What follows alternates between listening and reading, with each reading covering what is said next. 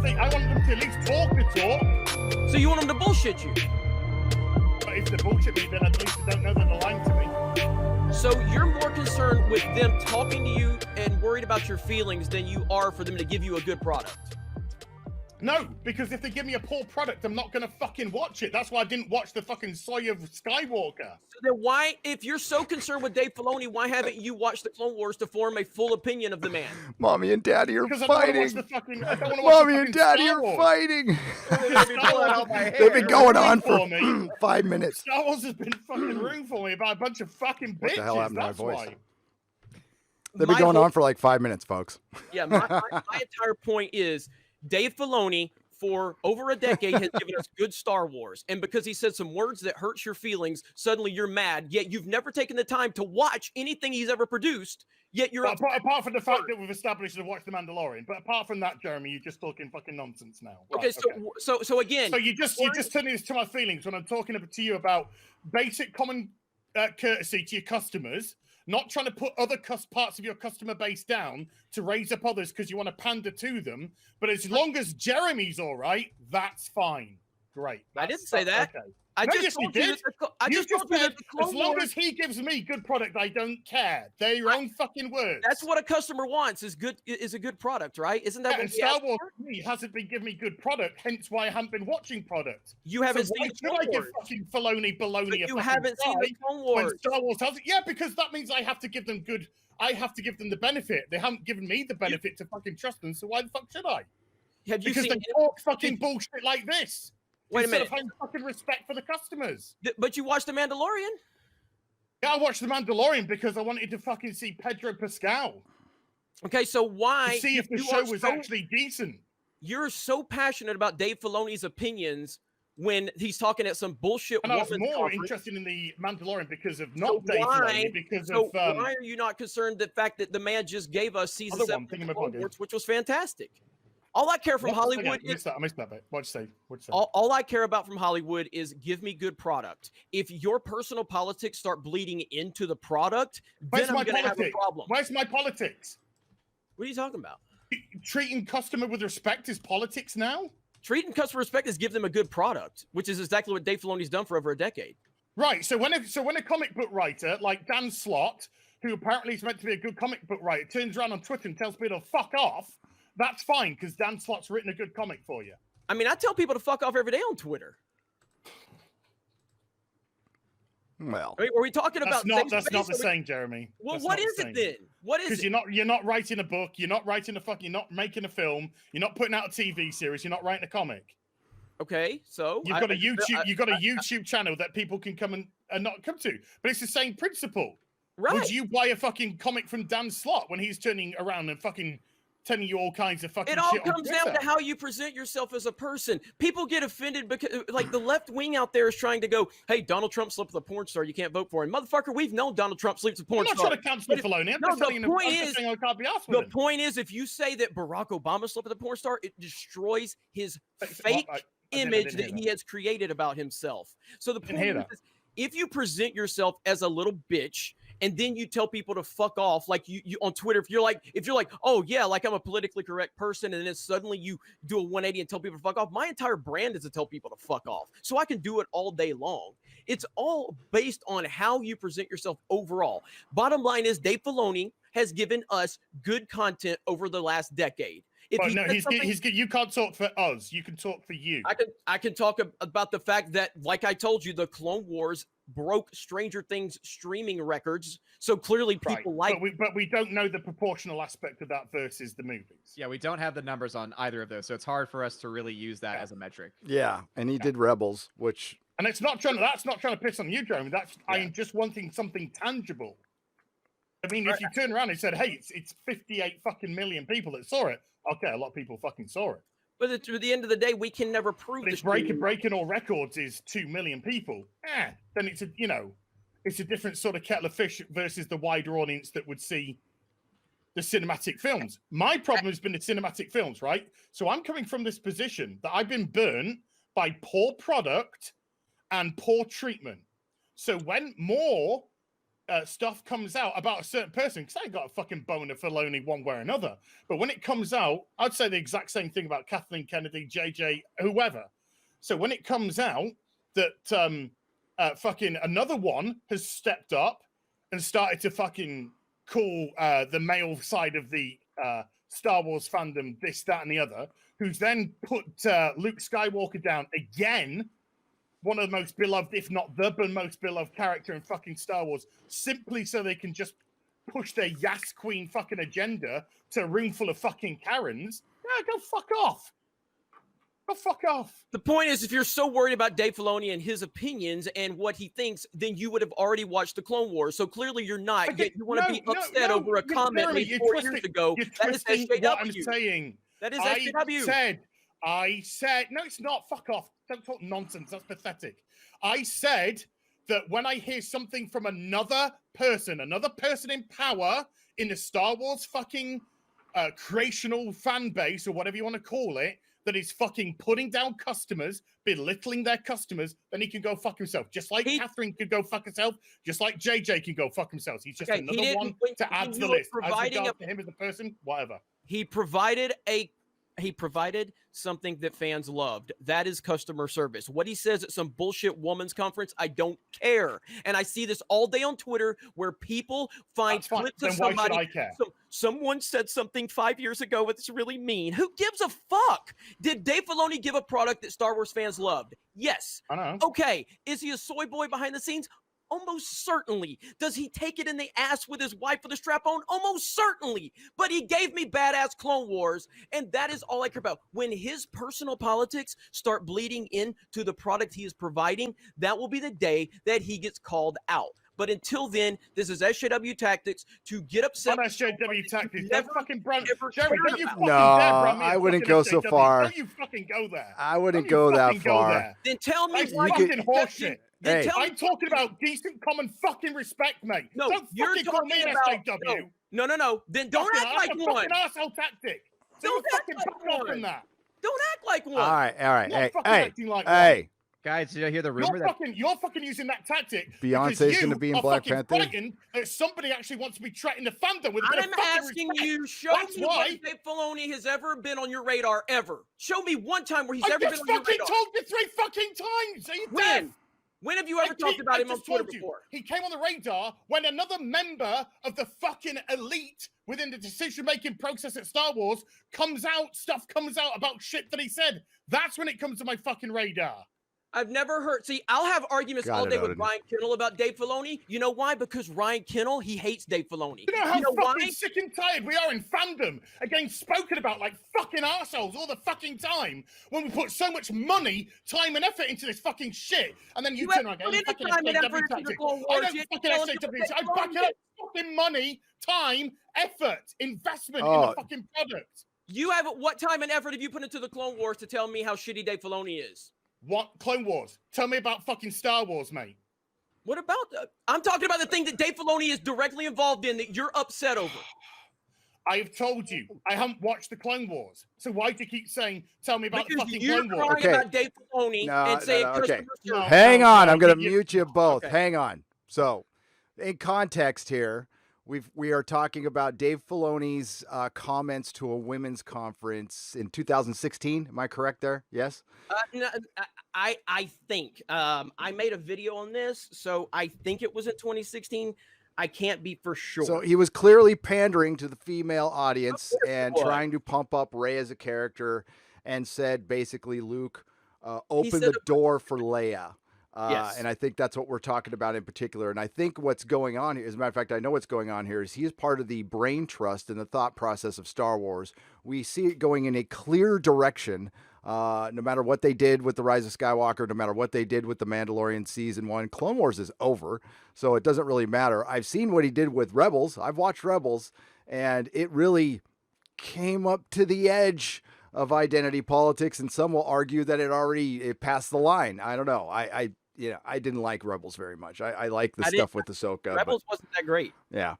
But, I wouldn't call Az an SJW. I would call him a fan who's been burned. I didn't say he was. Burned by SJW tactics. Yes. Yeah, no. It's not. He's not trying to cancel him or anything. It's like Filoni's going to work, and that's what we're going to do. What does Az want to see happen here with Dave Filoni with these comments? You want to trigger Jeremy some more, Odin? I said, you treat me. You want to talk to me like that? Fuck you. So you don't get the benefit of the doubt. He was talking to a women's group. You're not a woman. Hey, Jeremy. No, what? Jeremy. You want to talk about this rumor right here on the screen right now? Yeah, a little bit. Fuck that. No. You want to talk about Beyonce? She's queen. No, I don't want. I want to keep she's arguing. Queen, Jeremy. Will let me. Jeremy, she's queen. I want to keep arguing if Gary will let me. Now my video is uploaded. I can go. So you'd be fine. You'd be fine if he was talking to a bunch of guys belittling the female members of the Star Wars fan base. Putting them down. Let me say this. That's what you're saying. Let me tell you this one more time, so we're clear, okay? If they give me good product, I don't give a fuck what they think. I'm not the thought police. I am the person that says I'm a Star Wars fan and I look for good Star Wars content. And Dave Filoni has given me good Star Wars content. So as long as he gives me good Star Wars content, I don't give a fuck what he says to a bullshit woman's group. Give me good. I do, because when a comic book writer takes to Twitter, as we discussed, there's nothing new.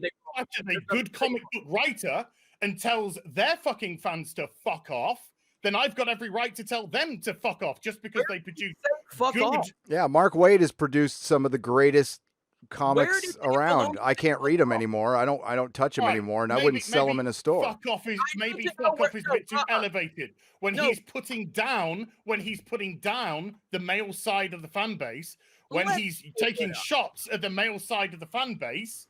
Oh, really? Is that how you're to elevate the female side of the fan base in front of those women? So again, let's go to DisneyStarWars.com, because Itchy, who probably agrees with a lot of what you're saying, let's look at exactly what Dave Filoni said. That is let's listen to what he said. Let's listen to what he said. We can do that too, but this is on Disney Star Wars is Dumb right here. I'm doing a screen share. So this is where Itchy had a problem. Dave Filoni speaks at the National Center for Women and Information Technology. Well, first of all, even going there is bullshit. My favorite part is when Filoni fabricates an argument with a fan so he can argue with points that fans have never made in an effort to prove a political point that doesn't exist. It's a very common SJW habit, and it's always hilarious. I agree with everything Itchy said right there. That is a common SJW habit, to invent a scenario that didn't happen. Just draw man your argument. Okay, I agree. Then he goes on to say about Ahsoka and the SJW Swarm. When we found this amazing thing, it will shock none of you. That this is the part. When you create a strong, independent, intelligent character that shows no fear, that can do amazing things, boys and girls like her. This is what we're trying to do with Star Wars Saga. What is wrong with that comment? No, you're taking a single piece. Get the Doomcock video. Listen to exactly what he said. The video's right here. We can listen to the video if Gary wants. Listen to it then. Gary, can we? Yeah, of course. Okay. I didn't share audio. Fuck me in the ass. Damn it. Hang on. God damn, I got too many screens open. Hang on just a minute. Hey, Jeremy, do you like Bush? Odin, shut the fuck up. What? I got too many screens right now. You're trying to calm everyone down a little bit. Okay. We don't need to calm this down. This is what men do. This is what men do. They work this shit out. They woodshed this crap, man. You let them go. Right now, this is like fucking wrestling. Fuck them. All right, let's go. No, you still got it on mute. Is it still not working? No, it's fine. I need to share it, actually. Oh, my bad. Let me rewind it then. Sorry. Didn't even ever have in canon the idea that he had an apprentice, let alone that it would be a girl. I didn't care. I thought that's a great idea because I didn't want to just make Luke Skywalker again. I wanted a character that had different challenges and could have a different story than Luke. But, you know, and for George, it wasn't. I mean, obviously, it was his idea. For fans, this was a very different idea. The general public as a whole are going to look at that and say, why? And we just created this character. And there was this funny assumption by a lot of people, you know, because the older fans are complaining, why is this? You're making it for kids. That's the funniest thing anybody ever says to me. You're making Star Wars for kids. I'm like, yeah. Okay. That's typically the SJW argument. How old were you? Space Wizards, laser swords. He's just talking general nonsense at the moment. 7 years old, and my dad took me, and I'm like, and you want to rob this experience from kids today? Why? And make it all dark and sinister and evil? Okay. Anyway, back to Ahsoka. There's this assumption that young girls were going to like the character of Ahsoka. We relate that, right? Apples to apples. Of course, we make a young girl character, so all the young girls will like Ahsoka. No, that's not actually correct, Dave. But whatever. Yeah. You know, I'm just talking to Dave. Oh, okay. Yeah. this absurd notion. So what we found was this amazing thing. It will shock none of you. That when you create a strong, independent, intelligent character that shows no fear, that can do amazing things, boys and girls like her. This is what we tried to do. Saga now. We've tried to create more female characters who can represent so many things, because what we're trying to do isn't just create. Wait, just pause it for a second, Gary. Yeah. He's talking about Ahsoka here, and as far as I'm aware, the first 5 or 6 seasons of Rebels, is it? That was Clone Wars, many years ago. So he's talking about something that was happening way before the fucking SJW agenda aspect anyway. Correct. Characters were actually created about characters, not about fucking genders. Correct. Yeah.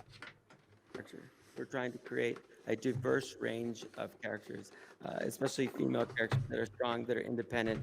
When you look at Rey, on The Force Awakens, she's a female lead in a whole new chapter of the Star Wars saga. We haven't done a movie for 10 years, and here comes a Star Wars film, and here comes Rey. And what is it? Is it Panic in the Streets? Oh my gosh, a female lead in a Star Wars movie. And then the trailer for Rogue One comes out, and it's another female lead. Oh my gosh, how unfair. It's a shame there was shit, Dave. 2 million straight film cinematic roles where men have been leads, and now we've done 2 in a row that are women. Well, too bad. Oh well. Yeah, and I think all this is bullshit coming. I don't. Yeah, this is all bullshit. It is, idea but it doesn't change the fact that he gave us good product. When working with writers, it's like, well, we just made one of those. Made one of what? We just made a female lead. We can make another one. Really? Yes, we can. There's more than one in the world. He's just creating straw arguments. He's being a complete I don't dispute. Prick. I don't dispute that it's bullshit. That's not my point. My point is he's still, since this moment, he is. And my point is you could be happy with your product, and I could be happy to tell him to fuck off. But you haven't seen it to tell it to fuck off. No, I've seen fucking Dave Filoni's attitude. That's what I've seen. So it's all and that's about, all I fucking need. Just the same with Dan Slott. I don't have to read a Dan Slott comic to see Dan Slott tell people to fuck off on Twitter and go, do you know what? I don't want to buy that guy's comic. Gary's been talking for fucking ages. Sorry to drag you into this, Gary. I'm not asking you to take any sides. But Gary's been talking for ages about the silent fucking customer. The person that sees the behavior of others and goes, okay, I don't need to have anything to do with this. And that's what my philosophy is with Filoni. This is what Filoni wants to be like. If he wants to be a little soy-based fucking cuck-ass here, and this is the way that he actually truly thinks about the Star Wars fandom, then fine. I'll take my money elsewhere and I'll give it to someone else. But the point is you haven't even cared about Filoni up to this point, or you would have watched the stuff he's created. So now and watched The Mandalorian. Not because of Filoni. Yeah, you can't argue that though, because again, I don't have to watch something because of the guy. I watch something because of the product. If you care so much Dave Filoni, I've got to get my fucking Dave Filoni fix. There's a point where there's appealing to me. There's a point when the sentiment, Clone Wars didn't appeal to me. So, okay, how many times have we heard that somebody go, I'm not doing business as a restaurant because they're a Trump supporter? Who fucking cares what somebody thinks privately? What are they providing? What are they providing for you? If you want to think Dave Filoni's a bitch, you're probably right. No. He's providing a product, right? And he's a phenomenal product. He's a salesman. Yes. He's a salesman. I'm a customer. Yes. That's the basic relationship that we boil this down to.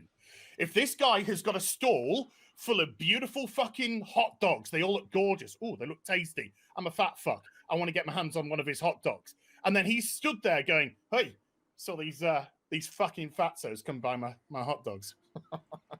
I'll be like, no, do you know something? Fuck him. I don't want to buy one of his hot dogs. So this is him. That's my decision to make as a customer. This is different, Jeremy. This is different than being like a Trump supporter. This is straw manning a part of your audience. This is a customer thing. This is the majority of your Are audience, by the way. Are we looking for people in Hollywood to be friendly to us, to pretend that they care about us, or are we looking for them to give us? I'm asking them to have respect for the customers. Having, in my opinion, this is what a lot of our debates arguments are about when we talk about pop culture. Is the lack of respect coming from these people to the people that give them fucking money. When I watch a TV show or a movie, I'm not wondering what the people involved think or how they act. I'm wondering, do they give me neither a good am I product until they come out and pop off when they don't really need to. If I don't know the person and I watch a show and I just like the show, fine. But then when it comes out that the producers and directors are talking all kinds of fucking shit about whoever may be watching it, let's just say bald British guys. Oh, God, fucking bald British guys with beards watching my fucking show. Fuck them. Then I'm just kind of like, nah, all right, then fine. I'll become a bald British guy with a fucking beard who doesn't want to watch your show then. Well, again, if you guys are into the feelings business, this that's is fine. why Marvel's fucking... I'm into the give me good product business. And if your shitty personal politics bleed over into the product, I'm going to call you out every time. But you can believe whatever you want. You can say whatever you want. Just give me a good product. That's right, so all Dave Filoni goes, fuck Jeremy, but you don't. So the Force is female shouldn't bother you then. Fans to tell me to go fuck off to get my attention. I'm not that sensitive. I don't fucking care what people say. I don't need somebody to bullshit me like, hey, Jeremy, let me be customer service Dave Filoni. Fuck off. Just give me a good product. Give me a good product. Don't bring your bullshit identity politics into the product you're providing. I don't believe Dave Filoni is ever going to be somebody I'm going to be friends with or hang out with or anything. I think he is more than likely a bitch. I think he is more than likely a soy boy. I think he will go to a women's conference and pander so that he could probably get laid by pretending he gives a fuck about the women. All I care about is when I watched the Clone Wars, I loved it. That's all I care about. I'm not into the opinion game. I don't dictate what people think, say, or how they act. I don't fucking care. We are in a politically correct environment where everybody has to say and do the right thing. Fuck saying it right and doing the right thing. Jeremy, give me a good product. Jeremy. That's what I care about. Jeremy, we do care what people say once in a while. It's not every time. We're not hung up on it. We try to do. But dude, Brie Larson said some shit. We've all made videos on it. Okay. And people didn't watch her movie. I mean, like a lot of people didn't watch her movie who made videos on her, which is fine. I'm not judging. I don't care. But people gave a shit what she said. And my entire argument about Brie Larson and what she said is, can the same thing she said be said in reverse? That's my problem. I don't have a problem with what she said.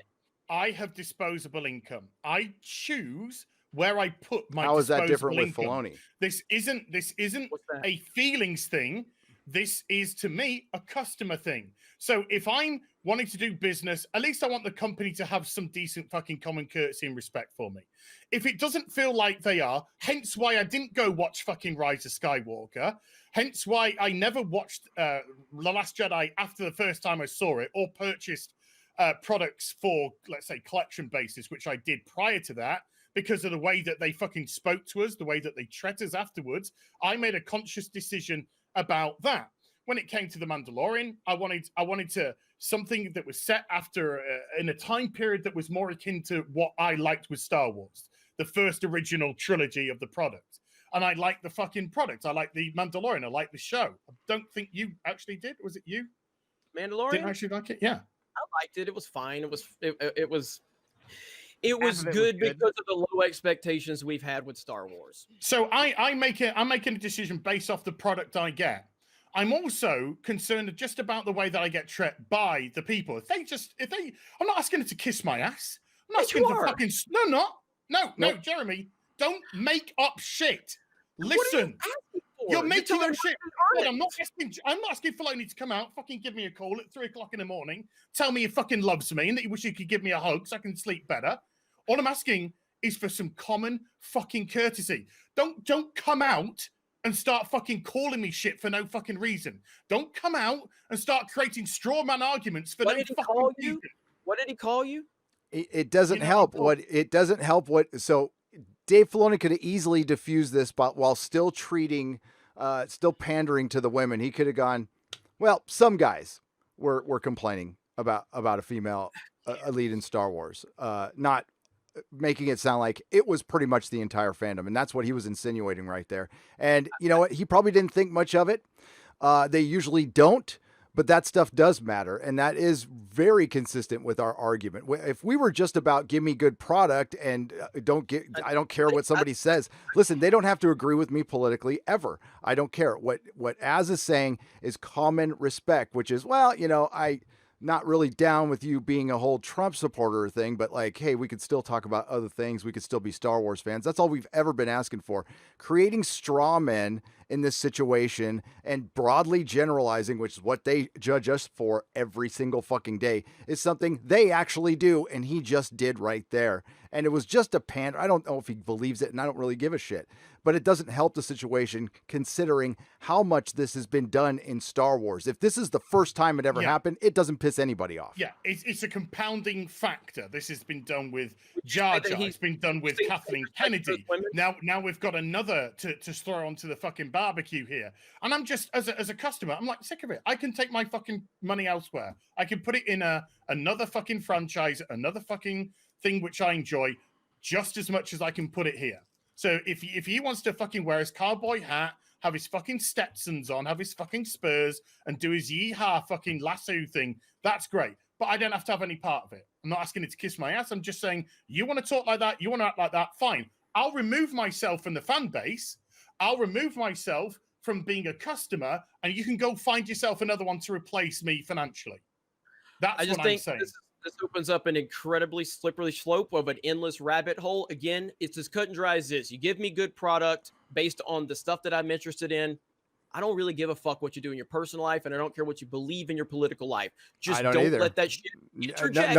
We're not arguing that. We're arguing customer service. We're arguing when you open your fucking mouth. That's what we're arguing. Yeah. So I don't care what they believe. You're a Trump supporter, right? Hang on. Yeah, of course you're a Trump supporter. That's right. So you're a Trump supporter. I'm from the left. So you're from the right. I'm from the left. Do I judge you based off your politics? Do you judge me based off my politics? Hold on. I'm not from the right. No. I'm a Trump supporter. I am nowhere near. You're leaning centrist to. I supported Obama for 8 years. I'm not a Republican. Right. Okay. Bad example then. What I'm trying to say is that you can have polar ideologies or polar ideas, but I'm not judging you based off that. I'm judging what he comes out of his mouth. That's what I'm judging. I'm judging the way that he speaks about me as a member of the fandom. That's what I'm judging. And I'm making a decision based off that, regardless of whether Jeremy is happy with the Clone Wars. I was happy with The Mandalorian, but I don't still want to be spoken to or portrayed like this, like the way that Kathleen Kennedy, Jar Jar, they've all been tarring us with the same fucking brush. So great. That's the way you want to play this game. Great. I'll step away. Fucking replace my money. Replace my money. So do you think that he's being respectful to those women he's talking to in that room? No, I think he's being a patronizing twat. And that's exactly what you're asking him to be to you, because he doesn't believe the shit that you're asking him to say. Well, we can't get in his head. We don't know that. I'm not saying that he has to come out. I've said this before, Jeremy. I'm not saying that he has to fucking say anything to me. I'm just saying he has to shut his fucking mouth and just be respectful. I don't want to be condescended to. I don't want to be fucking patronized. Yes. So basically what you're trying to say is that he needs to shut his mouth if he wants your money, and if he's going to keep on doing stuff like this, then he's not getting your money. Yeah, it's not meaning that you cannot use, if you're someone else, your money to buy the product if you want to. That's what he's trying to say. Yes. Well, sorry to mansplain, but you know. That's so beard-splaining. No, I don't care what these people say, and that's where I'm gonna leave it. I don't care what they fucking say, as long as they give me a good product. Kathleen Kennedy, because I think too many fandoms at the moment are being destroyed by fucking dude. Mark Wade again. Mark Wade has been assaulting the fandom for years, and I looked away from it for years because I liked his comic books. He's one of the best comic book writers of the last 20 years. I cannot look inside one of his comic books anymore. He writes one of my favorite Showtime series Daredevil, I own. I can never crack one of those open again because of what he said, how he treated people. And his product is great. He has written some classic fucking comics. And there is an entire swath of fandom out there who will never read anything from that guy, who loved him before and loved his art because he couldn't shut the fuck up. And he can have those beliefs. He can absolutely have them. Nobody's canceling him. He can work at Marvel. He can work at DC. I don't give a shit. I'm just not going to buy his stuff. That's the difference. SJWs would want to destroy his life, cancel him from life, where he couldn't even get welfare. We just will walk away. Yeah, I'll just walking away. Just taking my money, walking away. Because it does matter. Because you know what he says, what Mark says, affects other people too. When you work for you give up freedom when you work for a giant corporation. Jeremy has a freedom of sort because he's a business owner. I have a freedom that Dave Filoni does not have, that Mark Waid did not have. You give some of that up when you work for a giant corporation because you do their bidding, especially when you're putting their name on your Twitter. You have your uniform on. Now, corporations have kind of dialed back on clamping down on people, and it's cost them billions of dollars. Billions of dollars. Okay, if you don't care what people say, I mean, like Rian Johnson didn't make a good product, but it doesn't matter because you don't care what people say. He just made a shitty movie. But we did care what he said to the fans. That's why the Fandom Menace is here. It's what he said to the fans. It was a shitty movie and what he said to the fans. If it was just a shitty movie and he came out and said, sorry, there would be no Fandom Menace. But what if that would have been a great movie and he said the same stuff? I'm talking from a... When I saw the The Force Awakens, I saw it twice at the cinema. I saw it once regularly. I saw it once in 3D. I bought the Blu-ray. I purchased probably 3 to 4, maybe £500 worth of the Force Awakens product. Right? Then we had the Rises. No, we didn't. We had the Last Jedi. I saw it at the cinema once. I bought 2 Rose Tico toys to rip the heads off on a stream. And that was it. I haven't even fucking seen The Rise of Skywalker. This has been a devolution in my financial investment in this fucking company because of them opening their mouths and treating us with such disrespect constantly. And it doesn't have to be a major thing. He doesn't have to come out and go, hey, fuck you, boy. This is a culmination. This is a culmination of Kathleen Kennedy. This is a culmination of Jar Jar. This is a culmination of Rian Johnson. This is a culmination of all of these people having this fucking narrative. And I gave them another crack with The Mandalorian. I watched The Mandalorian season 1 because, hey, it's not being run by these people. It's been run by different people. Okay, I'll give it a go. It's set in a period of Star Wars that I really like. I enjoyed it. And then you get this and it's just like, okay, so you're just the same as the others. That's fine. That's fine. I gave you a go. I'll walk away. Thank you. I'm not trying to cancel him. I'm not fucking going out saying, get him fired, get him fired, pull down his life, destroy him. I'm saying I'm taking my money elsewhere. So you're saying he gave you a product you enjoyed, but because he said something 4 years ago you don't like, you're walking away? No, I'm saying he's part of the problem at Disney Star Wars. That's what I'm saying. And until this whole problem is resolved, until they understand that to actually retain customers, you've got to treat them with fucking respect, I'll step away. But you did enjoy The Mandalorian. Changed. Yeah, but you did enjoy The Mandalorian. Yeah. But because of comments he made 4 years ago, you're mad at him. No, Jeremy, I just told you why. Don't go back to the same argument. When you go in a circle, it means you have no argument. What are you talking about? I just told you. For clarification. You asked and I answered, and then you said the same thing again. I'm trying to make sure I understand it because you're telling me you get upset when I say you're using SJW tactics, but that's an SJW tactic. No, it's not. Because I'm not trying to fucking end him.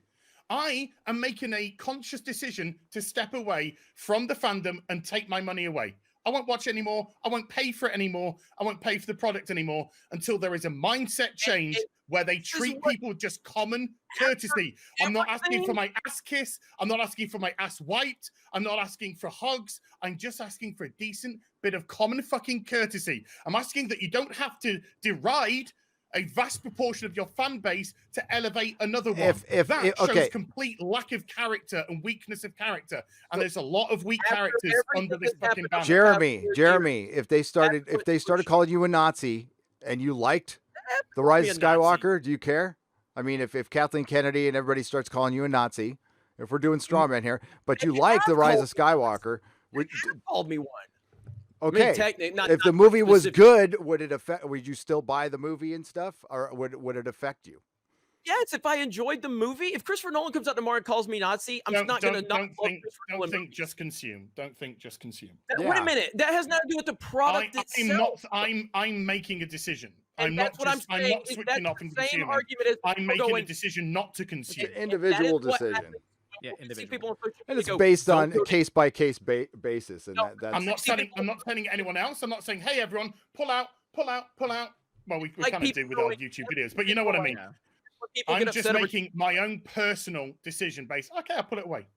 You're making a decision based on a personal opinion and not the product that was given to you. I'm making my decision based off the treatment by Disney as a whole to Star Wars fans, and after giving them a second chance after all the Last Jedi bollocks and Rise of Skywalker bollocks and all of that, it just shows that the person involved in the thing. I can take or leave The Mandalorian. I liked it, but it's not going to affect my life if I stop watching it. I can do other fucking shit. There's plenty of other shit to fucking take my time up with. So I'll choose to invest it elsewhere. So I've back before The Last Jedi came out, I used to bitch about Star Wars fans all fucking day long over the prequel argument. I used to call Star Wars fans all kind of fucking names because I was getting tired of the prequel haters. Or am I going to be your decision to make, though? Yeah. Me, because 4 years ago I had an opinion. That's your decision to make. My decision is I'm taking my money and moving it elsewhere. Again. This is nonsense. This is nonsense. You can think that, but I personally believe companies treating people with common courtesy is not nonsense. Think privately. Jeremy, you're a fan of the MCU, right? Yes. Did you see Captain Marvel? Did you see Captain Marvel? No, I did not see Captain Marvel. Why? Because I didn't think it looked like shit, first of all, and I hated Brie Larson, and I intentionally trolled them. Why did you hate Brie Larson? Because of all the shit she was saying that was blatantly racist. And I said, I have no problem with what she said as long as I can say the opposite. But because what did you do? You took your money and you held on to it. Yeah. That's all he said. But I went to see Endgame. But again, it's an individual choice that he's making on this specific case. But I cared about the MCU prior to this whole thing, so I had a vested interest in that. I cared about Star Wars. But you've never had anything. I've never heard you say a word about Dave Filoni. Not once. But again, you can like Star Wars. It's not about Dave Filoni as a person, Jeremy. Right. And now I hear all this outrage. It's about a culmination of things, and this is Dave Filoni being part of the problem for me. The problem is that you haven't seen the product he's provided yet. You're claiming that I've seen The Mandalorian again and there was nothing in The Mandalorian to support anything that you're canceling Filoni for. No, his words are why I'm choosing not to cancel him, to step away. Personally, you're canceling him. No.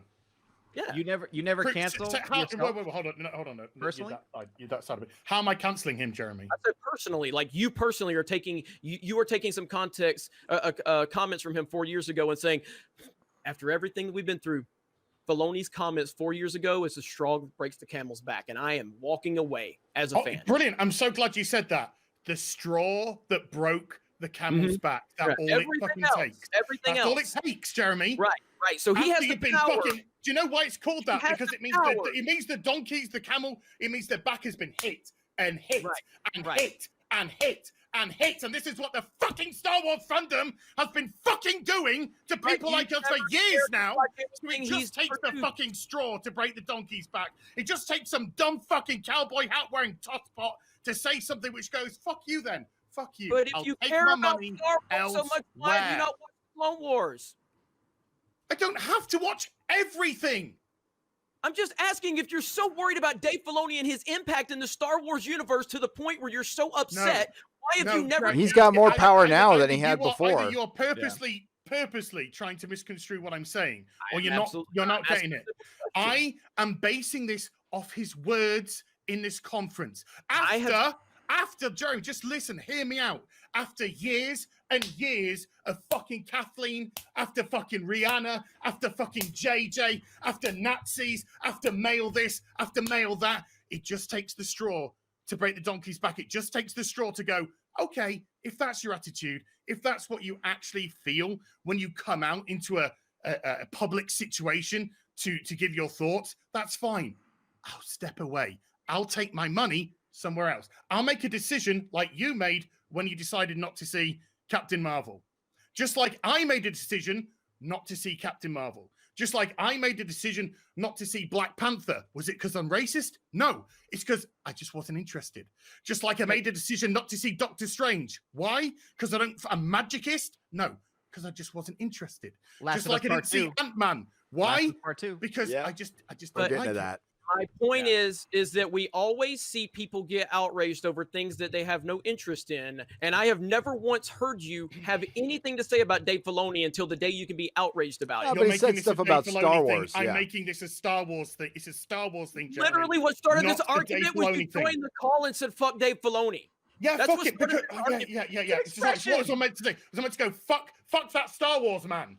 Sorry for giving him the fucking title that his fucking parents gave him as a child, so that we could actually establish the person that I was referring to. Right, we're going in circles now. I like to have arguments with people that actually care about these things and not completely okay, I mean, listen, you like Ahsoka, you like Clone Wars, so you're defending your Clone Wars, okay? And that's part of this too. I think it's nothing, but I mean, it's fine if you like it. Filoni. Isn't that great? He's not the devil, but he certainly is part of this. He contributed, and he felt very comfortable saying that stuff. And it was 4 years ago, but it's so fucking much of it. And again, if it's by itself, it doesn't matter. But you can't make the argument it's just about the product and it's not about what people say. That the Phantom Menace would not exist if it was for that. If it was just about... If The Last Jedi would have been a great film and the sequel trilogy would have been a great trilogy.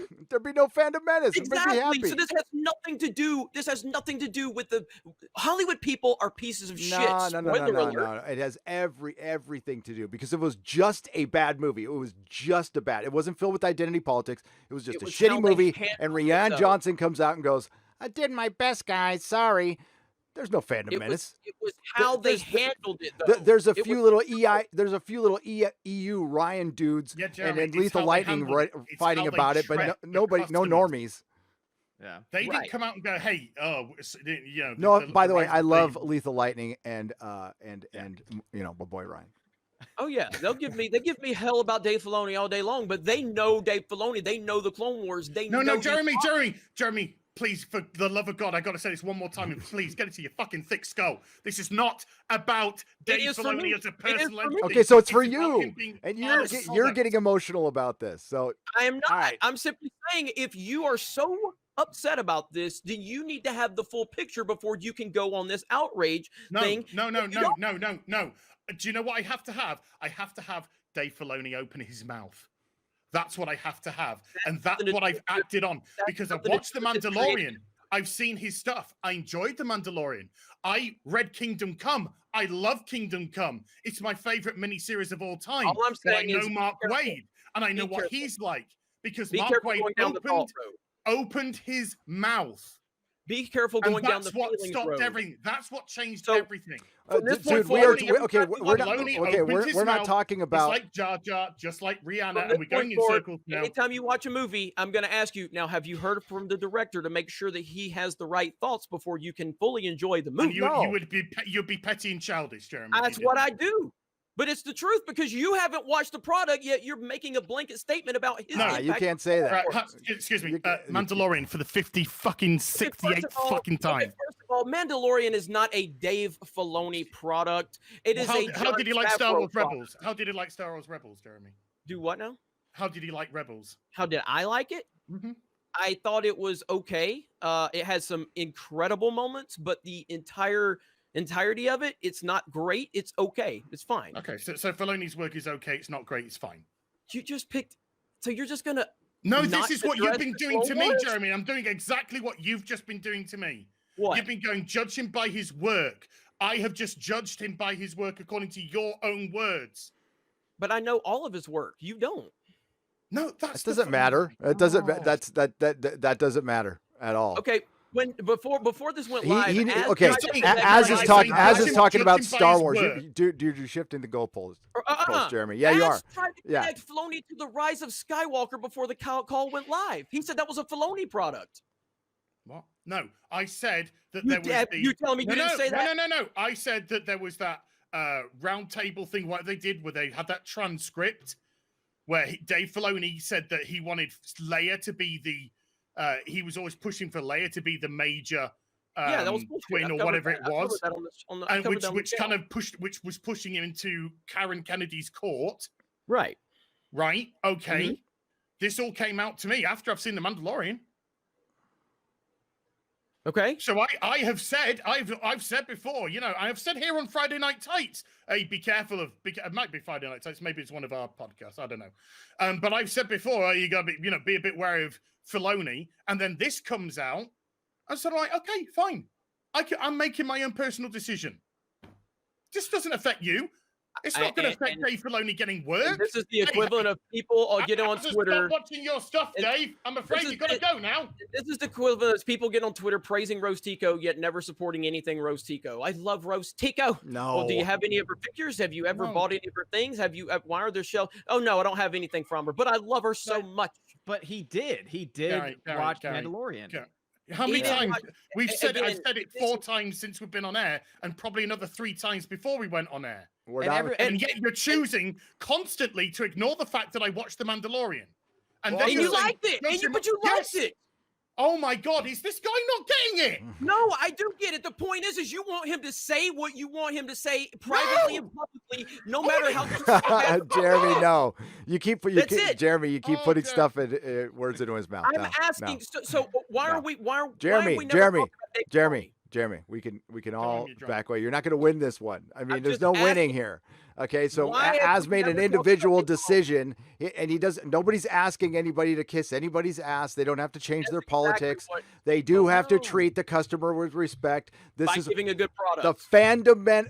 No. There's a certain amount of respect that comes with it too. Certainly, Hollywood did not give us a good product. That's been the only standard. No, Jeremy, the fundamental principle of the Fandom Menace is a fandom and a bunch of individuals united in respecting the fan. We want a good product. The fan. We want a good product. That's what the Fandom Menace has always been about. A good product. A good product. It's about respect. It's about respecting the fan. I don't expect a good product every time out of Hollywood. I've been watching Hollywood for far too long. You guys think Hollywood gives a fuck about you personally? No. Oh my God. No, you're projecting something on us that. What are you looking for from these people outside of a good product? What am I looking for? A good product and respect, which could be silent. So Jeremy. Respect can be silence. Yeah. That's it. Respect can be silence. It can be just not. Wait a minute. Are you going the silence is consent argument now? What the fuck are you talking about, Jeremy? I'm going to mute his microphone.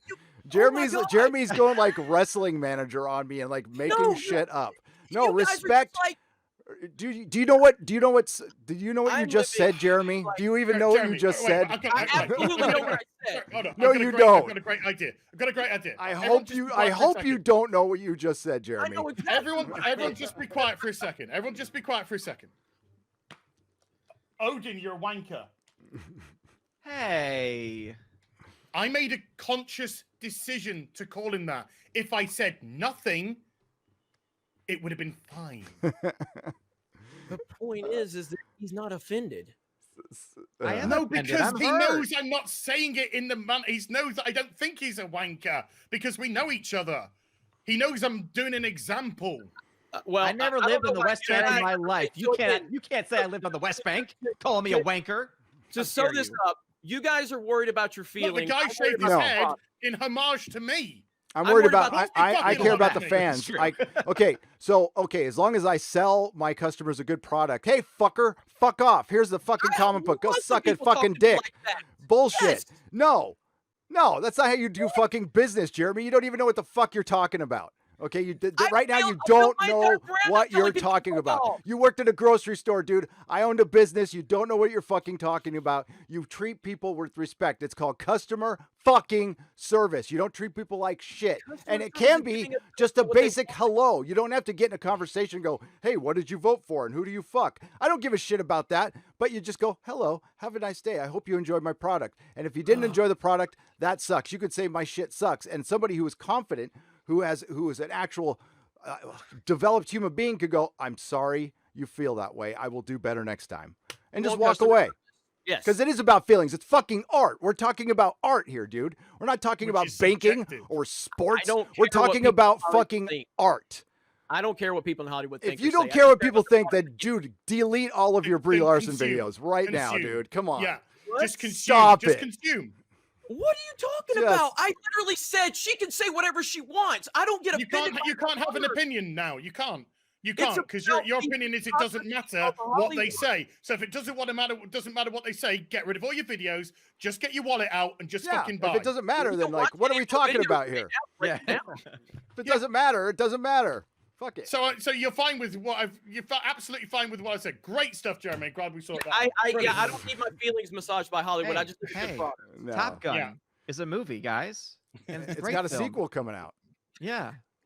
It's got a Scientologist in it, and I still watch it, and I still watch it because Tom doesn't go out and disrespect people. Barry, if you told me you did not want to see this because of his religion, I would say, okay, that's your choice, that's your money, that's fine. Yeah. And you think that's an okay tactic to go somebody's it's beliefs his money. Again, that's acceptable. Well, the only time I like, as far as Star Wars, I dipped out on the fandom after the constant poor treatment of the fandom. If it's and I've said it, and this is a consistent argument for me from the time I started this channel. If you make a shitty movie, it's one thing to make a shitty movie, dude. People make shitty movies all the time. You know what? But that was my TARDIS. I dropped something on the floor, and I fallen, and I can't get up. That's what I dropped. It was my prop for my video I was working on today. So, because, I talk about shit I watch. And so it's always been the treatment of the fandom. You can make a shitty movie. I don't give a crap. When you fill it full of identity politics, I call it out. And if Disney's response was, I'm sorry you feel that way. Hopefully we can do better next time. We still want you to be our customer and we appreciate your patronage. I know we'll never get it, but if I heard that, which is not kissing my ass, it's just like, it's being a normal businessman. Fine. I walk away. I don't talk about Star Wars ever again. The reason I walked away from the fandom was the treatment of Luke Skywalker, the treatment of the fandom. That's it.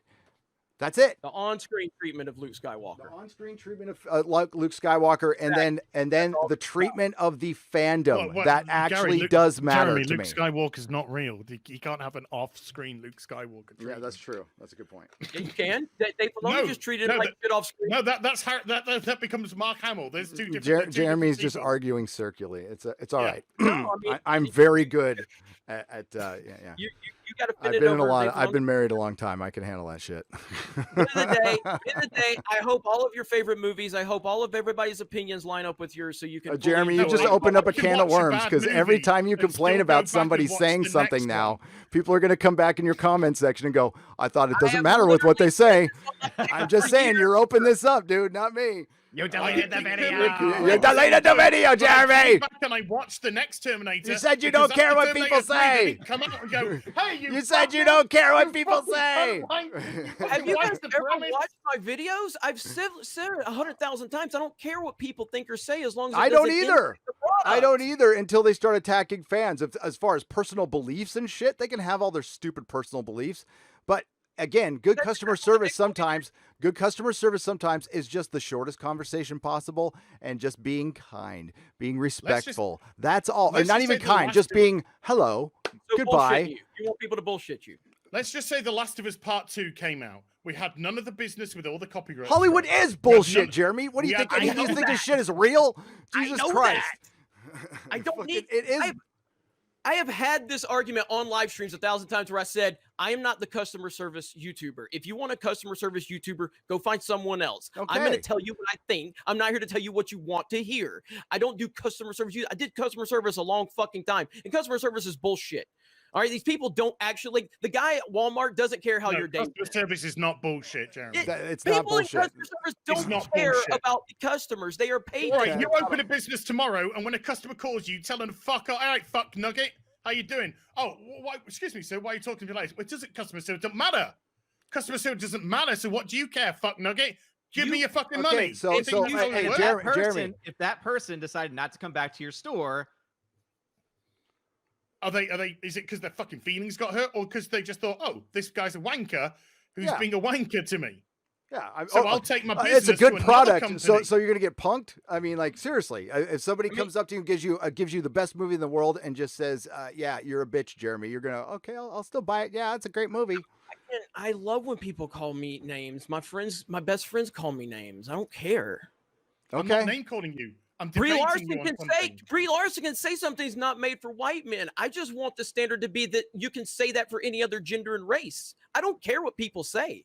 I just no. You can say this isn't for white men, but then you can't complain when white men don't come and watch your fucking film. Oh, so there's a standard. There is a standard when you make a statement like that. This film is for black people. Fine. Don't complain if white people don't go see it. Don't come online and go, hey, fucking hell, where were you, white boys? Why were you, white women? And you said it wasn't. So there becomes a standard. Yes, right. Customer service is a real thing. Customer service is a standard. It's a standard, and it's a thing, and it's absolutely important. And I have been arguing that Hollywood is in it. If they don't want to be in the customer service business, get the fuck off Twitter. Get the fuck out. Then get the fuck out. That's it. And then you're not in it. But now you're in it. Whether they like it or not, they are in it. And when they are attacking fans, guess what? A lot of people are going to take it personal. They're not going to like cry about it overnight. They're just going to like, okay, fuck this. I don't want to deal with this. And in my opinion, the customer service is to provide a good product, and Dave Filoni has consistently provided a good product. That is not customer service. Making a good product is making a good product. Customer service is relations. Okay, and it is part of it. Absolutely. Why do you think they have PR firms, dude?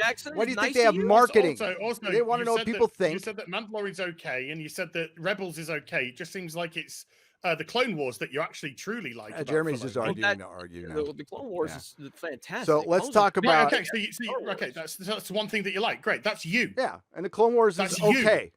It's okay. That's you exercising your right as a consumer. I'm exercising mine. Mm-hmm. And all I was saying was, I'm glad you understand. And my argument was, if you're so interested in Filoni and his opinion, why haven't you? We're back here again. We're back. Well, I know that because you brought it up. First time for everything. There's a first time for everything. I mean, Gary, why do you love the Lord of the Rings? Because Peter Jackson was nice to you? Oh my God! Because he didn't go off. It has nothing to do with that. It has no. I love it because it's a good movie and.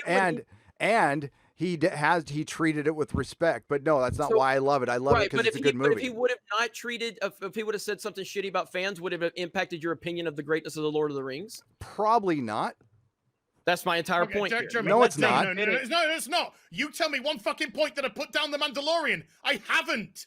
Every time you've asked me what I thought of The Mandalorian, I said it's good. You're arguing about two different things, Jeremy. The whole fucking thing is about him opening his fucking mouth, Jeremy. Which part 4 years are you ago. Understanding? 4 years ago. It's about a treatment of the fucking fandom. And every fucking time Dave Filoni. It's about the whole fucking lot. All right. In the beginning. He made those comments 4 years ago. And guess what? Those comments that you never knew existed had no impact on your enjoyment of The Mandalorian. So the fandom. The transcript about The Rise of Skywalker came out about approximately a year ago, let's just say, for argument's sake. Fair? Fair?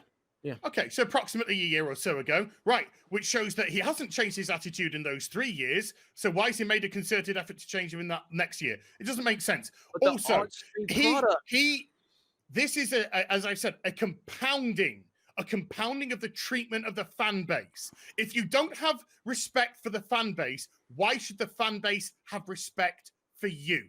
And so my argument is giving a good product is give them my money. I'm exercising my right to go elsewhere. And Jeremy, you can make your decision. You are not the customer service. I am, but a reasonable common sense, not black and white. Which is very much an SJW argument, by the way, to see everything black and white and to inject things into people's heads or words into people's mouth that they didn't say. See things black and white? They absolutely do. They just change the goalposts. You're either done or you're not. So I just take a pragmatic approach and I try to be as real as possible, but I try to respect everybody in that chat. And I try to respect anybody who's super chats and everybody who comes to my videos. They don't agree with me all the time, and then nobody has to. Agreement is not part of customer service. Respect is, and it's just simple thing. We're not asking again for anybody to kiss our ass, change their political feelings, or do anything. Just it's a simple thing, but to come at it with kindness and empathy, what Dave Filoni clearly has a resentment towards the fandom. And again, if that is by itself, without anything else going on, who gives a shit? I don't really care.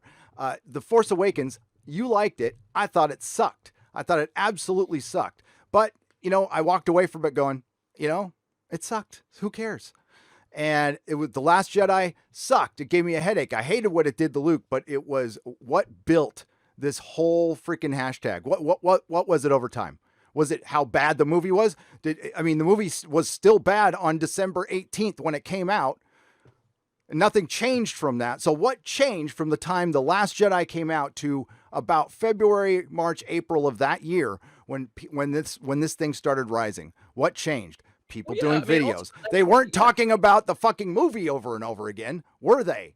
No, they were talking about Man Baby, Ryan Man Baby. Did you make a video on that stuff? Yeah, absolutely. Okay. That's what he said. It shouldn't matter if it's a bad movie or a good movie. Product. It begins and ends with the product. No, not necessarily. If it's the bad, it has nothing to do with the product at all. Jeremy, if it began and ended with the product, Jeremy, please, just give me this sentence. If it began and ended with the product, why has Star Wars lost half of its money between the 3 films? Because over half of the money. Product has Let been me terrible. correct. It's the product in combination with what he said. But without the bad product, nothing. But according to them, the product's great. So you're telling me every good product out there has no? We're talking about Jeremy. We're talking about Star Wars. We're not talking about Lord of the Rings or anything. We're talking about Star Wars. Is Star Wars a good product right now? No. Overall. No, it's terrible. Okay, it's terrible. Why? Because this had identity politics interjected in it. It did. It also takes talent. I mean, you can have identity politics, and if a talented person writes it, you're gonna eat it up. It's got bad what do you think? What do you think the fucking Joker was? Think the Joker's a right-wing film? It's not. It is It is so not a right-wing film at all. It's a very progressive film if you look at it, but it's a good film. Mm-hmm. So, and also it got stoked up by the access media telling us not to see it, and it got us fired up. And you know what? I like the Joker for what it is. And a film in isolation. It has politics that I do not agree with. It actually has a resist sign in there. It's fucking there. So no, it's not all. It's the product can be good, and also they treated the people with respect. That's it. They just wanted the people. All you really should do, especially when you're working. If it was Rian Johnson's Star Wars, if he owned it up and down, then I really wouldn't have anything in this argument because it's his. It's his movie to go fuck off. But he was just coming through. He was taking our shared mythology that we built up over fucking time. We're the reason that shit is here, along with George Lucas. But we're the reason we bought it for decades. I've been buying that shit since I was fucking 7 years old. That's 4 fucking decades now. 4 fucking decades. Right, because the movies were good. Nothing to do with. Not all the movies were good. 2.5. Jedi's okay. It's half a good movie. It's half a good movie. The point is it begins and ends with a good product. That's my argument. No, that's such a ridiculous argument. You're not going to watch a movie and go, I hate that movie. What was it? Fucking Jurassic. Okay, no, Jeremy. What are we talking about? We're talking about fandom. We're talking about the treatment of fandom and the overall product of Star Wars. You keep going. You keep going on these other places. We're talking about. Listen to what I'm saying. The second Jurassic World, Colin Trevorrow was incredibly respectful to fans. Jeremy, we're talking about the talking about Star Wars. We're not talking about the fucking films. I've said that I enjoyed The Mandalorian, but I'm stepping away from Star Wars because of Dave Filoni's big fucking mouth. I think you're arguing for the sake of arguing. No, that's we're talking about specifically. I'm bringing a point up that it begins and ends with a good product, and that's all this is about. Okay, right. I disagree. We can move on. Right. Yeah. We can just move on from that because I wouldn't see that as a consistent argument. My point was not a consistent argument. Fallen Kingdom more because Colin Trevorrow was nice to you. Because he was great. He was fantastic to the fans. It's still a shitty movie. People went and saw Sonic because somebody was just nice to the fans, and it was what he said. It was what he said. Yes. That's movie. a perfect example. Because he received some criticism, and he said, "Oh, okay, this is not how you like the Sonic." You made a video on that, Jeremy. I didn't. You made a video on that. Translates to the on-screen product. No, it doesn't. There was no on-screen product to talk about when he made those sentiments. Whoa. They are connected, dude. They are connected. They are not separate. They are not separate. Sonic Hedgehog, when Sonic the Hedgehog came out, he put out a product. People said it looked like shit, and you know what he did? He could have said "fuck you." He could have said nothing. You know, he responded in a professional manner, and then he delivered a good on-screen product. But you know what people were saying? A lot of people were saying, like, "I'm going to go see this movie no matter what," just because of what that guy said. Compared to what we've been through. Compounded. It's a compounded fucking problem, Jeremy. It's a complex problem with Jeremy, nuance. We're talking about nuance here. Hey, you're missing it completely. Gary, speaking of customer service, there's a lot of people in the chat that would really like us to move on from this topic. And I think in the spirit of respecting the fan, Odin, I'll make that decision. Thank you. Just letting you know. Just sending the message. Odin. Just sending the message. Odin, I can see the chat. Okay. I have eyes. Thank you. Okay. If you want to run the show, you can come up here and run the show, buddy.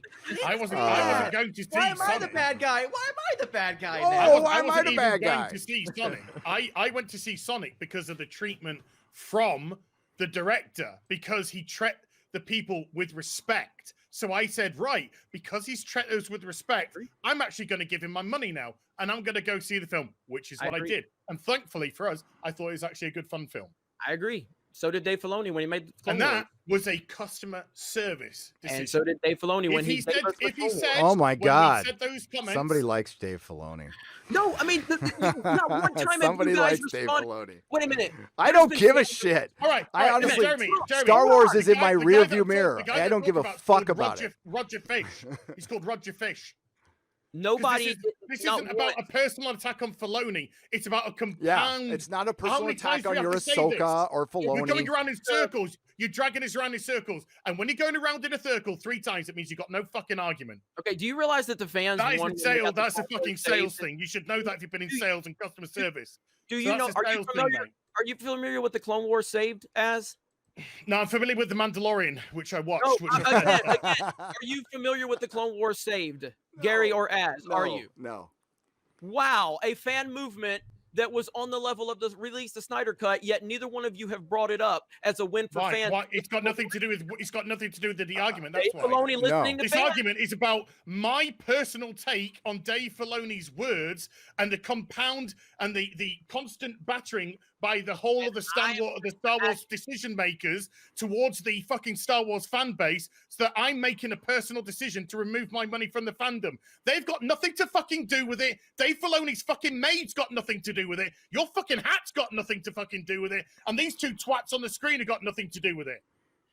Well, this is not about my decision based off what Filoni's fucking big mouth said. This is my decision based off what Kathleen Kennedy's big fucking mouth said, what Ryan Johnson's big fucking mouth said, what Jar Jar's big fucking mouth said. A combination of all of these that became the straw that broke the donkey's back. So fuck Filoni, fuck Karen Kennedy, fuck Jar Jar, fuck fucking Ryan Johnson, fuck Star Wars, fuck it all. I'll take my cash elsewhere. That's my decision. Thank you. And I will end it on this. I'm glad you guys credited Dave Filoni for the Clone Wars saved and being there for the fans, since you're so incredibly concerned about fans and customer service. Oh, wait, you never mentioned that. Interesting, but you can't mention something I've never heard of because I'm not into the fuck. I'm not into the Clone Wars, dude. I'm not into a cartoon. I'm a 50-year-old man. I'm not into a cartoon. Sorry. Care about Filoni and his product, yet you're upset on his words. So Filoni's product is not just the Clone Wars, dude. And again, nuance. Look it up, Jeremy. Look it up. Look it up because you're missing it. While you're at it, look at the fucking Mandalorian because it doesn't look like you know what the fuck it is. No, I mean, it's not a about 15 fucking times, all right, dude. We're going to talk about The Last of Us Part 2 since it was such a big deal. I have to put my fucking clown makeup on now. Well, you do. Get ready. I'm going to read some super chats while we separate from that subject. That's how we do it, though, folks. This is how men work shit out. An echo chamber. I know, right? we're such an echo chamber. Jason Gallagher is a member at the proto-molecule level. Hail, Jason. I still Gallagher. love you, fuck you, Az. So. Filoni betrayed us all, says Tin Scorpion, sorry, Jeremy, for $2. I was being courteous, but I didn't mean it. No. Hey, look, this is how men do it. We argue, we fight, and then we move on. So deal with it, soy boys. And then Odin's over there praying. I love how... I've been on Twitter for the last 15 minutes canceling you. I love how me and Az were the ones that were fighting, and then Odin got yelled at by Gary. That's right. The best. I know. And the chat was like, why did you get yelled at? Because, because Gary is I kind of know what I'm doing. I kind of know what I'm doing. I just want to say just a little bit. I know I look clueless, but just a little bit. I'm not saying completely, but yeah.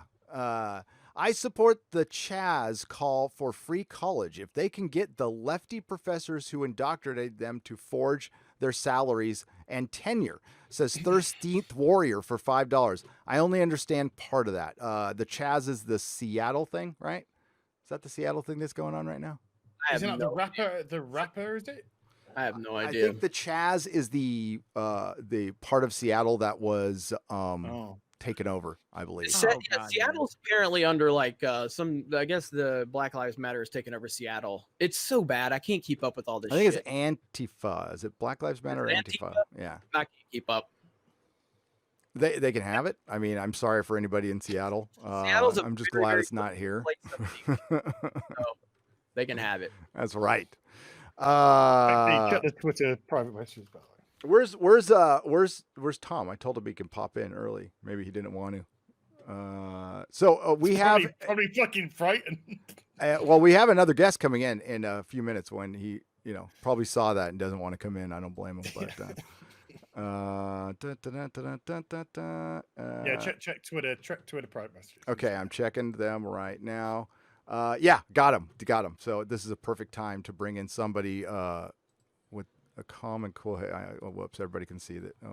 Yeah, you can see the link, but I won't. Did you see the thing in Seattle though, where somebody filmed the Antifa people on their speakers and they're going about?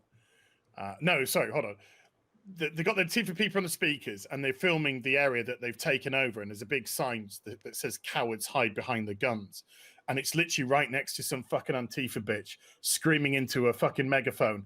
"We've hired this private security firm with weapons, and don't be scared. These weapons are for your safety." And it's going about fucking. Well, my favorite one, I liked when the statue fell and put the person into a coma or whatever. Oh, did really? Mm-hmm. That really happened? I have no sympathy whatsoever for him. No. They can't. I don't. Fuck that person. But they were all like out there terrorizing this thing, and they're chanting and they're taking down the statue, and the statue fell on one of them and put him in a coma, and I have no sympathy whatsoever. A coma. Ugh. I hope he pulls through. Me too. And, I don't care. And learns his lesson, maybe? I don't know. Learns his lesson, yeah. I don't give a shit. So we got Jason Gallagher, we've got GVPR, and we've got Baxter 79, all at the proto-molecule level. Cultural Casino with, what the hell? Oh, why is it doing this now? It's doing that garbage again. It's jumping all over the place. Cultural Casino and Mr. Insanity for 2 phallic unicorns. Yeah, there's a lot of fallacies going on here. And what do we got? We got Butter Biscuit, basically saying mic drop there for $5 for somebody. We're all assuming it's for us. So yeah, Nicholas Horton for £2. Hail all. Resistance was the worst. Listen, The Joker's a good movie. Watch that. I didn't see Resistance. I think he's talking about Resistance, the animated Star Wars. Oh God, yeah.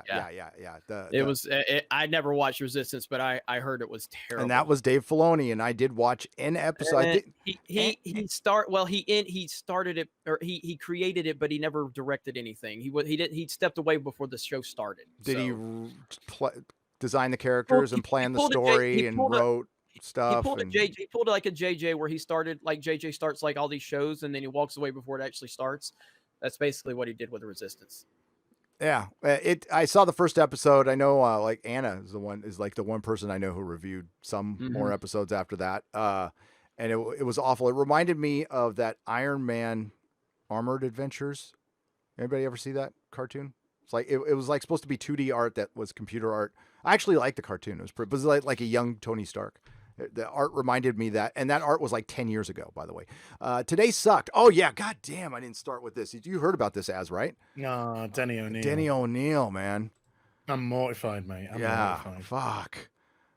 That's yeah. He's just all over my. He's all over my 90s. I mean, he was the chief and editor when I started collecting in the 90s. He's so instrumental in turning Batman into the character that we know today, the Dark Knight again. Him and Neil Adams, his Green Arrow run, Green Arrow, Green Lantern is just the stuff of fucking legends. It's an upsetting day. It's a bad day. Yeah, we lost one of the top 3 or 4 prolific comic book writers today in Denny O'Neil. And leaders. And leaders in the comic book industry, somebody who created real change, made real changes, had real talent, basically defined Batman for me for an entire generation. And he passed away. He was 81. Best thing to see him. And there's a ton of great interviews on the guy, but the history of comic books from the History Channel way back in the day, right before all the superhero movies came out. They thought it was a big deal back then. I think it was after X-Men 2 this came out. You can find it on YouTube. It's one of the best comic book documentaries ever. So, and he's all over that. If you want to go see it, Denny O'Neil wrote My Batman and Green Arrow, Green Lantern. Goddamn, some of the best stories. And he worked with Neil Adams too. So yeah, it sucks. Hi, Just Some Guy. Hello. How's everyone doing? Oh, we're you missed it, man. Fine. You missed it. Are we all calmed down? Welcome to the echo chamber. Yeah. So I did hear about Denny O'Neil. Was it the Rona that did him in? No, I think it was. They said natural causes. Okay, that's better because it's way better. Been wiping out like tons of people. So yeah, no, that's the first thing I thought. It's the first thing I think every time I see somebody up there now. And that was first thing this morning I saw. I'm like, oh, that's great. That puts me in a good mood. But here, Super Anime Gamer 01 for $5 says, today sucked. Denny O'Neil. Wendig wrecked the Internet Archive. Yeah, we got to talk about that. Marvel variants. Death of the Oscars. So happy to have Friday Night Tights. That I don't. What's going on with the Oscars? Anybody know? They probably won't do them anymore. I'm about to say, Maybe, like, hopefully, I know they've been. Hopefully. Yeah, they've been changing some stuff behind the scenes and everything. But breaking news: Tenet has been delayed now till July 31st. That's not. Fuck. So I think it was it Mongo was the one that told me about it. Yeah, hate mongering verbal terrorist of the toxic group. Thanks for letting me know that. The Oscars are going to add a diversity requirement for eligibility. Are you fucking kidding me? No, that's what I'm saying. Oscar sets new diversity standards for film nominations. So they're using your people's stuff, the BAFTA shit. That's what that is. Because the BAFTA did. Yeah, because that's British Academy. It's not too bad though. It's only a few weeks, right? Is that a few weeks from the original? Yeah, it's only a couple weeks actually. Yeah, so it's like not 2 weeks. Too bad. It's not too for Tenet, you mean? Yeah, I was looking forward to it though, man. Only 2 weeks, but because it's now been moved once, that seems to indicate that if theaters do not get back on track as early as many are expecting, you could expect it to get pushed back even more so, which is very frustrating for people that have been wanting to go back to the movies.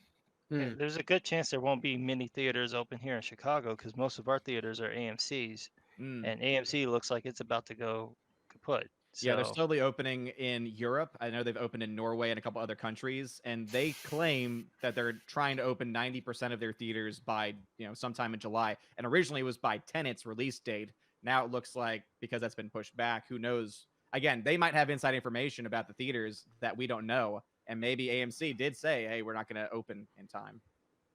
No, well, you got to figure these giant billion-dollar corporations probably have a lot of inside information on like when the government is going to ease restrictions. You figure Bob Iger might know more than like the guy making donuts here on the corner. You figure he's got a lot of politician friends, so those are key indicators that if like what the government's going to do, like when Disneyland's opening up soon or in a month, right? Is it a month? Didn't you do a live stream on it, Jeremy? Yeah, they released their I joined our park hopping live stream and they were releasing all of their guidelines and shit. I can't remember specifically when the dates were open, but they're going to open Downtown Disney first and then Disneyland and California Adventure in phase 2 of the opening, but I can't remember the date. And the Universal Studios opening, so that's all I care about. NG1T for $2 says Odin.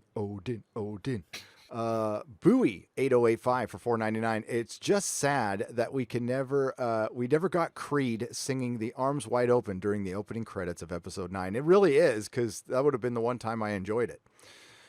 My arms wide open. I still like what was the one that they did for WWF back in the day? The Creed song. My sacrifice. My sacrifice. That was so good when they did that with Stone Cold and The Rock and everything. So good. Jeff Green sends a hot dog for 99 cents. And the Loch Ness Mobster for $5 says Disney bought Star Wars as a boy-centric line to counter the princesses, but Karen Kennedy ruined it after. Also, shut the fuck up, Jeremy. There'll be a lot of that. I mean, I know what I'm saying is going to be unpopular in our crowd, but I'm again, I've said this many times. I'm not here to tell you what you want to hear. I'm here to tell you what I think. Same here. Absolutely. Yeah. Could not agree with you more. Yeah. I'm never going to give you your opinions or be scared of my audience. I'm not Christian fucking Harloff. I'm not going to fucking bend the knee because I think people might not like what I say. I'm going to say whatever the fuck I want to say. And if it hurts people's feelings, it hurts them. But I will never be Christian Harloff and be scared of my audience. Absolutely not going to do it. And if my opinion, if one opinion from me is enough for you to not support me, then you weren't that big of a fan to begin with. That's you know, I want people that aren't going to turn on me over one opinion, because I'm sure I have a lot of different opinions than people that support us. But my job is to be honest with you and not just repeat what you want to hear. That's it. Yep. And I think that's pretty much what every single one of us do here. That was Jeremy's way of saying I was wrong. Okay. No, we understand. Yeah, Jeremy's trying to be passive aggressive right there, but it's all right. I don't think any of us aren't honest with our fans. We have different opinions on how things go, and that's fine. I'll definitely be a little more with the website launched now. I'm going to be a little more like I'm not scared of YouTube anymore. You know, I'm not scared of like today I called I won't say the word. I called something the R word. And I made fun of the stupid women's conference that Filoni was at. And I'm going to continue saying stuff like that, because now, like, Twitter banned me. I don't give a fuck. You know, it's like I've been limited so long with YouTube and Twitter because you have to you have to dance around and shit. And now I'm going to be a little more opinionated about what's going on with the Black Lives Matter movement and all of that bullshit. And I see Dave Filoni Dave Chappelle did a special. He's on your brain, dude. He's been mentioned about 35 times, but Dave Chappelle did a special today. I'm going to do a reaction to that on the channel, which will be interesting. I don't know if you guys seen that yet. I saw it. I haven't seen it yet, but I wanted to watch it. Interesting how he didn't mention Tony Tempa. Or Justine Damon. Interesting indeed, but I'll talk about that on my channel. He had a go at Candice Owen, and she came onto Twitter and was just like, "Good, he's got every right. He's got every right to take the piss. This is his job. He's a comedian." And I was like, "Hey, good on you." And she was like, "Look how far I've gone." The fact that I'm being mentioned by Dave Chappelle, and it's like that is the way you think about it. Exactly. But she still wants to meet him. I'm like, you know what he'll do make to you, right? In person. That's not a smart move. Dude, I would love to see Candace Owens and Dave Chappelle debate. And I think Dave Chappelle's fantastic. I didn't agree with most of what he said in that upload, but my God, I was glued to my computer monitor because he will destroy her, though. He would destroy her. Yeah, he would. She would not. Dave Chappelle is fucking good. Yeah, he is very good. Yeah, he is very good what he does. There's a lot that he's ignoring, though. There's a lot that he's but no, it's an act. You got to remember everything that Dave Chappelle is a college educated man. He's a very, very smart man. His parents are college people. Everything that you see about him looking street is a performance. That's not the real Dave Chappelle. Okay, the dude is on a farm. That's not the real Dave Chappelle. It's an act. So Candace Owens goes there. She's not prepared for the intellectual download this man will do. And he will keep the street persona and like destroy her between sips. It's not even going to be funny. It's just going to be tragic. Yep. Well, I want to see it because it's going to be awesome. But the way I want to see it. I think Candace Owens can hold her on with him, though. I do. No. I think so. She's gonna be needing a whole lot of perm to fix what happens to her. I just think it's good that somebody's come out, instead of taking it personally and getting all fucking ass defensive and this, that, and the other. They come out and go, fair enough, we're targets.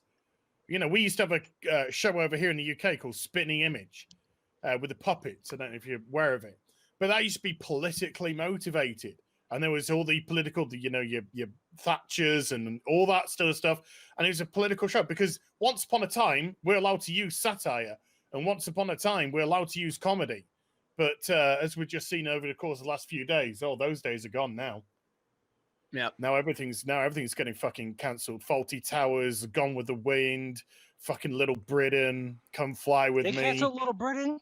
Yeah. Mm-hmm. Are you fucking kidding me? No, it's been removed. It's all removed. Oh my god! Because what was it? Williams? Yeah, I think it's Williams. Yeah, Williams was in the black fat suit. Everything is getting canceled. Oh, Howard Stern's probably next. I can't believe he hasn't. Oh, he fucking deserves it. He played the game too fucking close today or yesterday, whenever it was. What happened? Oh, he blackfaced. Oh no, he did not. Like in current year? Yeah, he blackfaced to take the piss out of Trump, was it? But he's going to end up getting. Oh, they're going to turn on him. They're going to turn on him. Well, he's blackfaced a lot before, like a lot. I know that, but doing it in 2020, especially because he's totally tucked it in recent years. Yep, yeah, terrible. He's worst sellout ever. Yeah, I can't stand him. Wow. I used to look up to that. I try not to look up to celebs, but that's one guy we've talked about it, Jeremy. Like I got inspired by, like speaking, like actually speaking your mind, not giving a fuck, not being afraid, and it was all talk about an act. Just some guy. It was all an act. Or it was real then, and he just completely sold everybody out. There was a PBS interview. It's famous. It's out there if you want to go find it, where he basically disavows everything he said prior to 2015 or whenever the interview was. He said, yep, I disavow it all. I was wrong. It was terrible. Sold like every single fan out and all of his former crew members and stuff. And I don't know how many times I've watched Private Parts. Yeah. I don't know how many times I've listened to his date in September. That show. Yeah. Where it happened. Yeah. I've listened to that multiple fucking times. There's kind of like the rawness of it, regardless of whether you agree or disagree with some of the statements which were said, just the raw, it's interesting to see in that moment, the raw reaction from Americans, particularly one who was boisterous and on the air at the time. And the fact that they were just like, go with what you got, say what you got, things are happening. So don't worry about that. So yeah, I've listened to that God knows how many times. And then, yeah, he's just gone and fucking Priscilla, Queen of the Desert for himself. Right. In recent years, I don't know anything about Howard Stern in recent years, other than what Gary's told me. Gary's kind of the one that's told me how much he's bent the knee and he hired this producer, and he's in God. There's a life philosophy. It's a kind of a philosophy. It's based on a book I have. It's about organizing your life, but apparently he's super obsessed with it. And basically, she made him straight up SJW. I mean, beyond, like, it's unbelievable what they did. But he was thirsty. Howard was always thirsty. He always wanted to be part of Hollywood and celebrity, and he basically bought his way in. That's what he did, and that's the pathetic thing, and that's why he couldn't hold it. But that's all he wanted. All those, we loved him because he used to give celebrities shit. And then he'd have like Sherman Williams on and do these, oh my God, these skits. Like one of them, there was one up on Twitter. And like now, fuck, he used to be a comedian. He used to try, and he used to be supposedly the man of the people. And, there's a bunch of us on YouTube now, but there was just one Howard for the longest time. There's Opie and Anthony too. They were all right, but it's disappointing. I love the guy, man. I saw Private Parts like 10 times, dude. Cowgirl Dave has produced more retcons than he has produced product that matches with the established lore, says Dave Fredrickson for $5. Mark C. Thank you, Dave, by the way. And as far as Cowboy Dave is concerned, I've never really thought much of the guy. I just thought he was a good cartoon producer.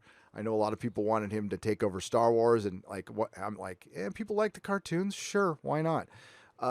And they won't let him. So, and maybe there's good reason. I've never really heard the other side of the argument until I talked to Ryan for the first time. I'm like, oh, there's people who hate Dave Filoni. And then I heard Lethal, and there's people who hate Dave Filoni. So there you go. And I can understand why now. I do. I don't like it when mommy and daddy fight, says Mark C for $2. It's okay. So, hey, just some guy. How you been, man? Okay, so I am on that part of Chicago where all of our stores are gone. Thanks, Black Lives Matter. Thank you for destroying your own fucking neighborhood, you assholes. Thank you. I can't buy food anymore. I have to order this shit from the other side of the fucking city and have it be delivered to me. Thank you. I didn't need food or basic supplies. So Toilet they paper. wrecked everything in like a 5-mile radius of my apartment. Holy shit. All jacked up. Is your apartment building okay? Or yeah, so there's I'm far enough on the south side. I'm at least 10 miles away from downtown. So there is no reason. There were no protests on this side of the city. That was all downtown and further out in the wild hundreds. So it was nowhere near me at all. But for some reason, all these little hood rats decided, let's fuck up our own stores. Because, we don't need any food. It's not like there's only 4 grocery stores within a 10-mile radius of the south side. No, let's just jack up all 4 of them. So that's exactly what they did. They destroyed both Walmarts. They destroyed the Jewels. They destroyed the Whole Foods, which I know people, they put a Whole Foods on the south side of Chicago. I had to see it too, because I knew it was going to be a hot mess. And it's like this tiny little Whole Foods that's like tucked away on 63rd and Halsted. Right? They destroyed that. They wrecked everything on 87th Street. So I think the Harold's, the famous Harold's, the best Harold's chicken in Chicago is probably gone.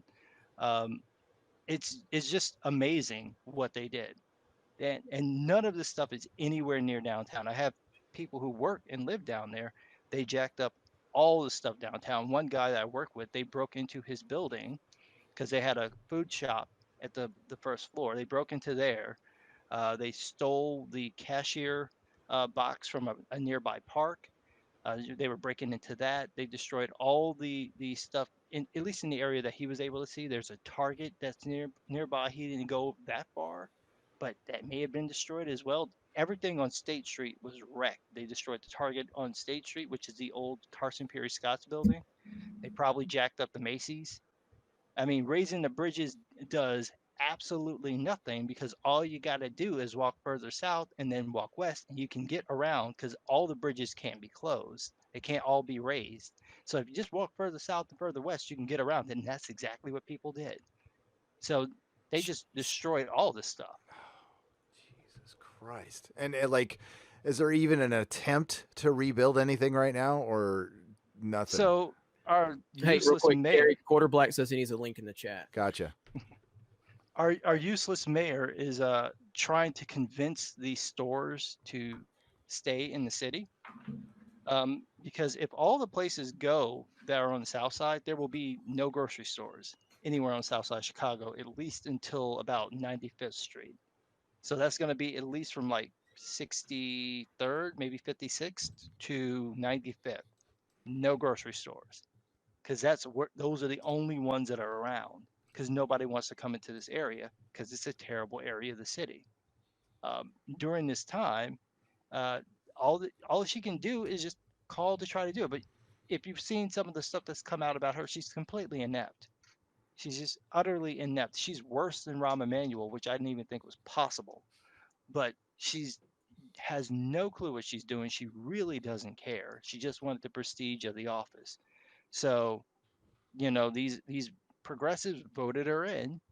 Like, we got to have a black lesbian mayor. Now you got one. Look what happened. Not because she's a black lesbian mayor, but you wanted a progressive who was only interested in your little politics. You got what you want. The city is completely decimated by this, right? It's absurd. And I don't know how much of this is going to come back. I don't know how much they can get people to stay. We had 18 people get killed the weekend.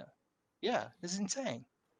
And I mean, I don't like Chicago PD. I'm not a big fan of the cops, but they've basically crippled their ability to police. So if you can't do the job, and you've got them downtown trying to stop these idiots from rioting downtown. That leaves all the other areas open. They raided Wicker Park.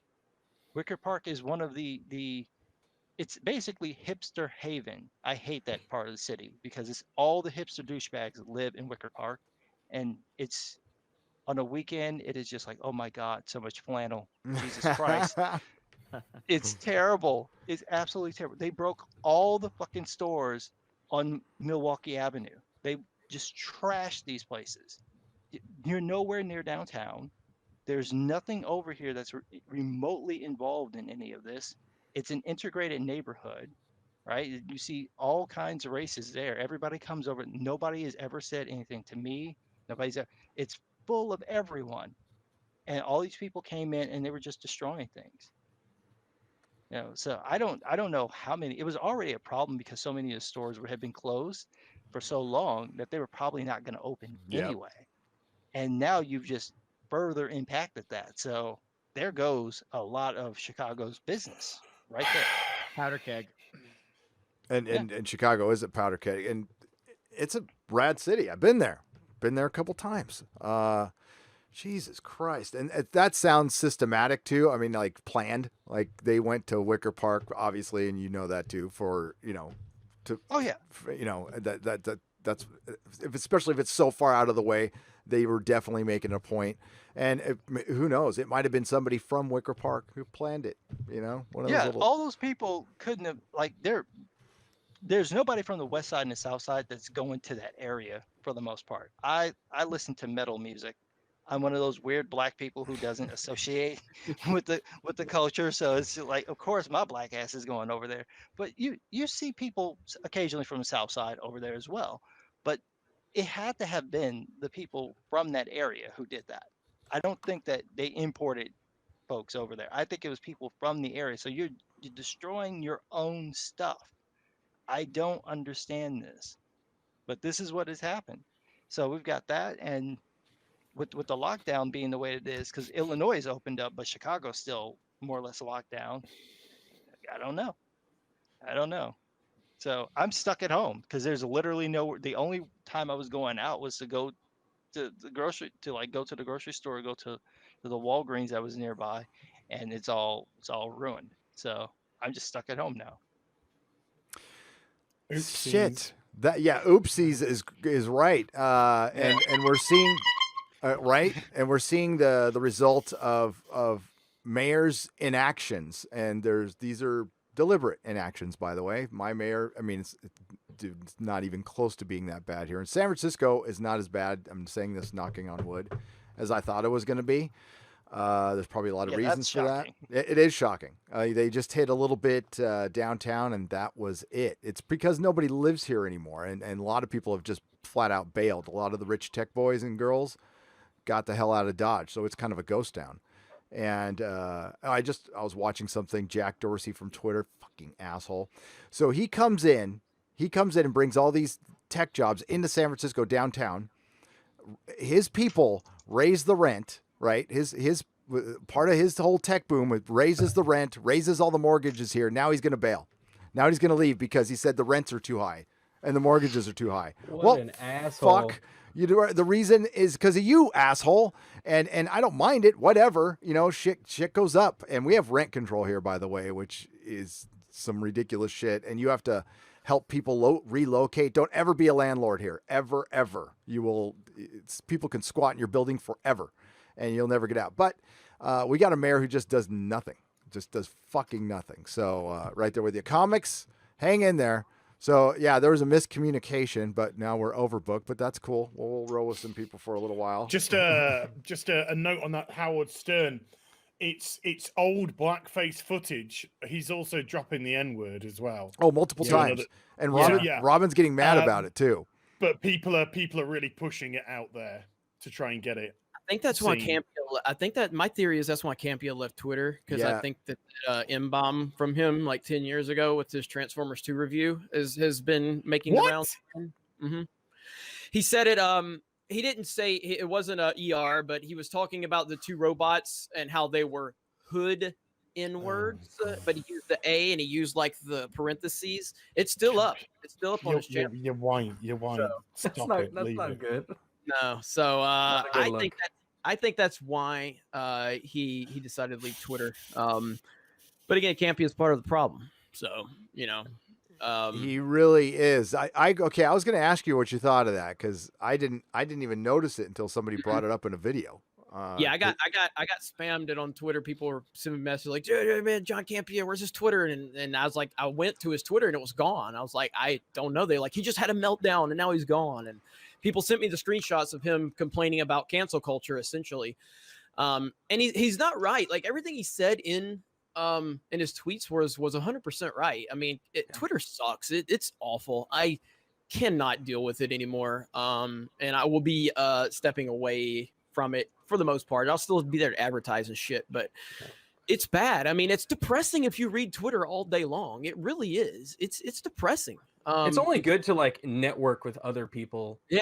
Like that's the only reason I like to use it is to network with you guys and stuff like that. Like otherwise, if you're reading anything that's on there actively, it's all trash. It's all garbage. Just people that they live in their own bubbles of their followers and the people that they follow. And anytime that they see anybody with a differing opinion of any sort at any level, they fucking freak and they can't deal with it. It's awful. I personally like the sexy Antifa women hashtag that was going every around once in a while. today. There is a really good I hashtag. don't even know what that. I'm a really saying good thread. But no, the thing is, now. no, this wasn't ironic. They were actually going. They were posting pictures. You've never seen such a fucking gaggle of Karens. Please, okay. as make a promise to me right now, please. Okay, we're still friends even after all that. But if you follow us up with "This is not my proudest fap," I don't want to know anything about that shit. Okay, I don't want to know. Well, it looks like it's over, Jeremy. It's Oops. a guy's got to do what a guy's got to do. Friendship is over. It I've can been going weather through all a of bit the of a lean argument, but spell, and things aren't good. I've been under a lot of stress. Everyone has COVID, And it must have not gone well for them too, because they after everything was said and done, like I want to say within a couple hours, all of a sudden they had privated all of their tweets. Like they had privated. Well, I mean, I'm not trying to be cruel, but they were dogs. A lot of them. I mean, yeah. I think that's a given. What? That wasn't cruel. That was actually the nice one. No, it was like you're opening yourself up to be ridiculed here, darling. Yeah. Your idea of sexy and someone else's idea of sexy, I think, are completely polar they don't opposite. quite line up. Yeah. They're very off. Very off. Yeah, there's like sexy and there's like you're a dog. Yeah. We got a Perry Chan. We got a Perry Chan, ladies and gentlemen. T. Louis 2. So here we go. Let me make sure the volume is up, and there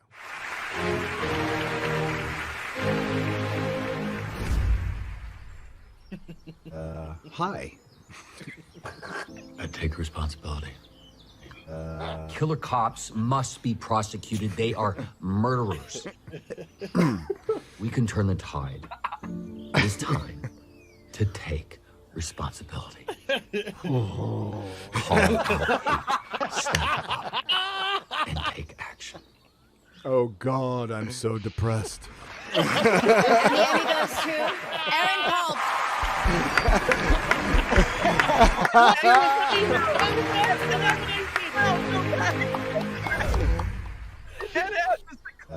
Hi. I got Oscar nominated. This is amazing. I'd like to thank my manager. Aaron.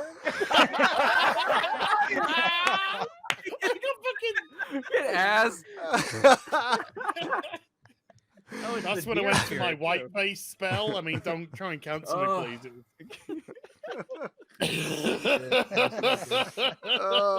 It's so funny. Oh, man. Perry, by the way, if you're out there, buddy, I'll talk to you tonight or tomorrow.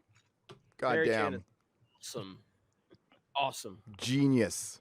Yeah, he's a legend. He's absolutely a legend. That was good. Needed that.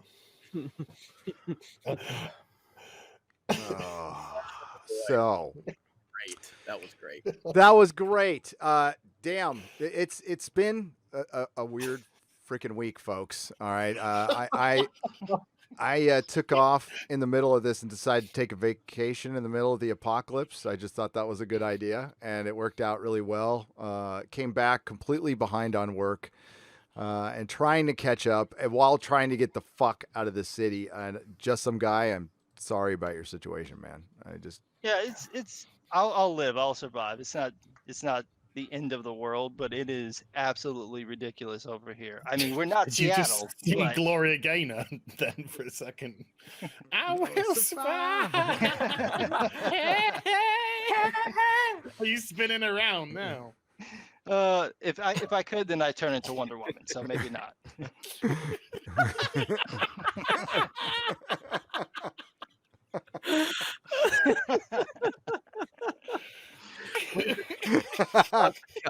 Do not diss King Dave. Fuck Cowgirl Dave. And there you're at the body of the Clone War. My God, I started watching the stream right in the middle of all that. You guys were going off on each other. I was like, it started before the show, man. It did. Gary was I don't even know what point Gary went live, but we were already arguing before the show. Yeah, I was going for a good 5 minutes before I said, this is probably a good idea or not. I don't know. We'll find out. It honestly felt good to have a big fucking fight on this show. Like, it really did. I love fucking fighting and I love arguing. So there's some really great videos of me eating pizza during that. Yeah, I was watching you, Odin, just sitting. You're like, well, I'm just gonna sit this one out. Some good memes. I've been retweeting some good memes with Odin in it. Nice. Gary, what about the introduction? Oh God, yeah. Oh yeah. Yeah. We should probably show that. Let me get that. Let me get that worked in here. I know we had the demo, and I hadn't really. I've checked Twitter like 3 times since I've been back, so you'll have to forgive me. I'm just fucking over that whole thing. Let's see. Understandable. Did he say? Is it the one I sent you guys? Is that what you're talking about? There might be a newer one though. Here we go. Here we go. Yeah, that this will work. Yeah, we should have totally used this tonight, but here we go. We've got it right here. I will not boomer it. Ready? So good.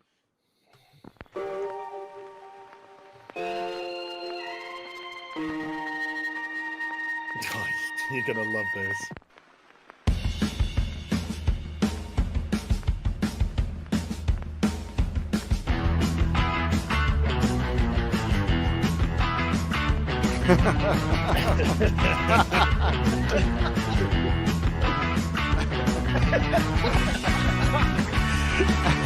I love this one.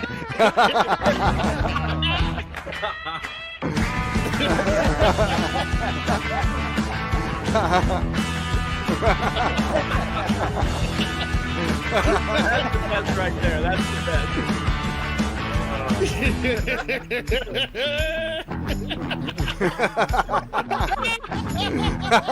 It's too good. That is the introduction. Very well done. I forgot to upload that video of the Force Coach Jeremy with Kathleen Kennedy video because he sent that to me in an email, and I meant to upload that to the channel because it's so good. I was just going to upload it as an individual upload. So good. I would. He is talented as hell.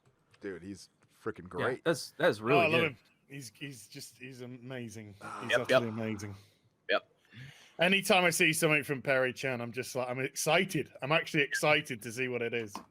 Dude, you've been bringing smiles to people's faces when it's been kind of tough. Dude, I was done some great art for us as well. Yeah, I gotta admit, man, I was like struggling to figure out what to make a video on. I got home. It's the first time ever. I got back, did some live streams, kind of collected my thoughts, got my shit together. And like the only thing I've been thinking about now is like my fucking family right now. It's like, what the fuck's going on, right? So I'm like, all right, let's get back into pop culture mode. And like, there's not, I I did a video today finally, but it took me like a day and a half to even figure out what I gave a shit about. Because right now I just kind of, it's at a low level. I'm fed up with a lot of shit, and I didn't want to make a political video on my channel. Came really close. But my situation's not as bad as, you always got to remember, I hear just some guy's story and I don't feel, I shouldn't feel sorry for myself. I really shouldn't. My situation is okay. He's okay too, by the way, and I'm glad you're breathing. But goddamn, innocent people. I have my gun, so I don't have a problem. I have my wallet, so I'm good. Yeah. Good man. And that's good. It's the people who, there's a great doctor speech, which is going in my next video, that talks about the collateral damage of all this bullshit. By Peter Capaldi. It's not from Whitaker, then. I was going to say, it's no, not from Whitaker. It is not. It's not even in a very good episode, but it's a great Is speech. it from the what's-majiggy ones? The Sucker Boys? The Zygons, yes. Zygons, when he's talking about when it's all said and done, and the bullets are done flying. Yeah. What are you going to do anyway? You're going to talk. You had to talk. So now that you got your world all perfect and all your justice is taken care of. That. Yeah. I listen to that a lot. That is so. Oh, God, let's put it on now. It's so inspiring stuff. Yeah, I think we amazing. should. I think you're right. We need it.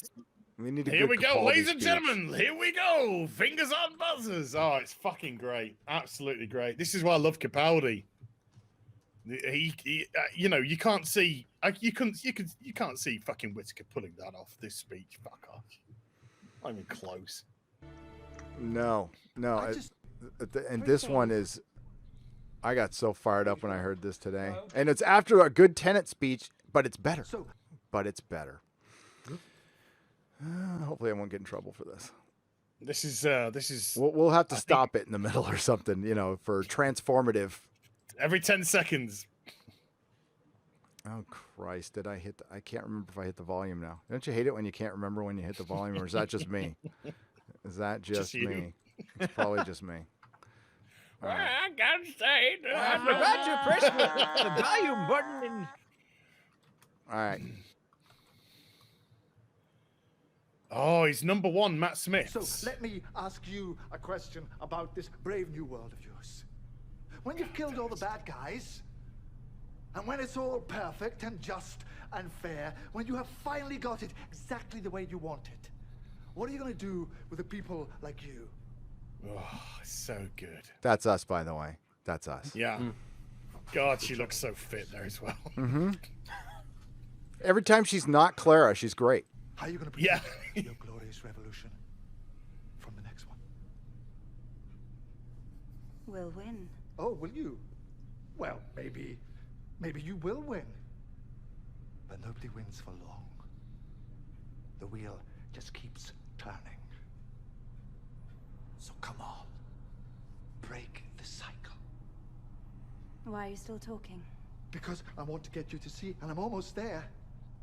Do you know what I see, Doctor? A box. A box with everything I need. A 50% chance. For us too. I have to stop it at that point. Sorry. It's getting close to not being transformative. Yeah. So he's such a good. It's just being entertainment. So he talks about the box. I watched him in a show, Three Musketeers show, and he was so good in that. Yeah. Count Rishnu. Was he Count Rishnu? Yes. For us too. I believe so. No, keep talking. It's fine. And we're off. Fingers on buzzers. He's a cardinal, yeah.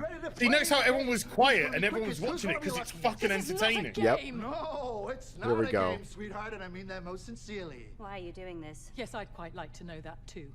You set this up. Why? Because it's not a game, Kate. This is a scale model of war. Every war ever fought right there in front of you. Because it's always the same. When you fire that first shot, no matter how right you feel, you have no idea who's going to die.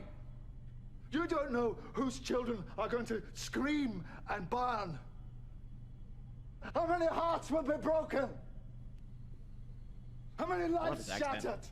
How much blood will spill until everybody does what they were always going to have to do from the very beginning? Sit down and talk! Boom. Yeah. Oh, this is why he's my favorite Doctor. This is why he's my favorite Doctor. Makes me want to watch it. Yeah. Yeah, I want to watch it too. He's a great actor. Yeah. I was a fan of him before he was the Doctor. I just never watched the show, but I feel like as someone that knows nothing about that, like, why is he no longer the Doctor? Like, why the decision to, like, was he? He was railroaded out. Chris Chibnall. You need a female doctor. Is that what it is? Yeah. So identity politics, basically, right? Identity politics, pandering. Yep. Did he? Don't they know? Of course it was. Of course it was.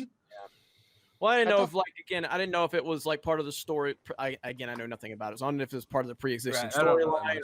So, you know, but that's powerful. That's just those few clips right there. That's some good shit right there. Oh, you should see. I did a couple of videos called Curb Your Doctor Who, and they were short videos. I might pull one up actually, Gary, for you. There were short videos which just completely destroyed the new Doctor with the old Doctor. Nice. And I'll bring up my favorite. Here we go. This one here. Let me get the linksy poos. Ooh, Gary, do you wanna if I share this, do you wanna get this whacked on? Because this just shows the difference between the BBC of today versus the BBC. Just making sure I've got nothing compromising. Oh, I've got Jeremy's nudes up. Shit. Versus the BBC of versus the BBC of now. And I save people. And if anyone happens to be listening and you've got any kind of a problem with that, to hell with you! Oh, there's a plug. By the way, subscribe.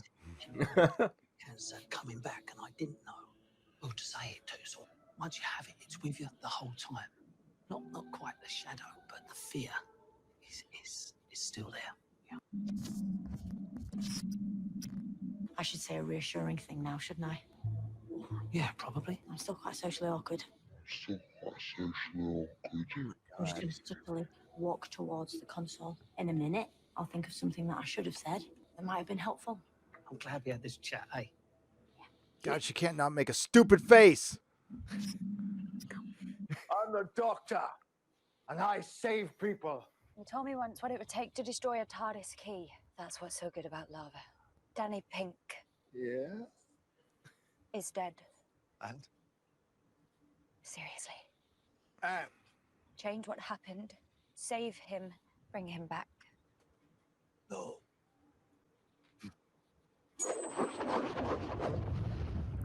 She throws like a girl. I've left. Every time you say no to me, I will throw another key down there. Do we understand each other? Well, I understand you. Let's not get carried away. Mine can be rewritten. With precision. If I change the events that brought you here, you will never come here and ask me to change those events. Paradox loop. The timeline disintegrates. Your timeline. And yes, throw away the key. You will never step inside your TARDIS again. No.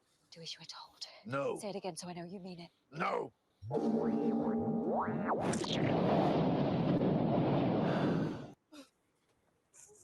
I say I'm sorry, but I'd do it again.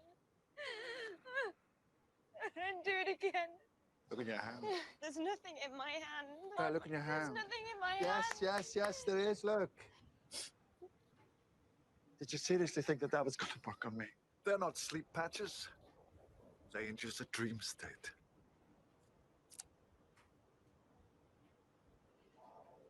So what now? Go to hell. Fair enough. Absolutely fair enough. Clara? You asked me what we're going to do. We're going to hell. Or wherever it is people go when they die. We're going to go there and we're going to find Danny. And if it is in any way possible, we're going to bring him home. You're going to help me? Well, why wouldn't I help you? Because what I just did, You betrayed me. Our friendship, you betrayed everything that I've ever stood for. You let me down! Then why are you helping me? Why? Do you think I care for you so little that betraying me would make a difference? Stop it with the eyes. Everybody's just riveted right now. Cut out the whining while you're at it. This is it, Clara, one of those moments. What moments? The darkest day, blackest hour. Let's see what we're made of. You This is acting. I'm the doctor, and I save people. And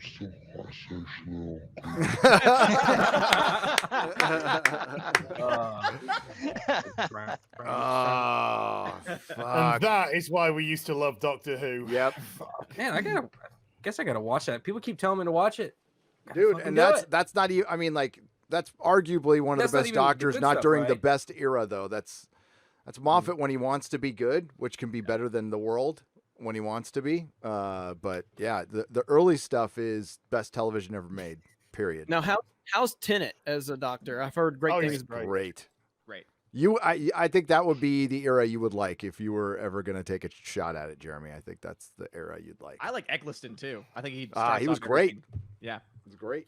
I've got another quickie, 2.5 minute if you want one. Sure. Is that do you use that line with the ladies? Oh, sorry, am I live? Sorry, I thought I was on. Oh, sorry, I'm gonna have to call you back. Okay. Sorry, are we still on? Oh shit, guys, still on? Okay. Oh, you're gonna share it? Sorry. Yeah, go ahead and share it. Yeah. Right. I'm gonna. Did I put volume? Fuck, I don't know if I put volume on. Is it? See? Sometimes you don't. No, I did try it. Oh, my name is. I'm the Doctor, and I'm really awesome. And no volume. Oh, hashtag. Oh, no volume. Okay, hold on. Okay, let me fucking sort that out, cause I am a massive twat. Yes. His new single, ladies and gentlemen. Comics. Yeah, that's good. Yeah. There we go. We're drop a beat on it. Oh, Robot Man. I need you to share it there, Gary. Oh, unless I've done. I'm sorry. I was. You know what? That's adult. That's adult. That's ADHD right there. I was just like looking at Black Garrett doing something. I'm like, what's he doing? That's kind of cool. And then I just fucking lost my train of thought.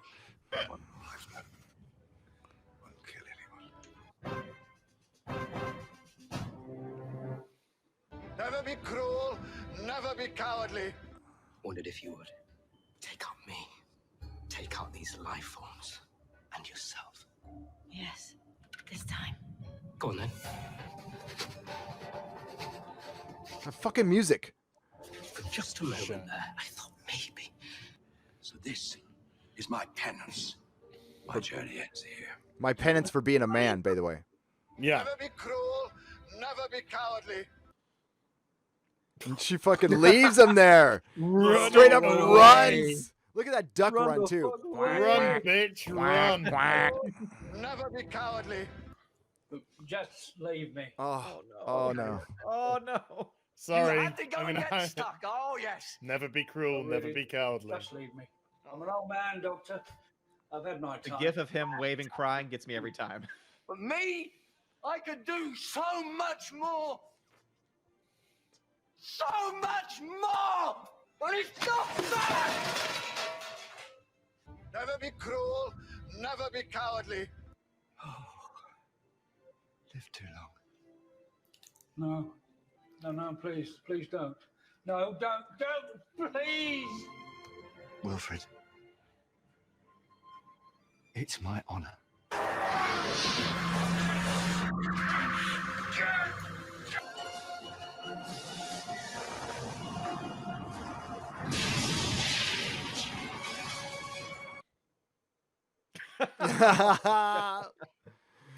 Run away! Run, bitch, run away, little girl, run away. God, how dare they? They finally bring back the old TARDIS design that everybody wants with her. And they're all coming back, by the way. That old guy just died for nothing. Sweet home.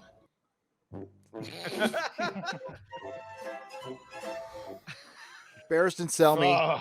Barristan Selmy dies again needlessly. Yeah, was that Barristan? That was Barristan. Yeah.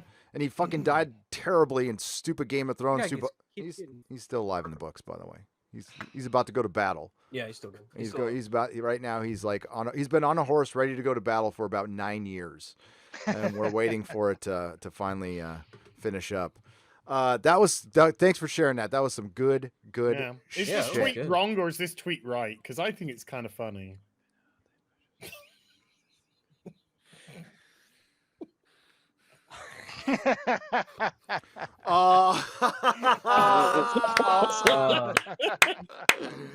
Lori. That's good. That's good trolling. That's good. That is a troll. That is quality trolling. That's right high there. quality troll right there. That's I great. think I found something to do. Oh my God! I am gonna order a shitload of Trump stickers. Yeah, just a box. I'm gonna take my ass all the way down to Boys Town. Oh, and dude! slap them everywhere. They're gonna lose their shit. I can While pick you're there, you're anywhere. like BLM. You know, Right, yeah. Stickers. Fight the power. Well, it'd be more like BLM. Yeah. Sure. Oh, right. Man, Hey, girl. I am missing so much opportunity on my personal channel. I can't believe I haven't covered any of this nonsense, but I think I'm Jeremy, make a video. Well, I don't know where you are, but find some place where it isn't Trump Town and do it. Just make a video. You know, put a mask on maybe, but it's just stickers. You get crazy just walking past you. Well, I did get a little nervous when the whole Last of Us thing happened with the copyright strikes, because all of my channels, every single channel that I have, which is like 6 or 7 now, they're all connected to the same AdSense. Yep. And I didn't know that if one of them gets 3 strikes, they all go. Wow. Yep. So everything connected. Yeah. Mm-hmm.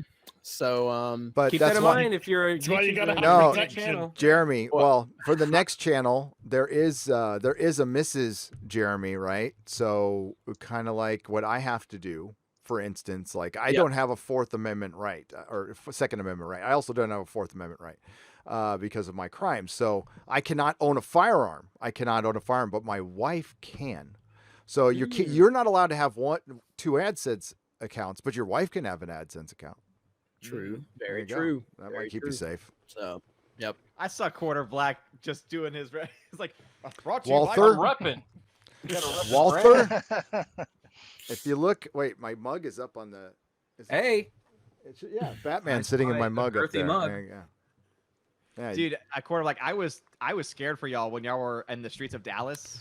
Yeah, I checked with you after that too. I was a little worried. Yeah. No, we're all good. Okay. It's just crazy. Yeah. We were just Weren't like any transgender women coming to try to like no. put you up Thankfully, again? there was like 3 people there, and it was 3 crazy people. When we were there, we were like literally whenever Steven was doing his stand-up bit at the end, saying we were pulling off, and there was that truck. It was like blaring loud music, slowly coming around our little area where we were standing, and they rolled down their windows. And one of our producers, he was just standing, like he's a beast of a man. He was just standing in between us and that truck, just in case. But yeah, it got a little hairy at the end, but we got out pretty quick. Yeah. It's insane. Thank goodness the sun was up. If the sun was down, we would have been down, Pete. man. That was funny. That was, wasn't it? Okay, so that guy at the end, though, it was a good run. Did we find out who he was or something like that, or did I misinterpret that? I thought the guy who was artist? Yelling, the guy who was the artist. Yes, the artist.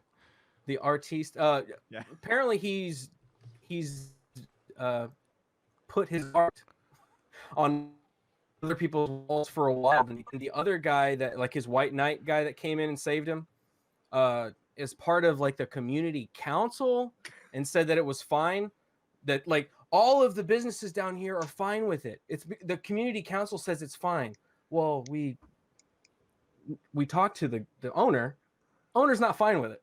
He was like, no, they actually did that last week, and I painted over it. That white wall that he was painting on was me whitewashing that wall off. Wow. So definitely not okay with it. I'm sure a lot of those businesses down there weren't okay with it.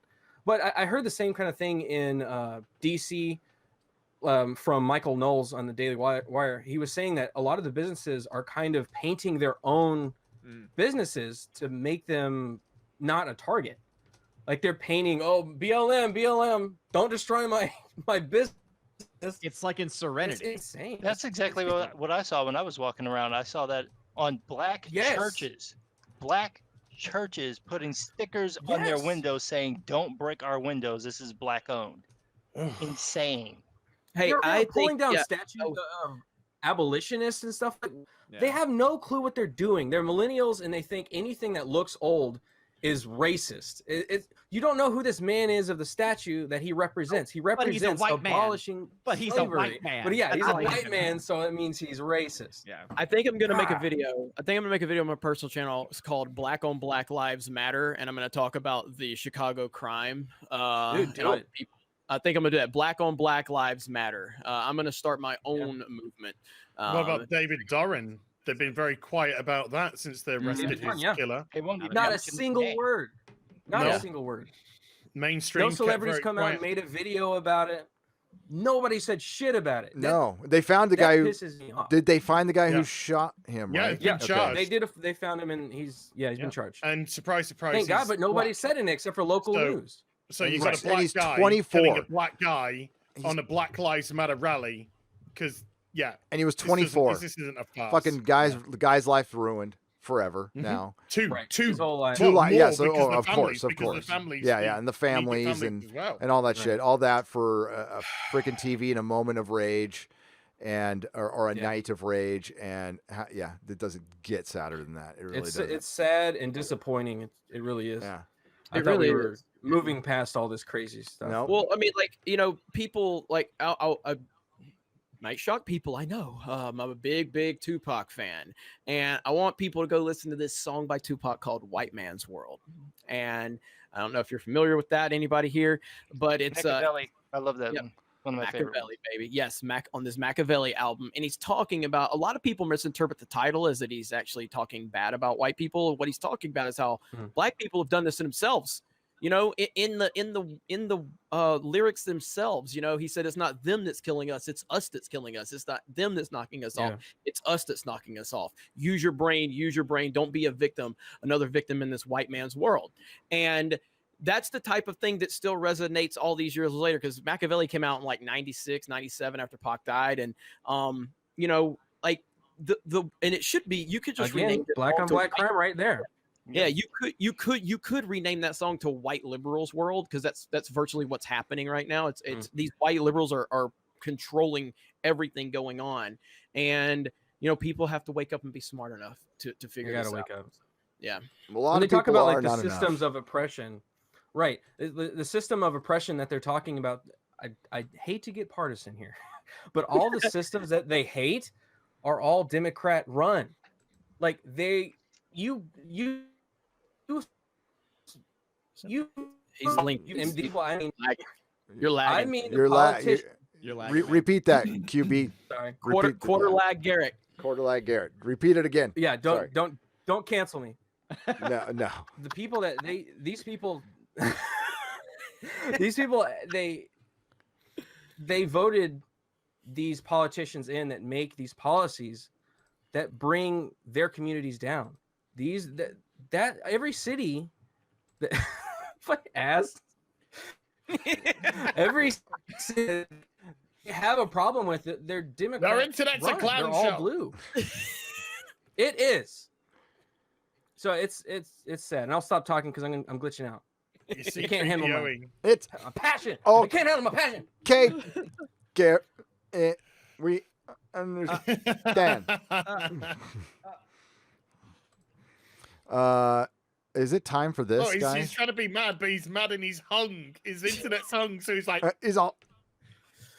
I wasn't sure it was me. The reason I'm off camera is because I'm uploading my Naughty Dog video right now, and I'll go pixelated. So I was wondering if it was me at first. What about this? So maybe just go off camera, Quarter Black. I take responsibility. Yeah. See how that works. I think it's time for this, man. Oh boy. Hold on. It's okay. I got time. It's all good. There's better versions of this out there. There are. Could you link me a couple? I mean, let's watch the original. I know there's. Yeah. I'm gonna link you. I'm gonna link you an alternative. Yes. This is worse than Gal Gadot's video. Oh, This is terrible. This is terrible. Yeah. I still like her though. I can't help it. She's gorgeous and a goddess. Gal But Gadot? she is. Yeah. Oh, Her yeah, and Janelle Monáe are like crazy. Pretty But I and dumb still. at the same time. Oh, it's not. Yeah, no harm, no foul. I with think that. Gal Gadot. Yeah, I think really she thought she was doing something nice. That's it. Yeah. I don't think she looked past that at all. Yeah. And if it was just her singing, sure, I'm okay with that. I just want that damn Wonder Woman movie so I can see her again. Mhm. That's all. I don't think you do want that new Wonder Woman movie from what I'm hearing. Oh, Cheetah's gonna look like cats, right? The like that. It doesn't look like it's testing very well. The casting for Cheetah is terrible. It's terrible. It's awful. Wig? Kristen Wiig. I don't think Kristen Wiig could do anything other than I guess I'm a cat now. What? Exactly. That's awkward every improv. character she ever plays. Yep. Well, this I can't go into it because it gives too many spoilers away. I'll tell you what I do have though. I'm still finding this, but I found it. Okay, brilliant. Somebody sent me all the spoilers for The Last of Us Part 2. They did? Oh, I can't more. Say. More spoilers? Well, when I say spoilers, they sent me the what happens because it's the press embargo's been released, but they can't give spoilers. They can only speak about certain aspects in their review of the game. And somebody sent me through what happens in certain cutscenes and clarifies what happens to certain characters. But they they figure oh god, I can't even say it. They focus on a certain character that might look like the Incredible Hulk. And a certain moment of the game which involves them, and I can't say. You can't say it, but you can share it. So you know how to get to me. Right, okay. This is just a hypothetical. Imagine the Incredible Hulk being bent over and No.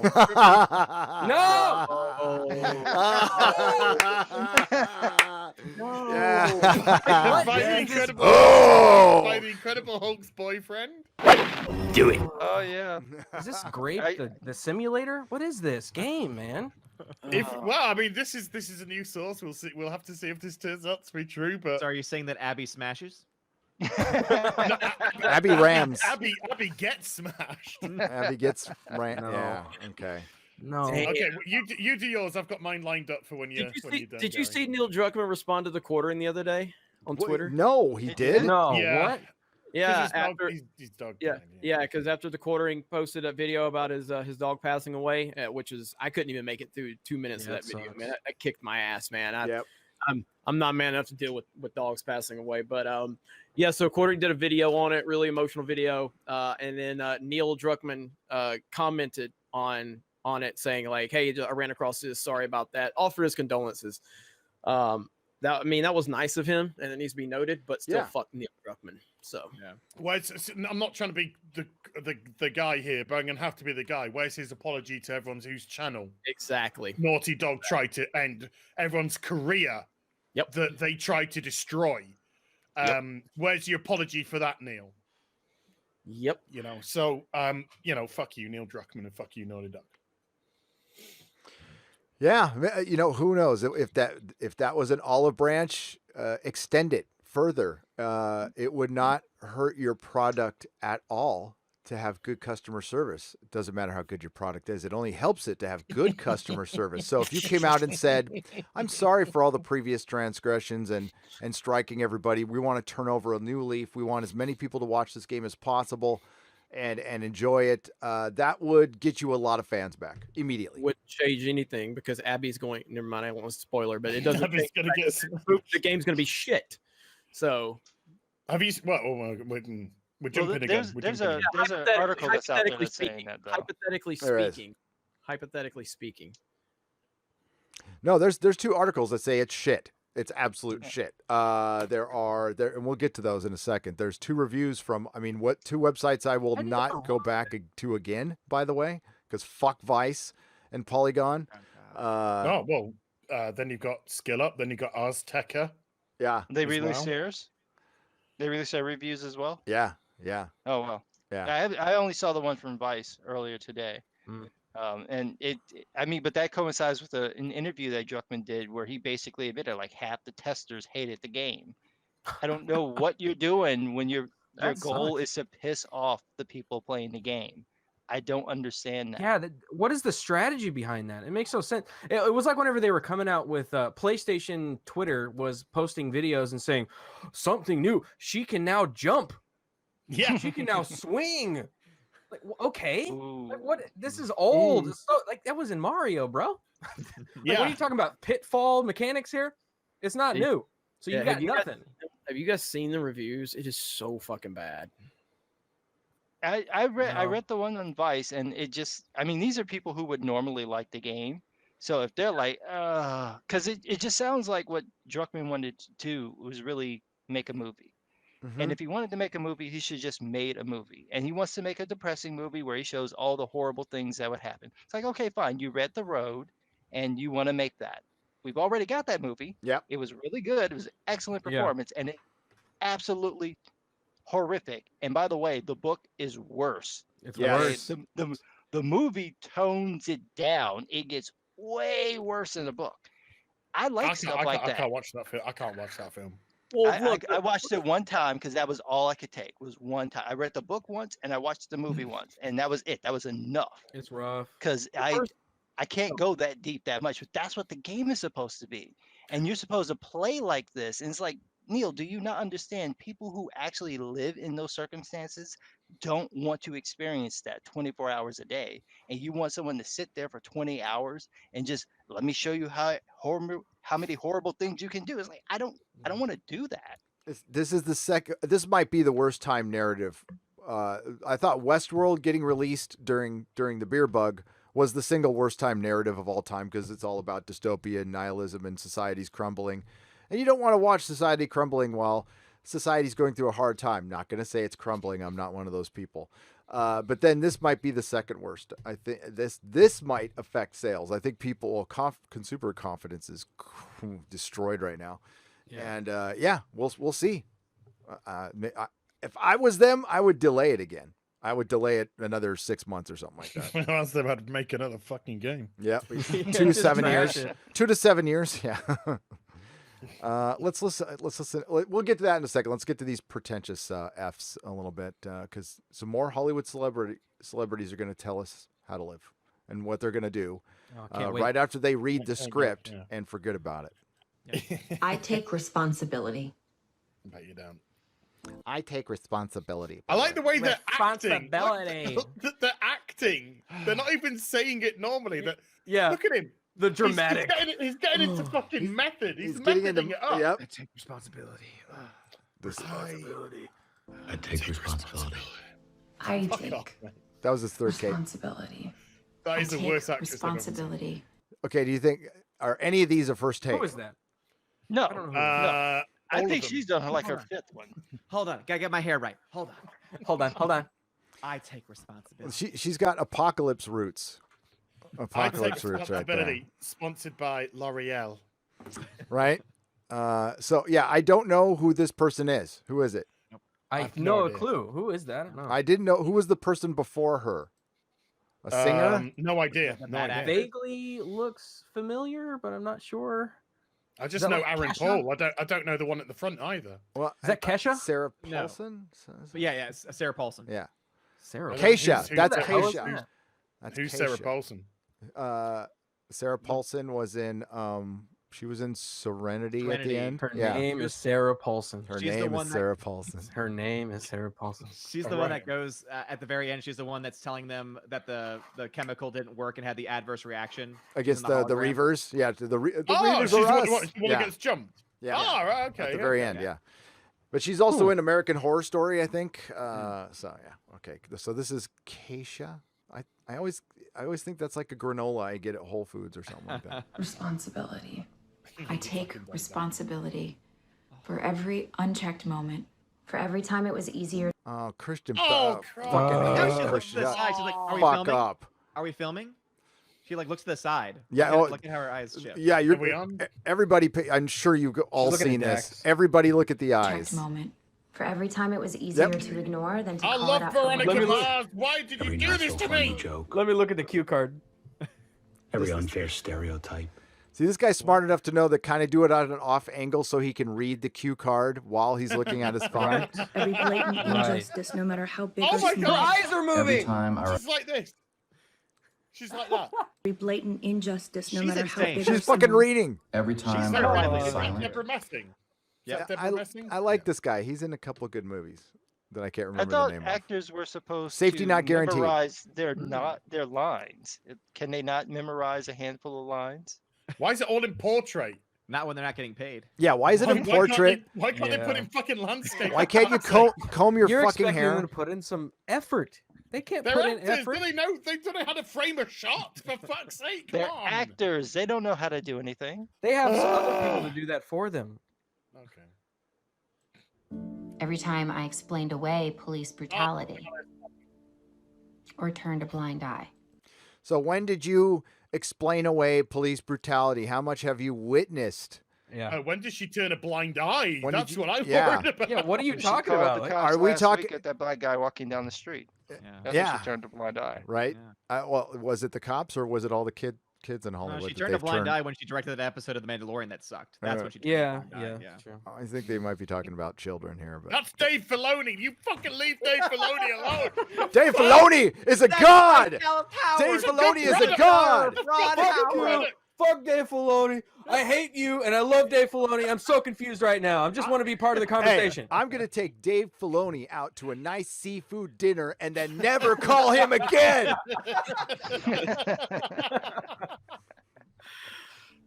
I take responsibility. Black people are being slaughtered in the streets. Wrong. Slaughtered. Wrong. Wow. Not by 'Cause cops. I'm still by, here. Someone else. And I live on the south side of Chicago. So Wow, they're being slaughtered. Slaughtered. Like an Yeah. abattoir on the street. I Fucking remember hell, mongering it all. They haven't got a clue. I bet she doesn't even know what a fucking black person looks like. No. She was on was it Days of Our Lives or As the World Turns or Santa Barbara? I can't remember what soap opera she used to be in that I used to watch. I was stoned, all right. She played Franny Wall. Hashtag Fuck. justice for Dave Filoni. I'm sure Justice she's for- friends. I'm sure she's friends with Idris Elba. Defund Dave I mean, Filoni. Oh, absolutely. Defund Dave Filoni. Oh my God. Killed in their own homes. Okay, we These gotta hear that are again. rough This is slaughtered in the street. Black respond Or turned a blind eye. I By the way, word on, and not that this makes a big difference that she's a complete. This one's a freaky. Likes all the dope, likes everything. Yeah. responsibility. Mike's Black getting people naked are in being films. slaughtered in the Yep. streets, killed in their own homes. These are our brothers and sisters, our friends. Who's this? Some white bitch. Karen? No, was that not? Sorry, was that not the right answer? Wait, her roots are messed up too. Her, There's a theme no, there. I no, like yeah, a they're all, bit yeah, dirty, all their bro. roots are messed up because they can't look like. See, all of their hairdressers can go to their houses. By the way, that's believe me, they can. But they're like, oh, it would be such a bad look if I got my hair done. Somebody would notice, so they can't get their hair done. No. They know. Our family. We're Believe me, all the Silicon Valley girls, they're getting their fucking hair done by They're somebody you getting may know. we're done watching them die.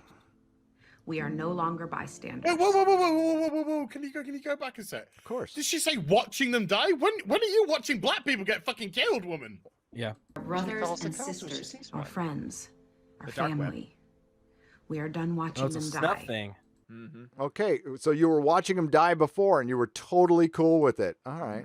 I think we found the Yeah. problem. I Yep. think we found the problem Yeah. right here. It's woke celebrities. That's what Yeah. it is. Who That's what it knew? is. This, I've been watching them die in my underground black fighting No, ring, it's all part of which the- I've got set up in my home. It's all connected to Jeff Epstein. Let's be honest here. That's Yeah. all. Just asking questions.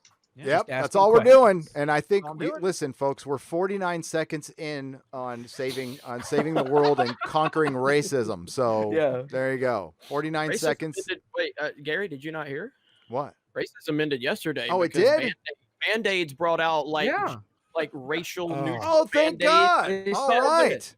guys here, we got to tell BLM. We can check one problem off the list. Boom. Yeah, I'm pretty sure I won't be able to find a Band-Aid to match my fucked up color. So. Yep. Well, yeah. Too bad you can't. Buy a Band-Aid at a store within a mile of your house either. That's what they'll do. Where do I find the box of quarter black Band-Aids? What's up with that?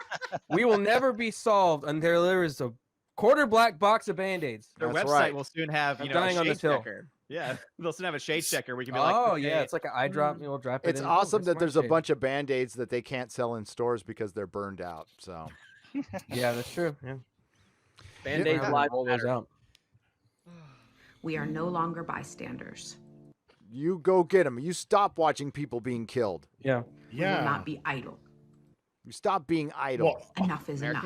Enough is enough. You're right, Karen. You're right. Stop looking at the fucking. Oh, Stan Tucci, no. Look at Stanley, He's just reading a script. Stanley Tucci is straight up reading a script. Watch his eyes. We'll start at the beginning.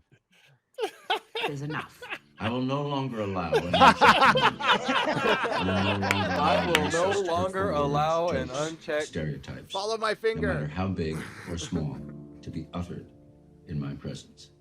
I will not turn a blind eye. Oh my God, that just like nice Karen. Jesus! When you think of like white elite Hollywood liberal, severe liberal, that's a severe liberal right there. Look at that. That's like a Jedi look. She's looking.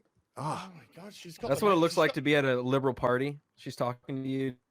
That is Fraulein Karen. That is Fraulein Karen right there. They're all talking at each other. Yeah. Right. Look at her reading the fucking thing as well. Stop reading a script. Why don't you speak from your fucking heart, you chills? Playing video games. Who's this? Who are you? In video games? Who are you? Kamala Khan? It's Miss Marvel. I don't know. I'm not around enough to know. With your nephew should not be a death sentence. Shopping in a store should not be. Can we go back? Can we go? What the fuck did that woman say? She said playing video games in your living room shouldn't be a death sentence. Well, it's not, darling. Should not be a death sentence. Playing video games. You get extra lives. It's a game. Death sentence. Yeah, the game isn't real. No, you respawn. Shopping in a store. Sweetie. You guys didn't hear about all the gamers that got killed? Come on. Oh. You guys need to get up to date. All those black gamers that got murdered playing video games in their home. Yeah. Wow. You didn't hear about that? Come on. No, I must have missed that day. No, guys, y'all are being disingenuous. When I went off camera, the reason I went off camera, police knocked on my door because they heard me quoting Tupac. They just thought I was black. They were going to kill me. But luckily my white privilege intervened. So yeah. So I mean, it was a scary moment. Did you show them your card? So yeah, I showed them my credit score and everything. They were like, "Hey, man, good guy." So it was good. You're white. Oh, my bad. You can get away with anything. Here's $50. But we are gonna have to pin some crimes on you, I'm afraid, though. That's okay. Here, hold my gun. Yeah. Just take a look at it. Get your hand, gets it. Wrap your hand around the hand in the trigger. That's great. Thank you, sir. Yeah. Thank you, sir. Right. Thank you. Oops, I didn't mean to do that. man. Sorry about that. Bring Karen back. We're bringing him back. We're bringing him back. Okay, so this guy doesn't want people to die at the grocery store. Okay. And black people are dying playing video games, especially at Whole Foods. Death sentence. Shopping in a store should not be a death sentence. Reading a cue card should not be a death sentence. Business as usual should not be life-threatening. So he says business as usual should not be life-threatening, making the assumption.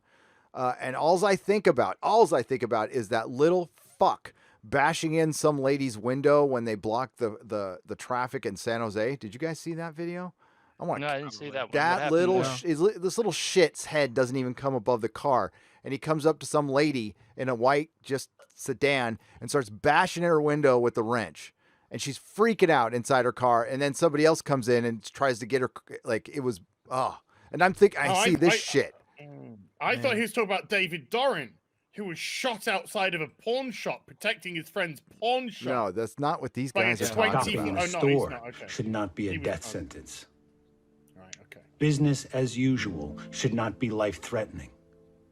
Okay, tell David I stand against hate. I stand against hate. I stand so against brave. hate. I stand against hate. I will stand against hate in love. I will make my presence known. You're so Killer cops virtuous. must be prosecuted. They are murderers. Killer You can turn the tide. Fuck you, Jesse. Wait, Show me a case when they are not prosecuted. Exactly. Call out hate. Exactly. Step Without significant evidence. Shut up, Jesse. He is acting. Actor. Yeah, I wish. Too bad he didn't act that well in Encore. Westworld last season. That was better than anything he fucking did in that show. Jesus Christ. Fucking God. Oh my gosh. I've got a one you need to see. This is Stunning and Brave. Oh, yes. Guys, we'll rotate the other two guys in a little bit. So I'd say about 14 minutes or so. That's yeah, about the 3-hour mark for me. So Whew, he got it down to the minute. Look at that. All right. He's punctual. Oh, I don't know if I shared the fucking volume. You've got me paranoid about the fucking thing now, Gary. Hey, welcome to my world, paranoid. dude. Welcome to my world. Fucking paranoid about it, man. Fuck, dude. Here we go. You fucking know my shit up. Yep. Whoa. Whoa. I take responsibility. I take responsibility. I take responsibility. I take responsibility. I take responsibility. Imagine there's no heaven. It is if you try. My fucking Oh, that's good. I can't My wait. wife came in the room. My wife came in the room when I was playing that, responsibility. and she was like, "What the hell is that?" I can't wait for November for the meltdown. Oh my it's gonna God, be yes. biblical. It's going to be even better than 4 years ago. So, Oh yeah. Whoops. Because at this point they expect him to be gone. yeah. They Well, I mean, expect it. they if it then doesn't happen, then yeah. No, they can't believe fucking Bin Laden's getting in.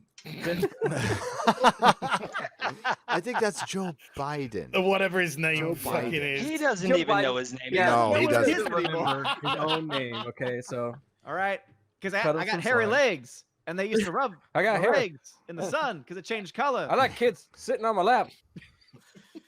Who stopped? What? Who are you talking? I love how that's Ah. the limit for the liberals is the far left is make a joke about grabbing them by the pussy, but guy who actually sticks his nose in little girls' hair, Yeah, cool. like, totally fine. Like, he's Totally molesting them in public. That's fine, but He gets don't an joke about allegation. Oh, I mean, it might be true, but no, it's fine. we're not even going to cover it. No. I'm very disappointed they didn't have a better candidate. Where were they going to give like one? anybody, Yang would have been better. Tulsi was a great candidate. Well, yeah, Tulsi, right? Yeah, Pretty- you guys are acting like someone with common sense is actually going to get backing from the Well, Democrats. yeah, it's well. never going to happen. They have a horrible leader at the moment. So Yeah. Dude, I guess Royal, thank you. Dog face, you're just a dog face pony soldier. you want to do push-ups? Let's go outside and do push-ups. Listen, fat. Chris Stanley for $1.49 sends a rainbow. Holding out for a hero for £2 says it's the same with Gillette. Does Gillette make a good product? I guess I don't. Would you like your face I cut don't up? I don't use razors, so. Well, I you don't just need have to fun. shave. It's fine. It's all right. Yeah. You want to tell me about? Is this fight some sort of late April Fool's joke? Cesario JPN, no. This is called Not All of Us Agree on Everything. Believe it or not, this isn't the fucking echo chamber. Usually when discourse is good. Yep, absolutely. That's why you have it. Guess what? We're all like hanging out and we're fine. We're fine. Bear business. I prefer arguing. It's called being a nerd. Yep. That's what you do. You Oh, argue. yeah. You argue about stupid stuff because Yeah, it's we're talking not about fucking stupid to Star you. Wars. Join a fucking sports war stream when we get those started. Let me and Uche don't fucking agree on anything. Fucking anything. Nothing. Uche said Donner Superman was trash.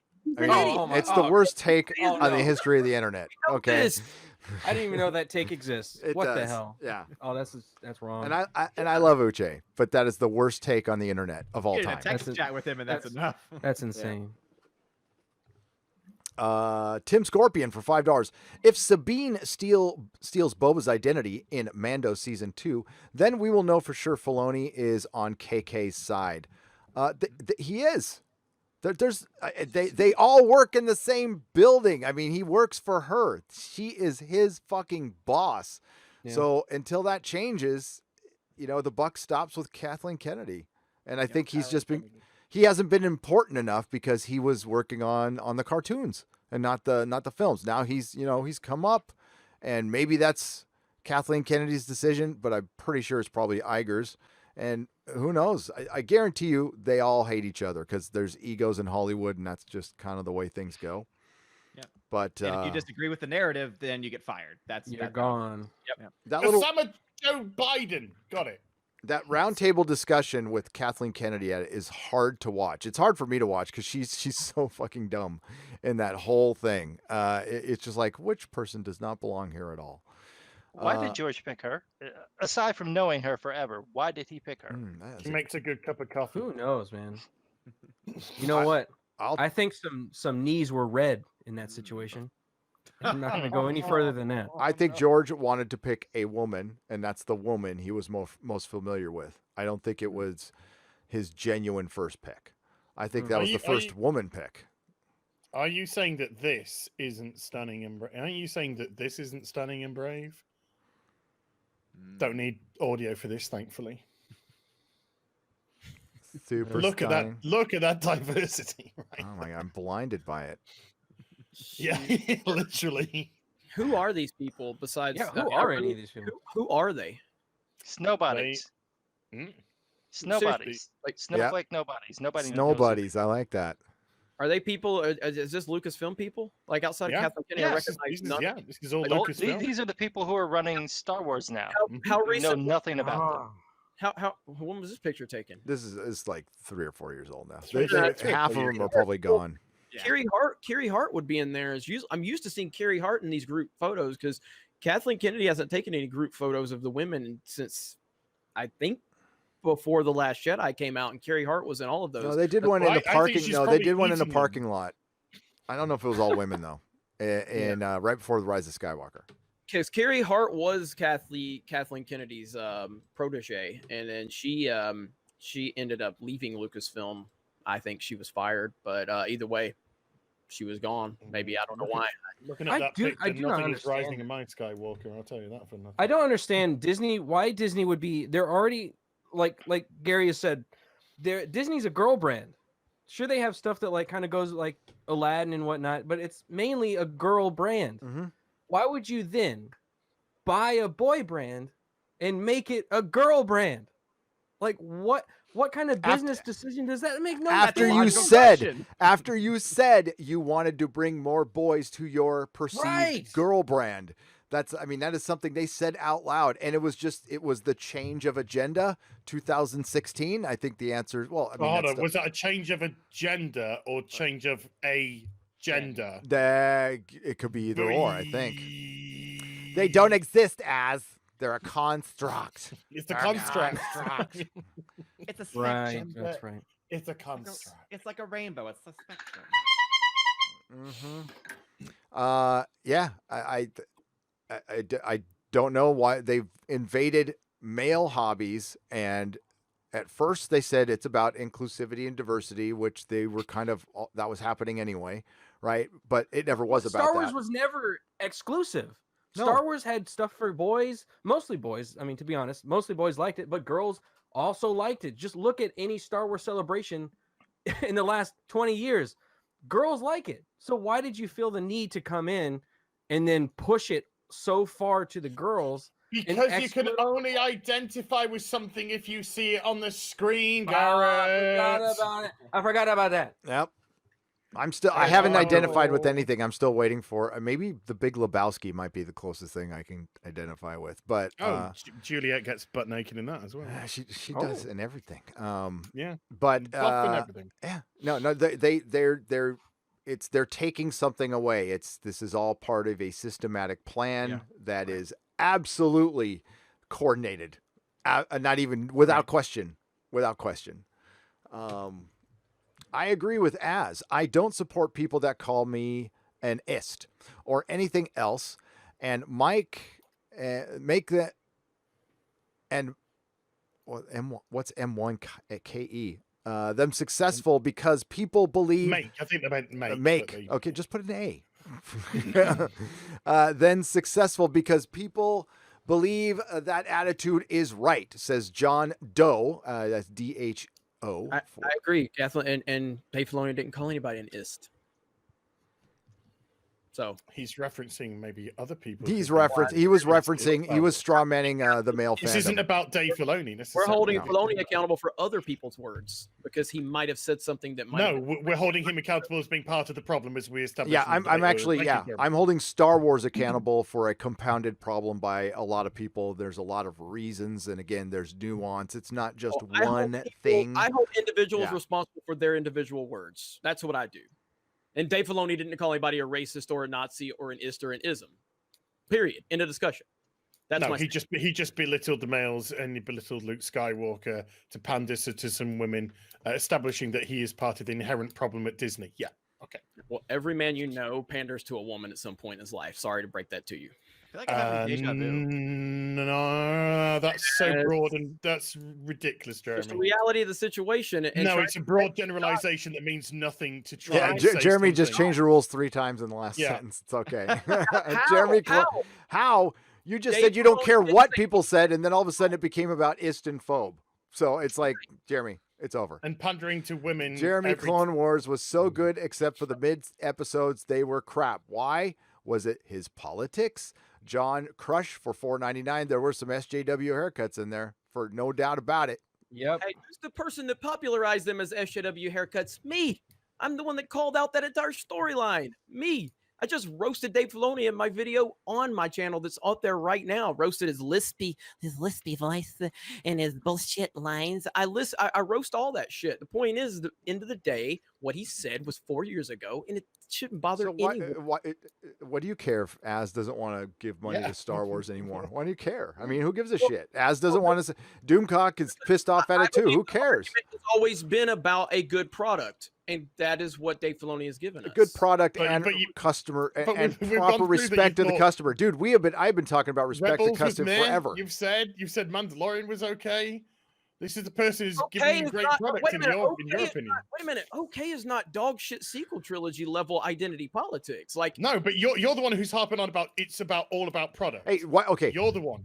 Right, and you're settling for. There's a debate for release the Snyder cut. Some ground rules. Yeah. Well, hold on just a minute. I've clearly. So you're not going to talk about the fact that the Clone Wars is my favorite thing ever in Star Wars. You're going to cherry pick and go, well, you said no. I'm saying you're saying it's all about the product, but really, what you're truly saying is I really like Star Wars: The Clone Wars. Because the other products which he's done, you don't seem to be massively fussed with. What I'm saying is, if those comments would have been mirrored in his product, and there's nothing wrong Jeremy, with it, Jeremy. Okay, no, Hey, we're gonna move on from this, but it's like this is like I think the super chats are going to keep bringing this up. No, I'm gonna get to the next ones, and this is like Jeremy. This is like Jeremy defending Tom Brady. You know, he's got a boner for Brady. He'll just do it. He'll defend it until he dies. He'll defend it like a team, and he'll change the argument. Dude, you're not arguing consistently at all, Jeremy. Jeremy, you're not. Okay? It's just not happening. The Fandom Menace has always been about respecting the fan and a product. Both are fucking true, and both can stay true. It's called a nuance. Okay. Not one single person I've ever heard say, I really love that movie, but that director said some mean words after, so I can't love it. It's never been about how they treat people. We're talking about Star Wars. We're talking about Star Wars and the Fandom Menace. We're not, and nobody said that because that's not the situation. You're making another straw man. The situation with Star Wars is the movie sucked and they treated the fans like shit. End of fucking discussion. And it begins and ends with the movie sucking. It begins not necessarily. No. I've always said that if it's just a shitty movie and Rianne doesn't say anything and KK doesn't say anything and there's no fucking identity politics, it is fucking Justice League. That's all it is. I'm asking a question because I don't know the answer. Who is Watchmen? Who wrote Watchmen? Is that who wrote it? Alan Moore. Yeah. And he's a nut job, correct? Absolutely. Do you like Watchmen less because he's a nut job? No, I don't give a shit about. Exactly my point. No, it's not. No, it's not your fucking point. You don't know what you're arguing. You're Jeremy. I know you're not this dumb. Okay, so you're just don't. Has Alan Moore said any crazy stuff about fans? Yes, he came after Comicsgate recently, horribly, and guess what? It turned a lot of fucking people off. And here's bull. It can have it has impact on your future work. It absolutely does. I don't think it would have impact on Watchmen, but if Alan Moore wanted to roll out with another comic book, there will be Comicsgate guys who would not fucking touch it. Again, it has no impact on his work. Jeremy, what Jeremy? I'm not arguing about his work. I don't give a fuck. Yeah. Again, Jeremy is arguing about a peanut butter sandwich when we're talking about Star Wars. We're talking about the fandom and it's Star Wars. The fundamental principle behind it was respecting fans. It's not a good product. Star Wars overall isn't a good product. The majority of Star Wars isn't good. Okay, the stuff we've seen on screen, the majority of it sucks. But what Dave Filoni has worked on is good. And he's also worked on some shit. Rebels isn't good.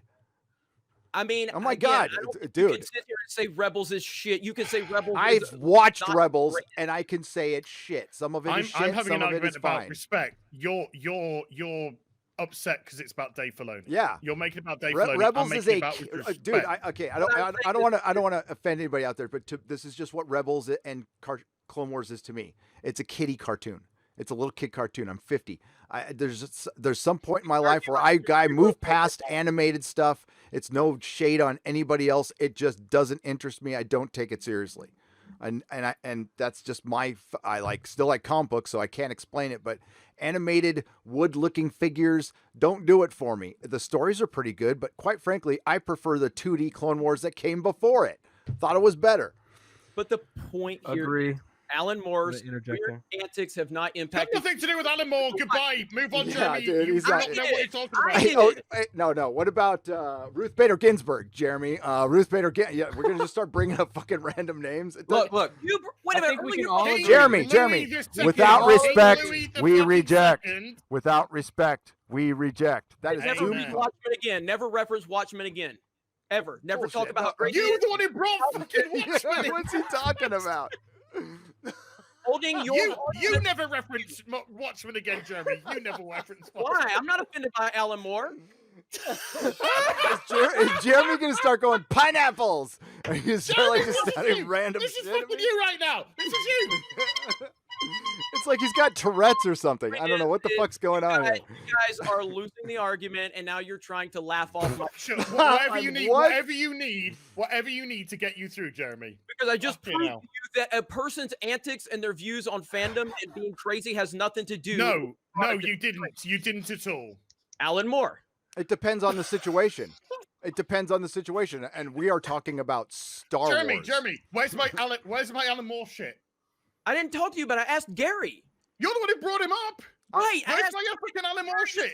Watchmen's the greatest adult, or what is a graphic novel of all time, one of the greatest graphic novels of all time. I didn't ask you as I asked Gary because I remember he said this, how great it is, but he's also mentioned how crazy Alan Moore is, and I needed to get Yeah, but he's like a wizard. Like, that's crazy. It's kind of funny. Jeremy, look when Watchmen he thinks was he can put a spell on you when and it was shit. Written. Again, Google look when Watchmen was written, Jeremy. It's not me. Jeremy was 5 when it was written. So something 40 years ago that I don't like, it's going to impact the art that they create. That is an insane rabbit hole. No, it's not. The fuck's sake. I will never watch Woody Allen shit. Because Alan Moore wrote Watchmen in the 80s. But in 2020, Jeremy wants to use it as an argument that Alan Moore recently said something derogatory about Comicsgate. No, that's not how it works, Jeremy. And I'm not Comicsgate, so the Woman's Conference has no impact on what he creates on screen, and we've never seen any of that have any impact on what he creates on screen. Okay, that's not what I'm arguing about. And that's if not what we're arguing about, but okay. Still. No, Jeremy, actually, you are correct. You did win the argument. You won your own argument that you created. We are moving on. For Jeremy, we agree with Doomcock. Without respect, we reject. It depends on the fan. Okay, that's it. Josh Crush for $4.99. Miranda Sinistra for $2. Gary should be charging PPV prices for this bout. Pay-per-view prices. Look, I got to say something. Yeah. I think we can all agree Odin is the bad guy. Odin's a fucker. Odin needs shouting. Odin's always making fun of me for being old, bitching about shit being 2 minutes late, wanting to control the conversation. He's Odin's very controlling. It's the teacher in him. Okay, he's a very controlling soul. That's why I love this right here on my video. I like Jeremy, but if Kathleen Kennedy made these exact comments, he would roast her. He did roast Filoni. There's no helping some people, is there? I roasted Filoni in my video. I've roasted him multiple times, but no one wants to comment on that. It's cherry picking to form a narrative about me. That's it's not. No. God. Oh. Nobody has a narrative. Well, I mean, there are people out there who have it. I don't have I hate to break it to you. This isn't about you. I hate to fucking break this to you. This is about me making a decision not to put my money in Star Wars anymore. And I'm so sorry that it might break your heart, but this has got nothing, not a single solitary fucking nuance, not an atom, not a fucking proton about you, sir. What it's about is we want good product with Star Wars, and Dave Filoni gives us that. If we're going to hold people accountable... No, that's what you want. That's what you want. Not one person has ever said, I'll take bad movies as long as they're nice to me. Dude, okay, for one, objectively, Clone Wars is good product to some people, and it's not to others. It's nothing to me. It's absolutely nothing. But you haven't seen it to tell me that. I have seen it. I've seen them all. And season 7? I've seen the end of the season 7, but I've seen most of it. I've seen enough to know what the fuck I'm talking about, Jeremy. I watched the movie fucking in the theater the day it came out. I got passes. I've been a Star Wars fan since I was fucking 7, dude. I know who Lee Brackett is. Okay, so like, I know what's up. Comments have been made. He made a product that did not reflect the comments. Therefore, the comments shouldn't have any impact on your opinion. Are you telling me how Ash should think, or how Ash should think? Really? I'm and you're calling us SJW? Tell me. Come on, man. Dude, just give it up. Take the L, brother. It's okay. It doesn't hurt, man. I'm not going to tell you about Watchmen because I've never read it, but you're telling me. No. So why are you bringing it up? You guys are just like, again, if you're so upset about it, you should have watched the product he creates. No, Jeremy. I have watched it. I have watched Clone Wars. I watched the last episode. It was pretty good. I don't give a shit about the Clone Wars. I don't give a shit about Last of the fucking Mohicans. I give a shit about what I give a shit about. And what I give a shit about is how a company treats me. And if they treat me with no respect, I will move on to a company that does treat me with respect. It's my own personal decision. But I don't talk about things I don't care about. And you're the one that tweeted about Dave Filoni, not me. Be prepared. Who cares? Who cares who tweets about? What are you policing his tweets? You were the guy that went, anybody having a fucking problem with Dave Filoni can go fuck off. I didn't say that. Literally didn't say that. Literally did not say that.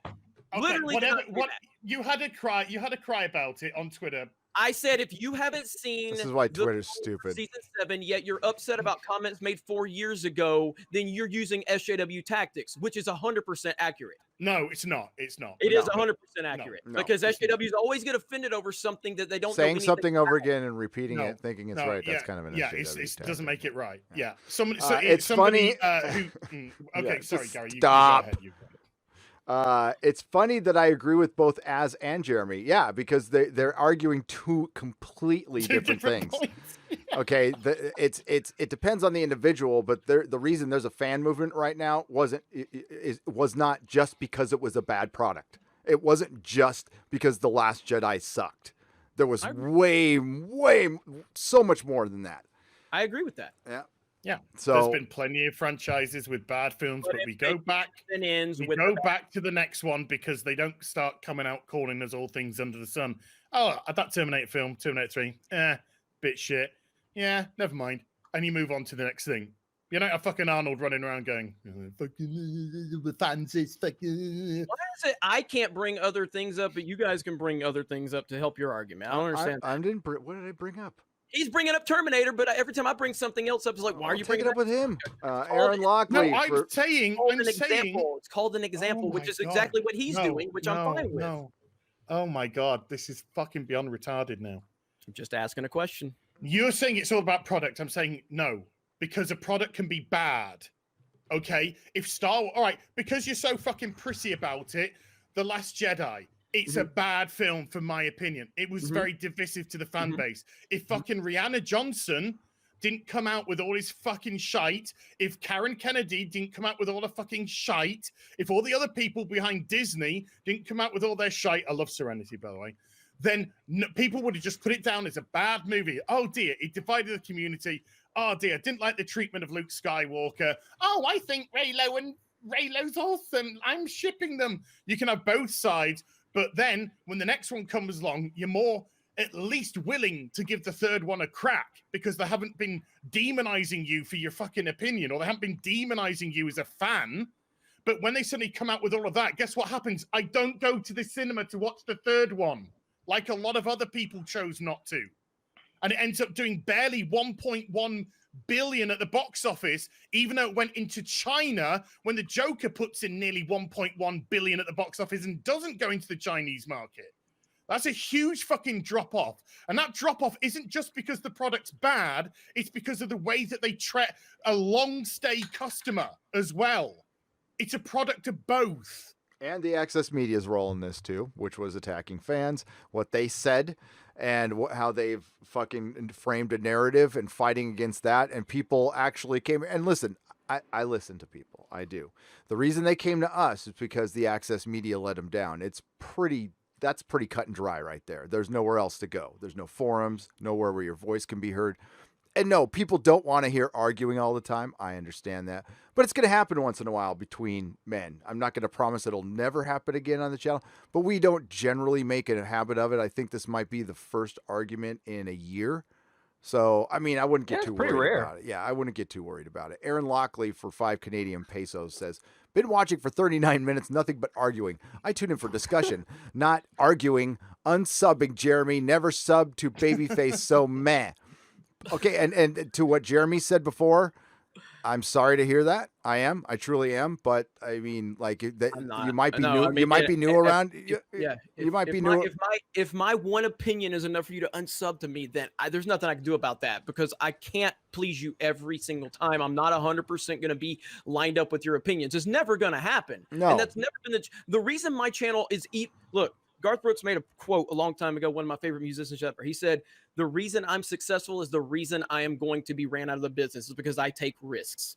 I started speaking out about something that no one else in my circles were speaking out against. The weirdos on Twitter can try to tell you that I was trying to form hate cliques and I was trying to take advantage of The Last Jedi. Nobody I knew was talking about The Last Jedi. Nobody. Everybody in my circle loved the movie. So when I decided I fucking hate this movie, it was a big risk for me. That is the reason I have any relevance whatsoever. Before then, no one knew my name. To this day, if I feel a certain way, and look, I haven't seen Doomcock's video. I haven't seen anybody's video on this Dave Filoni topic. I saw Ichibaka's tweet. I saw Ryan Kennel. I saw Doomcock's tweet. I saw Az's tweet. I already saw that whatever I was going to say was definitely going to be an unpopular opinion. I am not here to have my opinions repeated to me or to have a good like to dislike ratio. I am here to give you my take and how I feel. And if that is too much, then I can never help you. I can never solve your problems in life if that's what you're looking for. Don't look to me for your echo chamber. Look to me to be honest. Look for us to argue when we disagree because we're friends. Look for us to have fun. Look for us to get heated and passion. And when this is all said and done, you know, me and Az or Gary are all going to do, we're going to laugh and go, damn, man, that was crazy. I have a good day, buddy. That's it. It's not that serious. It's just not. It really isn't. But this is the reason I even have any relevance is because I said what I believed and didn't worry about the kickback. But at the time I said it the first time, I had no following and I was scared to death I was going to get eaten alive by an avalanche. But I had to do it. No, you're never going to make it if you're worried about that shit. Ever. No, you got to come out and say what you're going to say and the public will let you know if they agree with you or not. And the ones who stick around because they understand you and you know how many people I've unsubbed from? One, because they pushed a communist book. One, Alt-Shift-X, a fucking great channel, did great fucking YouTube Game of Thrones stuff, and at the end they pushed a communist book. And I went, bye. That was it. They got political and I bailed. That's the only channel I've unsubbed to. YouTube's unsubbed me from a lot of channels recently, as a matter of fact. But no, and it's your choice to do that. I understand that. So I mean, I'm sorry to see you go. I mean, because you're going to miss a lot of entertainment, but that's cool. Jesse Rickton for $10. Part of having a good product is having good customer service. The two are not mutually exclusive. I completely agree with that, Jesse. I think they absolutely go along. I can have the best customer service in the world if I have shit to sell. Well, great. I'll have a lot of friends hanging out, not buying shit from me. But I need to have that good product too. Jeremy is a consumer, not a fan. Elton Jong for £2. Jeremy is a fan. We've just had some latest imagery coming in. What's Jeremy versus Az. Let's take a look. Did you share it there? Sorry about that. Yeah. Okay, good. Here we go. This is live footage as it's in. What do those say on the head? Well, that's my. I was wearing a Balor Club. beanie. Yeah. That's the best. All right, we gotta. I'm gonna do a couple of super chats, and we gotta rotate. Odin, you get ready to go, and if we got a couple people, I'll dip out too. Yeah, and we'll bring Comics Division. Hi, just some guy. I'm sorry, I do have questions. We're gonna get to Last of Us 2 right after this. Okay, we got to go over these reviews, so I don't keep you here forever. And I apologize. So Odin, plug your channel real quick, buddy. All right, you can check me out over at Odin's Movie Blog, where I talk about movies, pop culture, when there is a box office numbers as well. I have a video that I just posted today because I watched a completely abysmal film called Artemis Fowl. Ooh. I watched it so that you don't have to. Don't watch it. Did you do a review? I did. You did? Okay, I'll check it out. And I watched all 90 minutes of that crap. Don't go without Gary without showing the screen. Don't go just yet. Okay, Odin. Thanks for coming on. And Odin does really good live streams. Make sure to check those out as well. We love Odin. And here we go. That's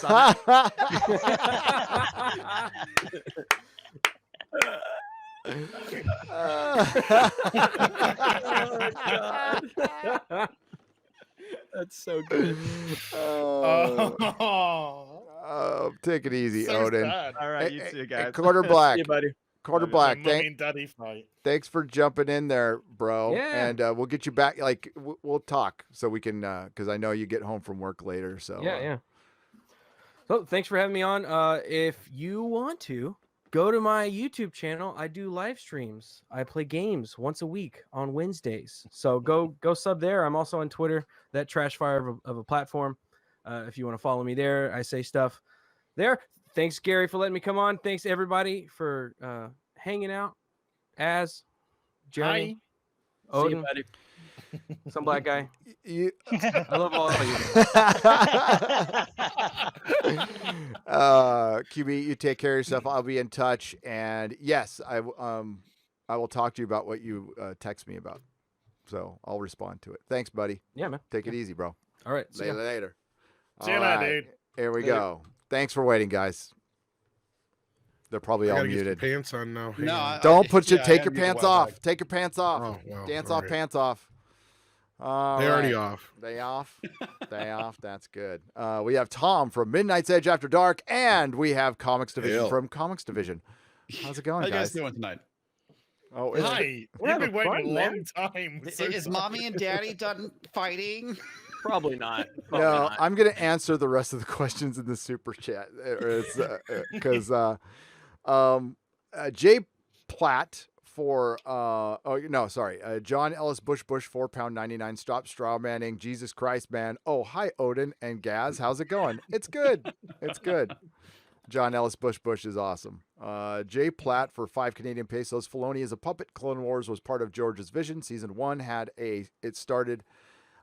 started after 2013. It would be more like Rebels. I don't know how much George had input in Clone Wars. I don't know how much. Oh yeah, though. a lot. A lot. Okay. Mm-hmm.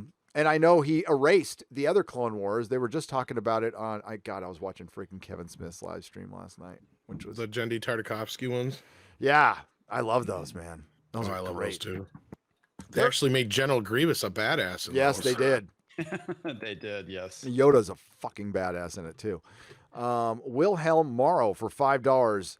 What's up, gay Gahail Gobopore. What's up, gay? What's up? It says gay. What's up, gay? Hail Gibopor. Hail, guys. Well, gay is a name. What fucking language is? I don't understand what this is right there, folks. You tell me. Is it German? Is Wilhelm? Was Wilhelm's German? Gahail Gobopor. I don't know. I'll just say cuckoo cuckoo. Battle Hymn 63 for $5. Supporting the product, regardless of its quality, supports the agendas and validates the disrespect of the customer base. That is something we do have to. We get asked a lot. It depends on the situation, and we don't always have the best answers. But Jeremy gets asked, Ads gets asked, I do, Comics Division, Tom. It's how long do we support this? And Tom and I had a very good conversation with a gentleman at Star Trek Las Vegas. I'm sure you remember this, Tom. It was the guy in the wheelchair who said, he listened to us for a long time, didn't agree with us, and then he realized he was an enabler. Like he was supporting this just because it was Star Trek. And that's what a lot of it turns into. It's, do you truly love it? And that's something you got to ask yourself. Am I buying this habitually, or do I love it? Do I still love it? Or do I like the idea of it? And I just want to have stuff, and it doesn't really matter what it is, as long as there's a Star Wars or Star Trek out there. I don't really care what's in it because I'm more obsessed as a fan. And if that is fine for you as a personal decision, great. But if you really want stuff to change, you got to stop buying it. You absolutely have to stop buying it.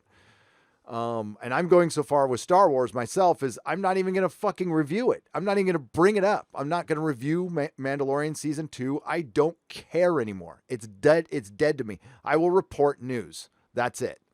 Like Kathleen Kennedy fired, or they hired Michelle Rejuan or some shit.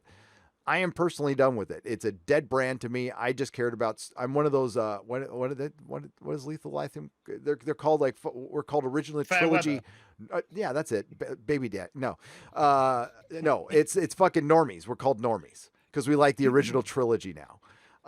That's the shit I grew up with, and that's what I like. So, Jeremy is wrong on this, but I disagree with his opinion on one subject, not his existence as a human being. Hashtag consumer not fan. Elton John for £5. We can do that here. Elton John, he can afford more than a fucking $5. Right? Jesus Christ. It's Elton John. It's Elton John. Yeah. Elton John. It could have been Elton John. Elton John's going through a rough patch. Mark C's echoing the passing of the great Denny O'Neil today. He was 81 years old. Yes, I saw that. Oh. Yeah, Denny O'Neil passed. Yeah, well, he passed away yesterday. Yeah. We found out today. We just found out today. So let's, do you guys want to go fight? Well, I've been trying to get to this for a long time now. I'm going to have to retitle this whole fucking show. It's a lie. Well, I didn't even know the Filoni thing happened. All of a sudden you guys are arguing. I'm like, why are they fighting over? I didn't know anything about it either. Dave fucking Filoni. All right, so we'll start with Vice or. Should have said before the stream. There were fucking haymakers going everywhere. Oh yeah, before the stream it was pretty hot. It was pretty hot. Or let's go to. Did you read this one? Just some guy. It was at the Polygon. I read most of it. Okay. It's just tragic. It's tragic when your paid shills are like, nah, I'll pass. We're better than this. We're better than this. They're not. No, they're oh man. My wife is getting the game and she's talking about, oh, the game's gonna be great. I'm legit curious to see if she's gonna be disappointed by it or not. I think she might be. She may not be disappointed, but she might end up being converted. So yeah. That's apparently the attempt of the game is to convert you to a new set of views, because that's apparently what happened to somebody after they played the game. They're like, I have to rethink my politics. Good Lord. I have a live stream to send all of you guys. Somebody emailed it to me 3 days ago.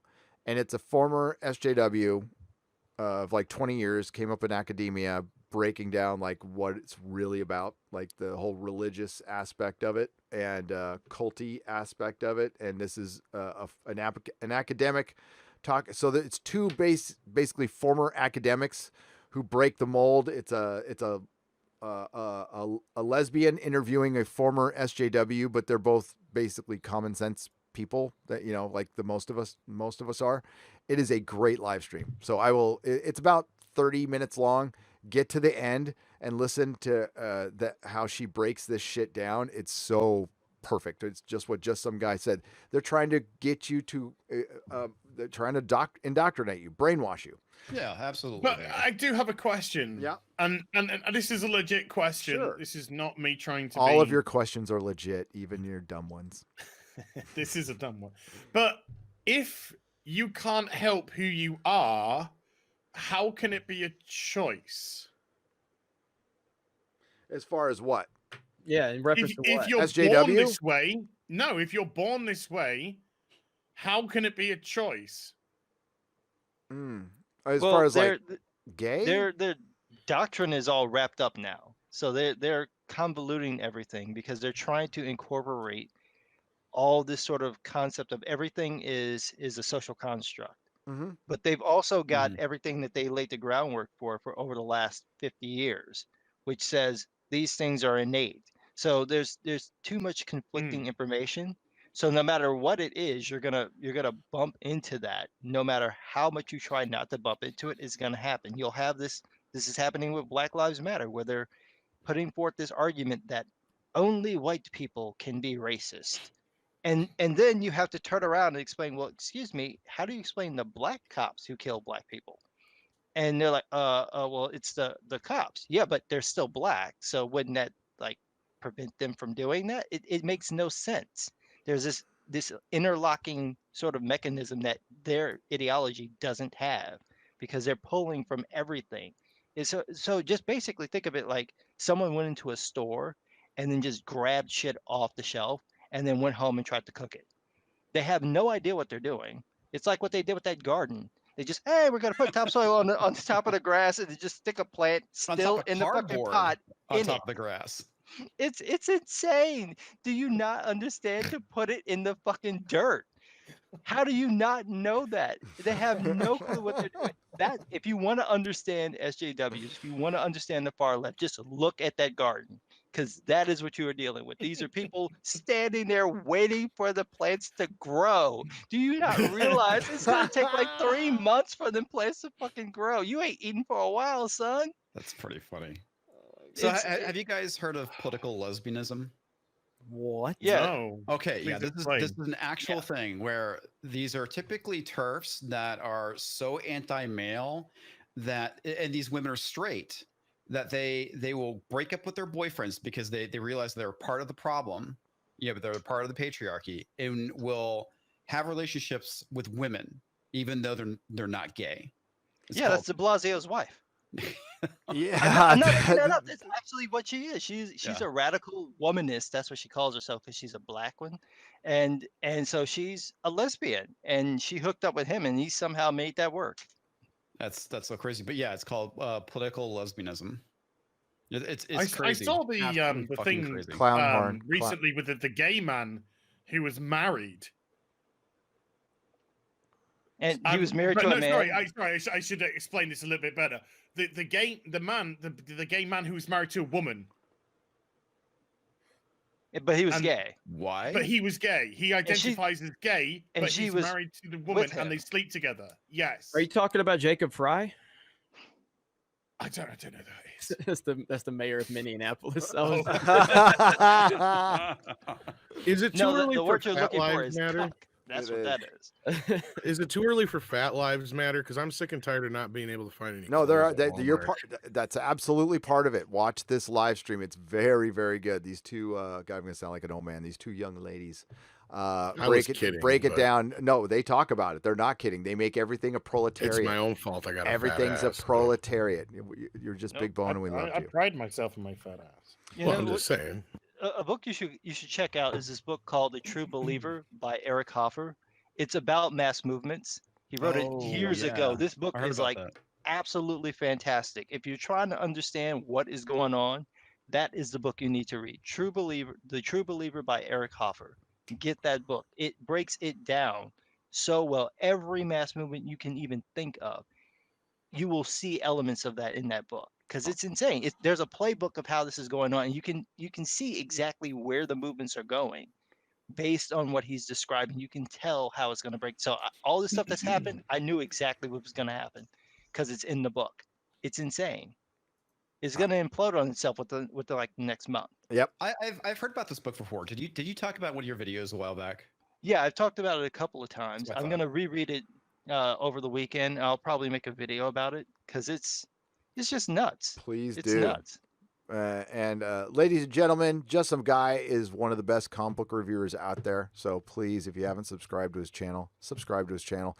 You will, especially if you go dig through his content, if you want to know what's been going on in comics, he pretty much lays it out over the last couple of years. It's quite good. It's quite good. Well, thank you. You're welcome, my friend. All right, so here we go. And Jeremy, like, let me know when you want to make your announcement. I figured it not in the middle of the argument, but we could have.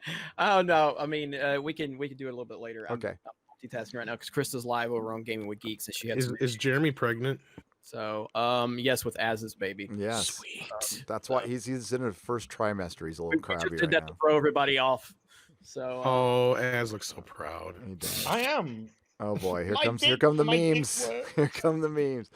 The Last of Us Part 2 reviewer, we're better than this. Did you know murder is wrong? Hold on, can I just say sorry? The Really? Welcome It to is? Wakanda video by Just Some Guys, fucking amazing. Yes. Yes. Well, thank you. That That argument's is- still going on Twitter, by the way. Is it? They will not stop. It's like, how many times do you want me to slap you down? Because I'm having fun. I will just keep hitting you. This will be like Airplane. I will not stop. Yeah. So You can make a sequel. Even cut in that video from Airplane. That'd be a good idea. The Last of Us Part 2 depicts the future, yet it fails to escape its own past. The sequel feels like a time capsule from 2013, the year the first game was released in real life and the year of the fictional in-game zombie outbreak. The Last of Us Part 2, God, the zombies almost feel like a background thing now. I don't remember seeing what's the point? Seems doomed to walk in a well-worn circle, unable to break out of its ever-thickening carapace forming along its skin, just like the victims of the cordyceps fungus that you fight throughout the game. Is that what makes you a zombie? Okay, gotcha. So, I'm not going to read this whole fucking thing, by the way. These game reviews, I can't believe people get paid money to do this, but you know, I get paid to do this, so it's crazy. So The Last of Us 2 is basically, you know, I don't know shit about the story other than it's a guy and a girl in a post-apocalypse. Did Neil Druckmann just watch The Road and mix in a little Walking Dead and tried to make it a little Game of Thrones later? Is there a pretty much that seems to be. So he claims that he's been inspired by. I think he was inspired by The Road. There was like some other book that inspired him as well. I think it was like The Last of Men or something similar title to that. And originally it was going to be only the women were infected. So they were the only ones who could get it. And Ellie just happened to be, and she wasn't named that at the time, but that was just a character. The girl happened to be immune to it. And so the older man would have to go and try to, I think, figure out why she's immune and then take her on this journey. And over time, he bonds with her. And then according to some of the articles I've read, eventually he would somehow contract the illness and she would have to kill him. So the idea was for him to learn to bond with her, basically. He had cut himself off because of the tragedy of the outbreak. And so he was supposed to learn to bond with her. That's my understanding of it. But someone at the office at Naughty Dog thought it was sexist to only have women be monsters, even though every other game has always had only the men be monsters and nobody had a problem with it. So Neil Druckmann thought it was misogynistic, so he changed it. And we got what we got. Anita showed him the way. Anita got involved and he cucked for her. So yeah, it kind of reminds me of the whole. He saw feminist frequency, and that's, I guess, what also kind of changed his mind because he saw tropes versus women. Yep. Yeah. Kind of reminds me of the whole horror movie business where like they were always like, oh, horror movies are so anti-women. It's like there's maybe two horror movies I can think of where the women are actually killers. And every other movie, the hero at the end of the movie is a woman outside of Nightmare on Elm Street 2. So you tell me again how... No, that's not really true. She's the woman saves him. He doesn't save himself. The woman saves him. I just watched the movie. That's true. Good point. Yeah. But that's the gay one anyway, so it don't matter. No, but it is. It's the same kind of thing. It's this nonsense where they try to paint like this picture where, women have always been demonized in games or something like that. And outside of GTA, I don't see where that's... Have you actually watched Concept is actually interesting because the whole thing with him, women only contracting it, that is such a serious blow to society, considering women are the ones who produce live young. So that is like a huge hit to mankind. And that is such an interesting concept of what he did. But and now he's like, oh, it's sexist. And it's like, what the fuck, dude? And Script Doctor pointed out in the chat, it is a complete ripoff of Children of Men, by the way. Yeah. Okay. Yeah. I like that. But have you listened to Tropes versus Women? I watched one. So the one that I watched was the one with the Powerpuff Girls. I think it was Tropes versus Straw Feminist. I saw that, and I knew this woman was completely full of shit because of that. Because there's a section in there where she says, so she's talking about the Powerpuff Girls. There's an episode where there's this feminist character called Femme Fatale who's teaching the girls to basically become uber feminist.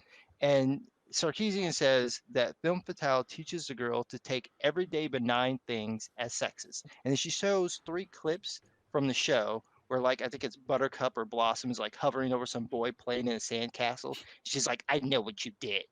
And then there's another one where the mayor calls the girls for help and they're like, why don't you get a man to do it? And then there's another one where the professor's cleaning up the house and he's like, hey girls, I've cleaned up the entire place except for your room. Could you guys do that? And they're like staring at him. He's like, oh, I'll just do it myself. And then Anita comes back in and she says, but the thing is, see, women are affected by sexism in nearly every facet of their lives every day. So you just contradicted yourself. Either it doesn't happen or it does. You just said that this woman is making them think things that isn't true. Now you're saying it's true. So it's like, you're full of shit. You're just pandering. And I was hoping that people would just ignore this woman, but she talked to gamers and you know how gamers are. So it's like, I see a challenge. It's like, shut up. And she'll go away. No, we're going to destroy her. Oh, well.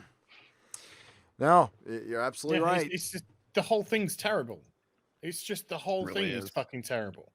It feels like somebody literally just turned on the camera and tried to record a series called Tropes versus Women without any research, any knowledge, completely unobjective evidence to support it when it could be shot down so easily.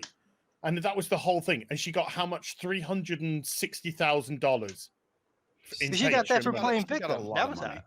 From raising that to make a few fucking terrible videos that fucking just some guy probably, his fucking video from the other day was just well more reasoned, thought out than any of that. $360,000. Well, and I didn't have to steal anybody else's work. Yeah, and she was like funding I want to say 12 videos, and only half of them came out. Yeah, I think there's been seven in total or something. No, she did finish it. It just took her 4 years to do it. Yeah.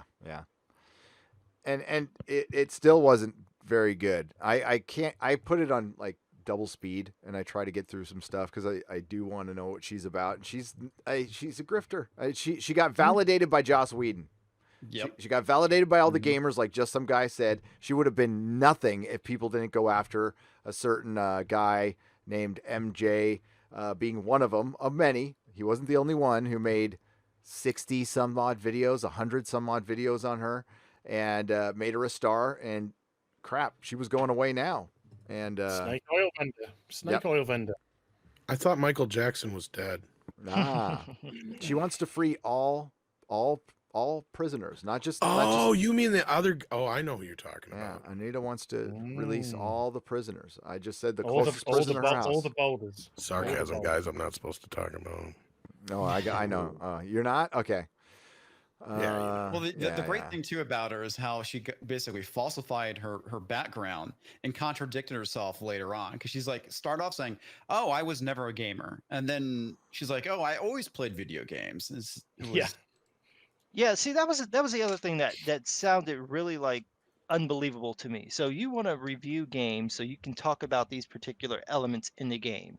So what you want to do is have people give you money to buy the video games, but you're a gamer. So if you were a gamer, then around 2012, you would have heard of this thing called GameFly, where you could rent the game, play it, and give it back. But you're not a gamer, so you didn't know anything about that. And you obviously don't have any games that you own, which is why all those game cases look fucking pristine. So get the hell out of here. Speaking of Anita, picture's legit, dude. That picture's legit. I can't be the only one who's made the connection between the Naughty Dog business and now all of a sudden the Lego business. What the fuck is that all about? She needs clout. Oh, no. All of a sudden now. Yeah, Lego struck down the quartering yesterday. Yeah, am I the only one making some kind of weird connection here? Wait, Yeah, why did they I am. I didn't hear about it until you told me. No, you're not. I don't know the specifics on it. I know he tweeted about it. I didn't have time to look up what happened, but apparently, I mean, again, Jeremy's been doing this a long time. He's not going to use copyrighted material to get struck. So I'm assuming that anyway. Maybe he did, but I would not think he would use any copyright material. The ordering never does. Yeah, so I would assume that it's probably something to do with him calling Lego out for their political nonsense. If I'm not, well, I've done 2 videos on Lego and they haven't touched me. I did one, I think, but I showed off the email. I showed off the email in the video. So I mean, what the email for what? To Lego from the associates, which basically that. Okay, yeah. So, well, did you guys see Anita blasting Lego? That's what I was saying. She's like the common denominator here. All of a sudden, I'm just. Well, she just wants clout. She wants it. She tries to latch herself onto anything. She's a limpet. But I get what you're saying. 2 things she's associated with strike some. Now, if more channels get struck down, I would say there might be something to it. God dang, there it is. But she's trying to cancel Lego. She's trying to cancel Lego. Yep. So she's not a friend of Lego. She's trying to get them to cancel. She was trying to get them to what? Well, I don't think she wants to cancel Lego. I think she wants to cancel what she could. She offers her. She services. wants them to bend the knee. She said, "I can come help you. I can consult for you and tell you what Legos to get rid of. Just $60,000. Come consult for you because I have no money. Yeah, I'm in desperate need of cash. That's basic what the issue is. Oh, she's a she's a grifter. She's like when she went after Project Red. She's probably used it all her money on Turkish art or wherever she went to buy her fucking wares, and now she needs some more grifting money. So they did this to him over an email. Emails are not copyrighted, baby. Oh, Az is the one who showed the email. I don't know. I showed the email. I don't know why he's had I don't know why he got it. And he normally doesn't show anything. It's an actual strike. Yeah, an actual strike. Yeah, that's what I'm saying. And he normally just shows himself, his face. He doesn't hardly ever show anything. He might pull up a tweet or something like that, but he never manually detected. Bullshit. That was the algorithm. Yeah, that means somebody went after it. Well, no, because the way that I found out from what was going on with Sony is that the manual detection is bullshit. So what they do is they upload images to YouTube, and YouTube's algorithm will go and try to detect anything like that image. So that's how they're getting people. When they say it's manually detected, what they mean is that some human uploaded the images that they want to claim is their copyrighted material, and then the YouTube algorithm goes and finds it. That's it. There's no human that's actually looking at it. Which is ridiculous. Yep. Well, I mean, this is one reason why I've been so disgusted over the whole Naughty Dog thing, man. It's like I can't stand us like giving our opinions and have to worry about getting an abused system taking us down. Yep. Which it eventually will. Absolutely, it will. And fuck Lego, fuck Naughty Dog, and fuck on any of these companies that abuse the copyright system. It's just bullshit. Or our discussion about the cops earlier, or Black Lives Matter earlier. I mean, it's going to be some weird arbitrary thing that we're not going to see coming. Even if we are fucking careful. That's why I stopped. I don't give a shit anymore. I mean, I don't cuss because I can tell now. But in my videos, I try not to cuss. That's about it. But as far as approaching subjects anymore, they're going to get us eventually. They absolutely are. They don't really care so much about the This is swearing. why you need your own brand built up so you can do your thing. Exactly. Yep. No, that's Absolutely. why Jeremy's doing what he's doing. That's why I'm doing what I'm doing. And yep, everybody, you got to have plan B. Always have a plan B. Yeah. That sucks, dude. Yeah, I do. I guess I'll go ahead and say it, but we do. Geeksandgamers.com is officially open. We actually did a soft launch. My webmasters got mad at me last week because I announced it on a small live stream with 200 people, and they were pissed. They were like, "Don't do that shit." But this thing has costed me around 10 grand out of my own pocket. I have not crowdfunded, and it's been the most stressful thing I've ever done. And it's we have a Patreon on there, so I'm gonna have Drunk 3PO play Dark Souls. If anybody that plays Dark Souls know, Drunk 3PO is not cut out for this. And Mark the Cyborg, our PC Master Race guy, is going to be his narrator. And I'm gonna have Krista, who's currently streaming right now on Gaming with Geeks. She's gonna be playing Grand Theft Auto 5, and we're gonna make sure she kills hookers, and that's gonna be fantastic. But that's just some of the exclusive live stream stuff. But for free, you can create a profile, you can jump into a forums. You're not going to be silenced on this platform. We have the rules are as basic as we could have possibly made them. Basically, don't dox people, don't harass people, and if you're told multiple times leave someone alone, you don't, then we'll have to take action. But outside of that, go back up real quick. Guys, I got some great news. Michael Jai White wants to play. Yes, I'll have that. Yep. Oh hell yeah, yeah, all day long. He's cool as fuck.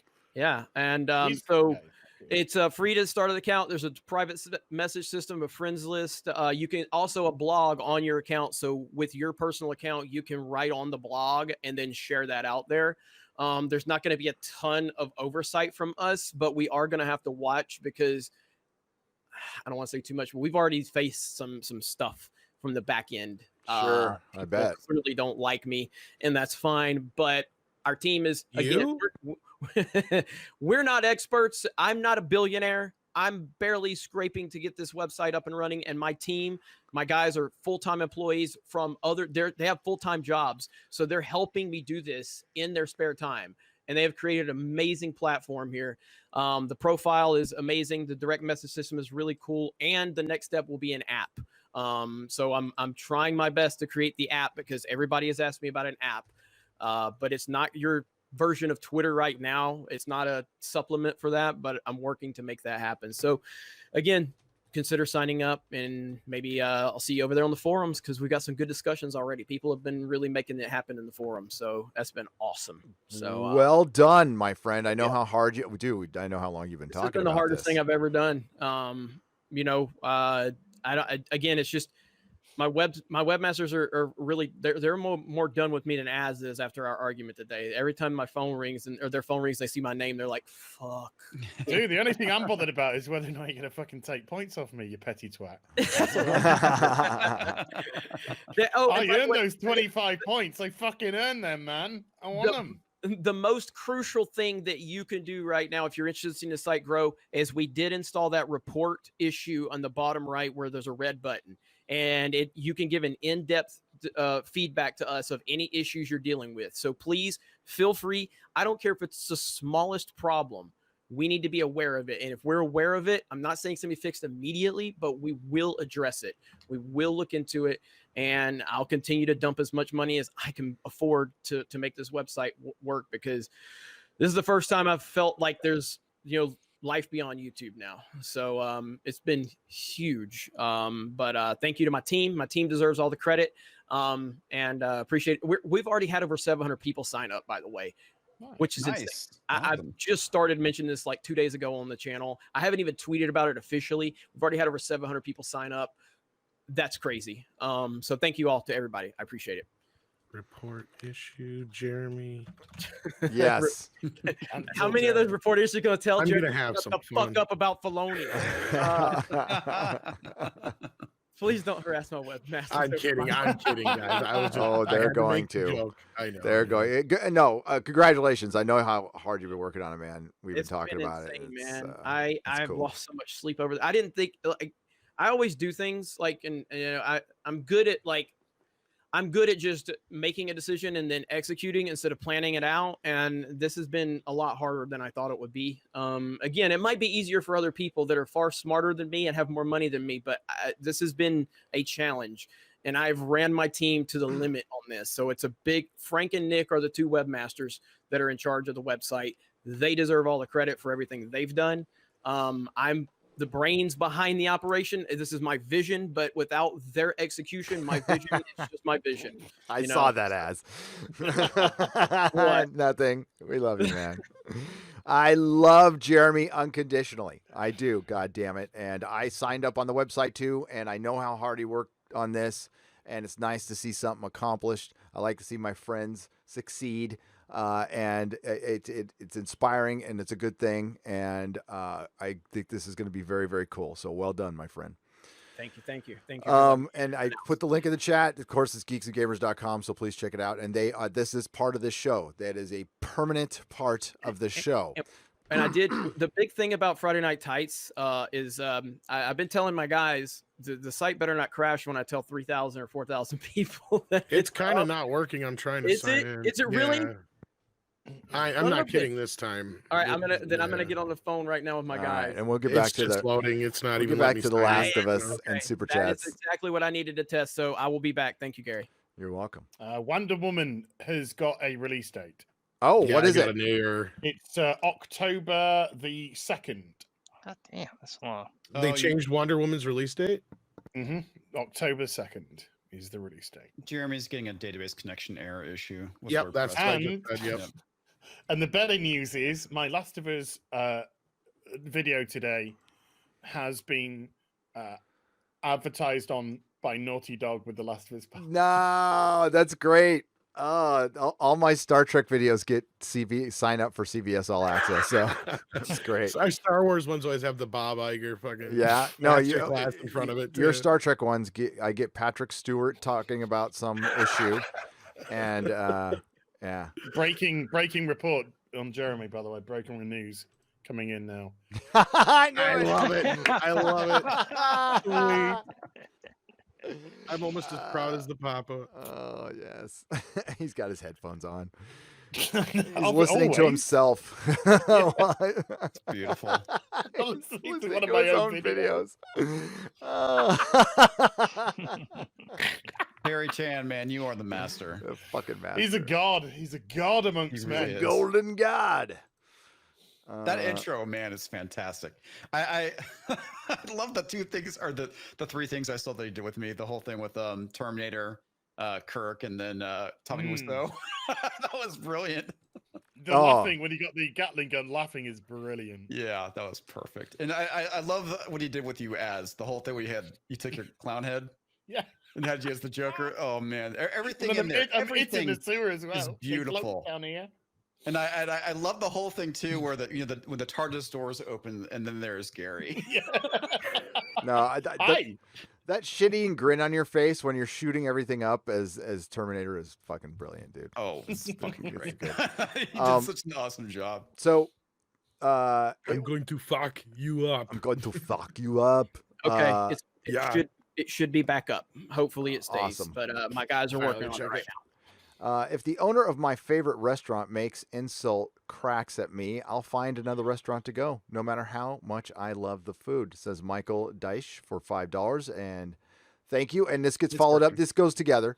It was all a dream for £2, says, I agree with Jeremy, but appreciate the other side. And specifically, again, it is about a product and customer service together when it comes to Star Wars in particular. I feel differently about different things.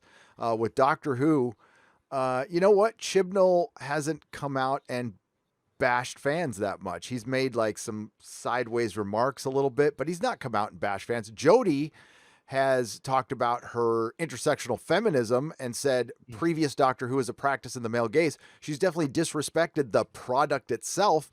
And she's the only thing close to insulting fans is she said the old fans have basically gotten old, which again, you know, it's much more about the sentiment behind the stuff, and it's lockstep together. Okay, so you have this especially with Rian Johnson, you have a belief system that goes with his bad product, that goes with his attitude towards the customers, that is contradictory towards actually doing business in this country. And we're seeing these corporations fall prey to movements, multiple movements, not just recently. Okay, I know there's the BLM stuff, but there's been going long before that, and they think it's the right way to go. They just flat out want to pick a side where they never did before, and they didn't understand the repercussions of this because I think they just smelled their own farts. They believed their own data. They thought they were right, and they thought there was a real small minority of people who just think with common sense out there. Well, yeah, I mean, it's like, and that's like, I'm sitting here like, I'd say the majority of the audience disagree with me, yet here they are supporting the site. People are signing up like crazy now. They just crashed the damn thing, which is exactly what I wanted, because we needed a good stress test too. But that's the beautiful thing about the side of the argument we're on, is that we're open for conversations, arguments, debates, and shit like that. And I appreciate that from all of you. I still say Az can go to hell. Oh man, he's not here. Damn it, that was a joke. Damn it, where'd he go? Oh, he's putting something on. I bet he's coming back. He's coming back with some clown makeup. He's coming back with Clown World.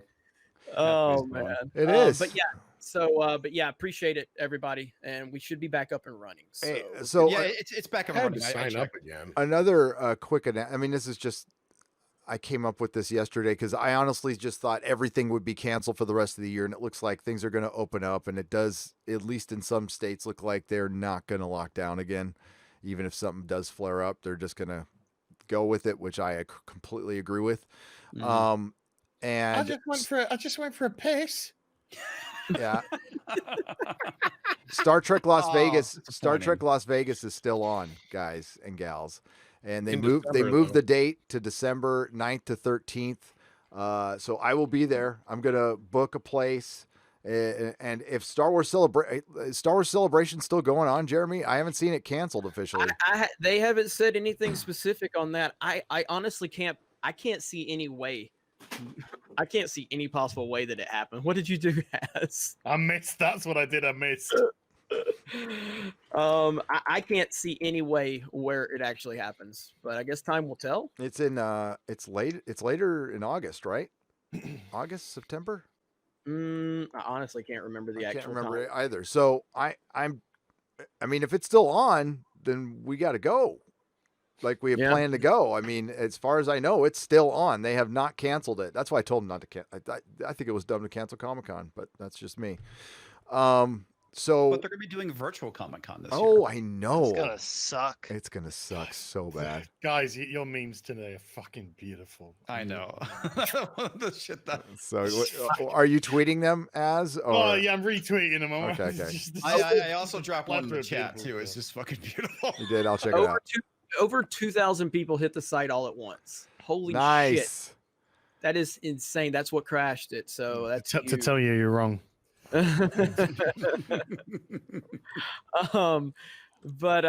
I mean, I'm looking at the numbers now. Judicon just said I signed up on my smartphone. The process was easy. I'm happy to hear that because I live on my smartphone. So I told him, I was like, guys, we gotta get this smartphone ready because it's not working. I'm looking for Az's profile right now because I want to show you. He trolled me with that. I promised him clown makeup when you disappeared, Az. You came back and you still don't have it. Here it is right here.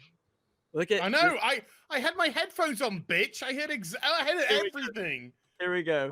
This is his profile right here on geeksandgamers.com.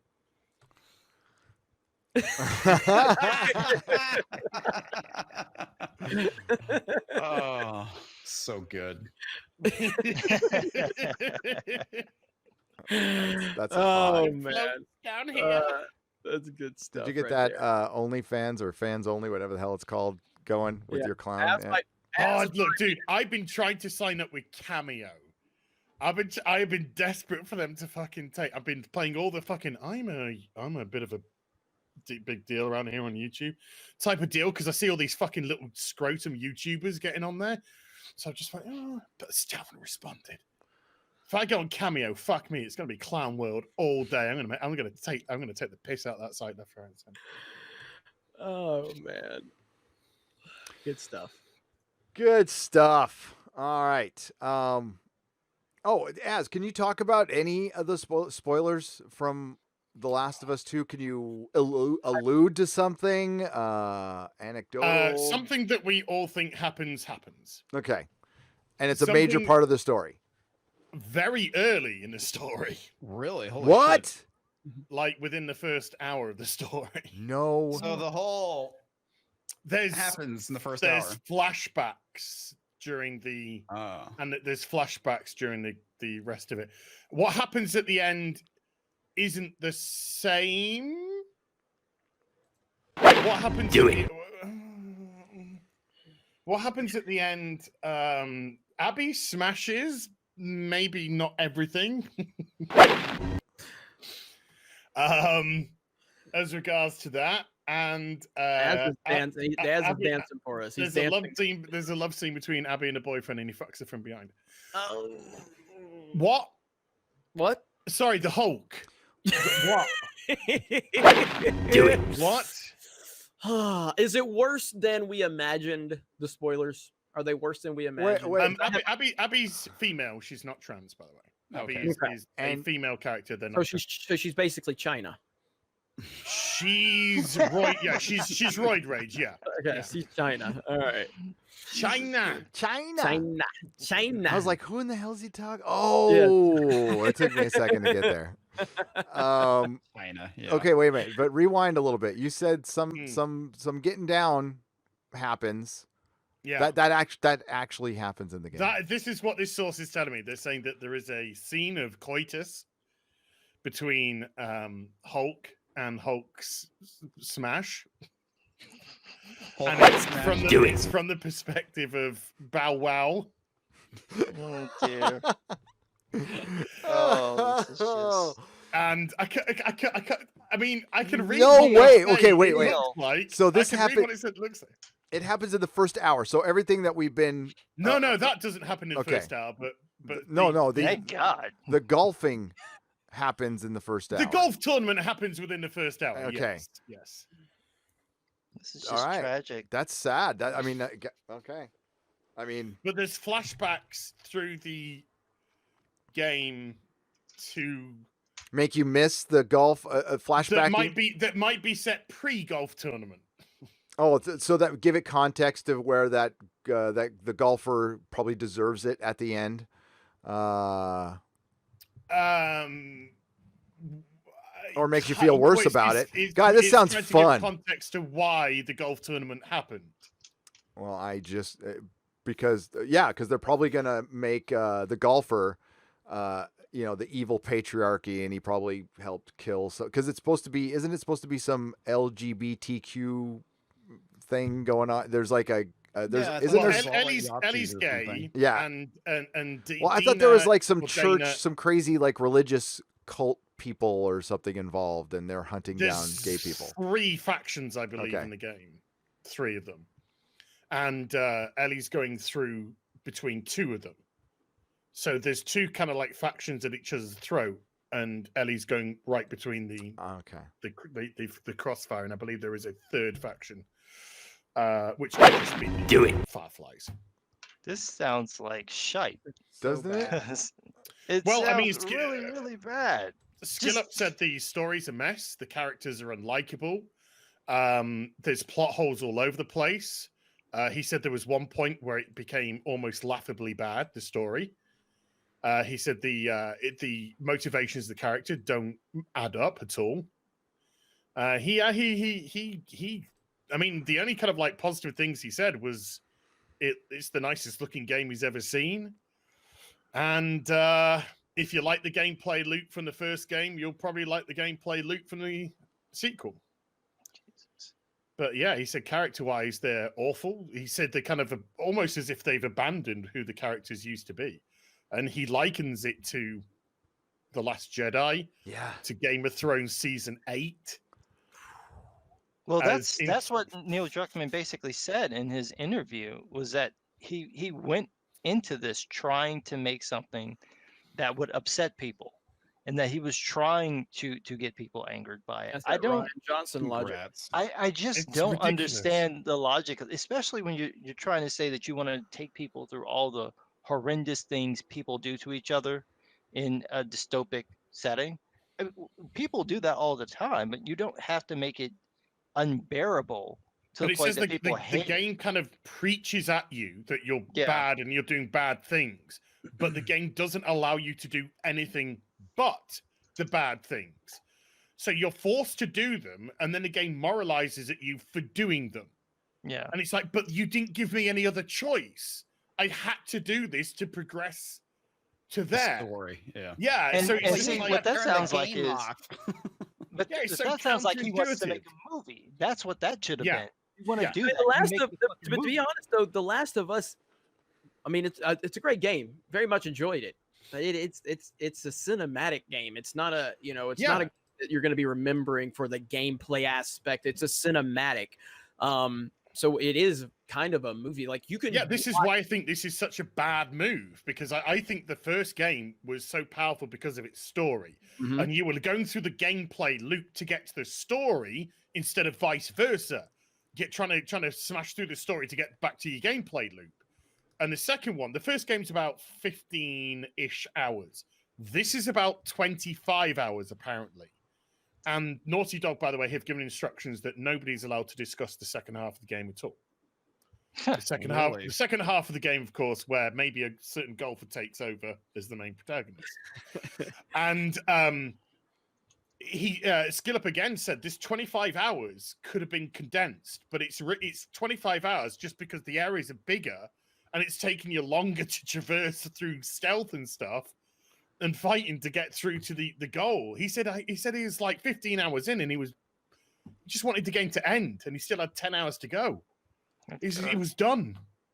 Yeah. I mean, it's going to get great reviews. I mean, right now it's sitting at a 96 on Metacritic. At least when I recorded my video earlier, it was a 96 on Metacritic. The first one's sitting at a 95. So it does feel like we're heading in that Last Jedi direction with the disrespect towards the characters and interjecting all of their ideology. Which, I mean, Neil Druckmann's on record saying this. It's not we're not breaking any news here. This is what he's done. Mm-hmm. And it's ridiculous, man. So yeah, it sounded like he probably ran out of ideas and just said, "Let's burn this fucker to the ground. We'll get a few more bucks out of it." I think he's a true believer. I really do. I think he really believes what he's saying, and he thinks he's doing something very powerful. Yeah. And he's in his little echo chamber, and he's a very big man in Naughty Dog, so nobody's really going to question him. Yeah. So he has all these yes men around him, or probably yes women, who are just like, "Yay, we like what you're doing." And as soon as it gets out to the regular people, I'm guaranteeing you, once people realize what happens in the second half of that game, that's going to be the end of that. Remember, this is the guy that removed somebody from the focus group because they said something he didn't like. Yeah. They questioned why was everything done from the female perspective does this happen? Why is Nathan Drake, this was for Uncharted 4, why is Nathan Drake getting his ass handed to him by this fucking woman all the time? Yeah, I know. And he's like, "Sir, you're sexist, leave." I remember when I was playing Uncharted 4, I remember that first scene, I'm like, why is this happening? There's no way this 110-pound woman could be doing this to Nathan. It's like, I get that Nathan's a bit of an asshat, but it's like, come on. He's a fighter, though. He's a fighter. He is. Well, the fight mechanics in the game sucked. So even if he was going to get his ass kicked, at least let me be able to fight back. But the fight mechanics were so bad. He's throwing these wild haymakers. His whole body goes into it. It's like, that's not how you throw a punch, man. You don't punch with your ankles. Jesus Christ. That's a movie punch. It wasn't even just a movie punch. In movies. But you could do a dynamic punch and then have the sort of the pullback when you stand back up happen faster. Everything that was wrong with that was that everything was delayed. It's like, oh, he throws this wild punch, so his momentum carries him forward. You don't have any time to recover, so you're just getting pummeled. And then on top of this woman who's like half his weight is just beating the hell out of him. And it's just ridiculous. And everything else was great. Like the gun mechanics were like the best in the series, Mm-hmm. but somehow the fighting, you just like, fuck it. And that's the thing I really liked about Uncharted is the cinematic quality. Like the beginning of Uncharted 2. Oh my God, that was like probably one of the best introductions to a game I've ever fucking played. Easily. With the train over the cliff. Yeah, the train over the cliff. That was the best. Part 2 is a game about not rising above revenge or violent urges in general. It's filled with characters dedicated to never seeing the bigger picture beyond themselves. Although the game's backdrop is a global pandemic, and although it reaches towards the idea of larger injustices depicted by two warring human factions, the Cult of Seraphites and the militaristic Washington Liberation Front, it is really just weird, right? It is really just a story about a teenage girl, her damage, her apparent belief that the only way to get over trauma is murder. A history of bad decisions. Part 2 opens as Joel, the gruff protagonist from The Last of Us, tells his brother his darkest secret. The secret that may have doomed humanity. After transporting a teenager named Ellie across the country and learned along the way that she's likely the only person immune to the fungus, Joel is told the doctors will use her brain tissue to create a vaccine and it will keep all living humans safe, but that the process will kill her. It's fascinating moral conundrum. What is the value of one young girl measured against the whole of humanity? The needs of the many outweigh the needs of the few, or the one. Yeah, and that's the whole thing too. Is that the point of Last of Us is about selfishness, because Joel makes a very selfish decision. Yeah, and granted, it's a very difficult one because but it's about Sarah. It's about his daughter. Yeah. His daughter that was killed on the day that the outbreak happened. That's right. And him becoming literally almost transplanting Ellie in that role as his daughter by the end. Correct, because they should be roughly the same age at that point. Mm. But yeah, I mean, he literally doomed the rest of society because of the decision. Well, didn't they find out that they've tried other people before and it didn't work? Or did he... It's been a while since I played it, so I don't really remember. On Wikipedia or something like that, or he lied to her about it or something. He lies to her at the end. He says that they were full of. He says they were full of shit. Yeah, they were just another group full of shit. And I got you out. They couldn't do what they said they were going to do, so I got you out. And that's what he says to her. And he's like, you wouldn't. She was like, you wouldn't lie to me and stuff. He's like, oh boy, here's this word. Agency. Well, for video games, it's a necessary word. It is. It's a decision that robs the player and Ellie of agency, and in the in-game world of a cure, and you better believe it has consequences that didn't end up with the credits on the first game, or didn't end with the credits of the first game. So trying to find the gorgeous places you'll visit to do your murders. Well, it goes to show you how much Polygon is against any kind of like game mechanic that involves violence. But they set themselves up for this 3 years ago, dude. Yeah, they did an article 3 years ago, which was like, we need to stop violence, female violence in video games. It's been going on for a while. This is nothing new from the Access Media on the video game side. But it's like, come on, you're sounding like the fucking religious right at this point. This is the exact same argument I heard about video games in Dungeons and Dragons from the right. Why are we hearing this from the left right now? Because they've become the same thing. Exactly. Yeah. They're authoritarians. They don't care. And authoritarians want control. And this is a way of getting control. It's the exact same thing. Well, it's not always just Polygon lives matter, right? Yeah. The beautiful thing, though, is the fact that they don't recognize that. They have absolutely, no self-awareness that they're doing the exact same thing. But of course, they know. They just think that they're righteous. That's the difference. They're explaining it away by thinking what they're doing is the right way to do it. They're fully aware of it. This is the interesting element of it. Is they know what they're doing. They just don't think it's wrong because they're doing it. Yeah, because it's coming from their said, side. There's nothing so dangerous as a righteous person. And a zealot at that. Wasn't that from Serenity too? I got it. I thought it was Martin Luther King, but okay, we'll go with Serenity. I'll go with Serenity. No, I didn't know. Dude, I've been kicked out of 3 high schools, brother. I apologize. I think it was Malcolm X, actually. I think it was could have been Malcolm X. I apologize if this has been shown already because I've been kind of distracted, but I just saw this meme on Twitter. Hang on. God. Let me get over there. Yeah, I shared that in the chat earlier. Oh, I'm sorry I didn't see it, comics. Oh, no.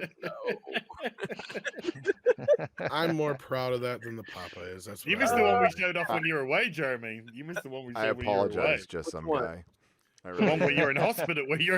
Having the baby. Ellie, I retweeted it too. So Ellie embraces the role of anti-hero just as Joel did. What are they saying? Are they spoiling? And Naughty Dog makes its queer women protagonist act just as violent and self-involved as the legions of grizzled straight white dude video game protagonists who have preceded her. Judging by the domestic violence numbers that we see of lesbians, I'm really not that surprised. Yes. Oh, yeah, that is true. Hand grenade That's right the there. one thing the alphabet community never wants to talk about is the whole thing with violence amongst Domestic violence and the amount of U-Hauls. And a certain word beginning with S, but you know. Yeah. There's something that feels off about the straightforward swap here. What? It's never enough. It's never enough. They're basically saying that morally, she should be superior to the straight white man. I am looking forward to the barrage of articles where Neil Cuckman gets dragged. It's going to be beautiful. Oh, they're going to destroy him over this. They're absolutely going to destroy him over this. Fantastic. He doesn't realize it, but it's coming and it's going to be glorious. Delay the game. Kibblesmith. Kibblesmith got dragged over. Yeah, he did. Kibblesmith. Yeah. Kibblesmith. He's turning lesbians into violent killers. Has New Warriors been canceled? Yeah. Essentially, yes. The comic book, yes. That's hilarious. The trade paperback probably will come out. Unless they I mean, I don't know. They could change their mind, but it's completely off Comixology with a lot of other stuff. Marvel did something so fucking stupid today, and I don't want to get in the weeds about it. Did you see what they did? They tried to make DC look bad by offering some variants on Wednesday, and if you see the variants, they're just blank fucking covers with the superhero symbol on them with some color, and it's variants. It's like right back to where we were before. Here's a bunch of variants. Yeah. Fucking We're solving the problem. Fuck Marvel. Marvel's gonna fuck themselves. They are. This is what Marvel does. They do this every single time. 25 variant covers for Iron Man #1. You know, by Dan Slott. No one's gonna buy all 25 covers. Dan Slott is a shitty ass writer. Did you see the new Iron Man they're coming out with? It's like straight. They say it in the promo. Back to basics. Like they're giving us an Iron Man that's Tony Stark in his armor fighting his bad guys. Like no bullshit. That's what they did with Spider-Man. That's literally the first arc is called Back to Basics. Yep. They're doing this. But it's still the clone, right? No, it's Tony Stark. It's supposed to be Tony Stark. It's supposed to be from back to life. The Tony so they brought the real one back to life. They're bringing him back to life. It was announced today, and I'll show you guys in a second. Remember when Captain Marvel killed him? Yeah. I thought he was just in a coma. She doesn't. She murders so many damn heroes, she can't keep track. Yeah. So fucking. I got Captain Shield. I got Thor's hammer. Alex Ross designed the armor, and it actually looks kind of good. And yeah. I'm surprised. His designs are usually hit or miss. Yeah. I feel the same way. I'm not like I like the guy most of the time, but not all the time. His art. There's something. It's a missed opportunity to explore how the rage of a marginalized, there's that word, character might take on a different form, and what the form may so you want somebody who feels marginalized to step up. I mean, like to feel confident, but you're saying they're marginalized. This is logic I'll never get my head around. And what else is it going to do with a rage? Fucking bake cookies with it. Well, yeah, golf club. I felt so much hope at the idea of embodying Ellie instead of Joel in this game, but the entire arc she follows was an arc that I easily could have imagined Joel taking instead of her. So, a glimpse. So they got so just so I understand, they want female characters to be treated like the male characters so that male fans will like those characters. Then when you do it, they complain because you've done the swap that they asked for. Yep. Yeah. I think you summed it up. Because you can't win with these people. Nope. Yeah. No. Is Ellie somehow meant to be more compassionate? Is she meant to be coming out with a bunch of flowers and saying to the gangs, "Hey, here, give peace a chance"? Women are compassionate thing was, more compassionate than men thing was sexist. It is, and then it isn't. Better counsel me then. Sorry, my bad. It is, and then it isn't, right? So it's like they want the women to be strong to prove that women are strong too, like men. But then when you do that, then you realize strong people quite often don't go around being worried about every single thing that happens. So then it's like, well, you want to show that women have compassion, but then you do that and you've like undermined exactly what it's almost like there are different types of strength. It's a trap. Yes, you were correct. It's as if people are people. It's as if people have their own individual personalities, regardless of what they do with their fucking genitalia, you dumb fuck bitch. It's like people have their own agency. Boom. The Last of Us Part 2 depicts individual people who are instead ruthless, capable, yet self-absorbed, and whose... Are they sure they're not talking about Polygon? And worse... and whose possession of violence is limited to how often it affects them and their chosen family members. They are almost unbelievably unable to see the bigger picture. Part 2 ends up feeling needlessly bleak at a time when a nihilistic worldview has perhaps never been less attractive. Its characters are surviving, but they're not learning, and they're certainly not making everything better. Maybe the most surprising thing of The Last of Us Part 2 offered me was the surety that while the game was made with great skill and craft, we are actually much, much better than Naughty Dog thinks we are. Wow. No, we're not. I don't think Polygon is. But as far as making a nihilistic game in these times, what have we been talking about for months? That this is where everybody's been going. What do you think, Star Trek? We're up. We're positive now. We're positive and optimistic. Yeah, it's much too late for that shit. You can't course correct either. That's the problem, is that the game is going to come out. You have no time to fix any of this. So I don't know why you wouldn't have tested this and put this in front of people who didn't agree with you. And when those people make complaints, to make changes to the game. I just got done watching Mobile Suit Gundam Iron-Blooded Orphans. It's a very dark, depressing Gundam series. It's about child soldiers. They do as much as Japanese TV will let them do. So you've got kids being murdered, you've got kids being abused, you've got heavily implied rape, and virtually all these characters that are having this done to them are boys. So they do what they want to do. I mean, they get you involved in characters and then murder them. And these kids are like 14, 13 years old. And they even come up with a really cool explanation for why they're using children as mobile suit pilots, because they have a rod they stick in their back that helps them with spatial dynamics, with spatial awareness. And the older you get, the less you'll be able to get this adapted to your spine. So you have to be a child. So they're doing it to like 5-year-olds. So it's insane. It's very, very dark. But it's told in a way so that you can connect with the characters. You can care about them when they die. You can care about them achieving things. And when they fail to get what they want, you understand this is sort of the world that they live in. It's dark, it's dystopic, but you understand why it's like that. It just sounds like with this, they just said, we just show how horrible people are. who wants to play that? I mean, you can make a movie, but you want to spend 20 hours playing that? And you literally, every character, you're doing the same. This person's a shit because. This person's a shit because. This person's a shit because. So you just have a singular tone going through the whole game. Yeah, I really don't understand. Yeah, how can you attach to that? This is 25 hours of this, and I think this is also going to ruin the replay value too. There's like certain movies.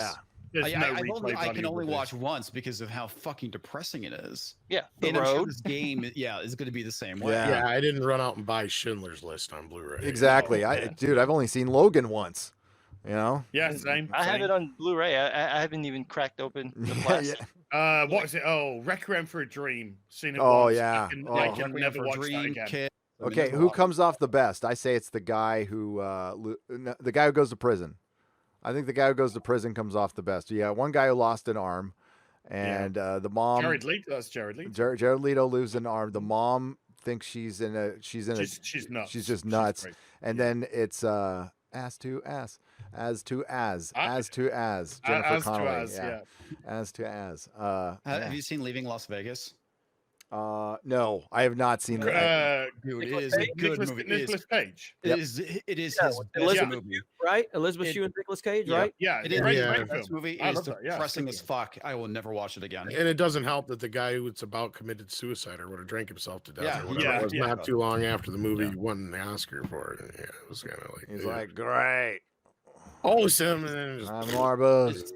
It's a fucking bullet to the head, man. Oh boy, no thanks. No thanks. As once gone. Oh God. Holding out for a hero girl for £5 says Jeremy, leave Az alone. People have the right to think how they want. I agree with Az. And holding out for a hero girl. Thank you for the £5. For £2, Rebecca Gold, Ian. Az is right, Jeremy, but I still like you both. And that's the vast majority of all the sentiment. They understand. They've been around here for a while. Selwyn for $5. At the end of the day, it's Az's money. He can do whatever the hell he wants with it. Says Selwyn for $5. Damn straight. Some nobody for $2. Waitress calls your wife a hoe. Eat there again? Well, it depends.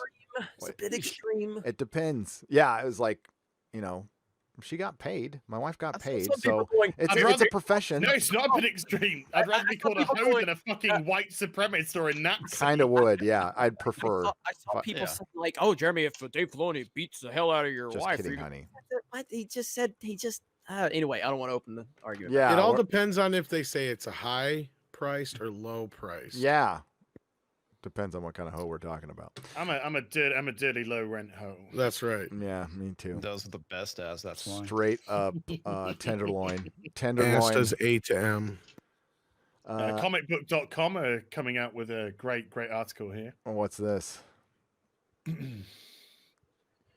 You'll see. Oh, you look so. God, no. Oh, that's what Star Wars is to me. Oh, for fuck's sake. Here we go. That's what it is. I think that personifies Star Wars right there. What's it say? Why Disney should remake the Star Wars? What happened? There you go, buddy. What happened? This is look. Go back to Solo. Okay, if that would have been a success, Solo lost money. By the way, hashtag Solo lost money. If Solo would have been a success, that would have really elevated this process. They 100% want to remake the original trilogy. I remember I was on the first high council I was invited on. Jeff just did not want and it's not like he doesn't believe it. He did not want to believe it. He was like, no, they can't do it. They can't do it. I'm like, dude, they're gonna fucking do it. It's the first thing I said when Disney bought fucking Star Wars. They're gonna remake the original trilogy. That was the first fucking words out of my mouth for that. So, and I think everybody said that, and it will happen. And it will be Lucy Skywalker and Hannah Solo. And I don't know who's going to be. Lucy Skywalker. It'll be a female Darth Vader. Yeah, they will flip the script on that. Come 3PO. Hey, Disney, do it. Disney, remake the original trilogy. Wait. I have a video clip for that. Hold on. Hang on a second. I want the lead in your remake of the original trilogy. I want it to be an overweight black woman with 6 kids. Do it. to just keep food on the table. That's what I want. Go ahead, market that shit. Get your representation out there. Fuck off. As I said before, it's gonna be Princess Wokeness, Gay Skywalker, and Trans Solo. I want to overlay slapping her kids. Shut the fuck up, Tyrone. That's what I want. I want to see this shit. Come on, give me some representation, motherfuckers. You don't believe in this shit. No. You don't believe in anything. I think if they did that, that would even get the normies to go, we're done. Yeah. That'll be the end of it because it's too much of a classic. I don't think anyone would tolerate it. No, I agree. And they'll have to do it in such a way where they can only show like 30 minutes of it in China. So, read. It'll be like that little album. Well, you guys are too young for this, but the little album version we got with the narration that's like 25 minutes long, and you like read along with the book. Yeah. Yep. You can read along with me in your book. Yeah. You'll know when it's time to turn. I had all 3 movies, man. Yeah, I got them. Oh, I like it. She-3PO. Boom, that's a beaut one. The first thing they got to understand is that Jar Jar's the key to all of this. He's the key to everything. If we can get him to work. If we can get him to work. It rhymes like poetry. I'm sterile. Spoiler alert, he didn't get Jar Jar to work. I'm shooting blanks. How about you? Oh! R2, me too. Okay, that's a show. This guy's killing. That is great. Beautiful. Now, yeah, that's great. It's all shit. It's all dead. It's all shite. Everything's ash. Everything is ash. The only thing I say to this is I'm not so sure they can, just because of stipulations. I'm sure George has put on things, but I'm not saying it's not going to happen after he dies. Because the only thing I keep bringing up is if they had complete 100% control over the original films, don't you think Disney would have released the unaltered versions of Star Wars by now? Because they're nothing but money in the bank.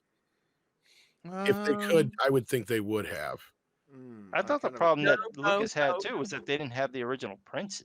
Like He's full of shit. Anymore. They're still there because Trevorrow said they watched a 4K print at Disney Studios or whatever of the original film unaltered. Tom, no. If they were worried about money, they could have just done a good job on the fucking sequel trilogy. This is true. Yeah, that's true too. But I'm just saying, it's not like yeah, I get it. But my point is if Dave Filoni said that Rey was I forget. Shut the fuck up.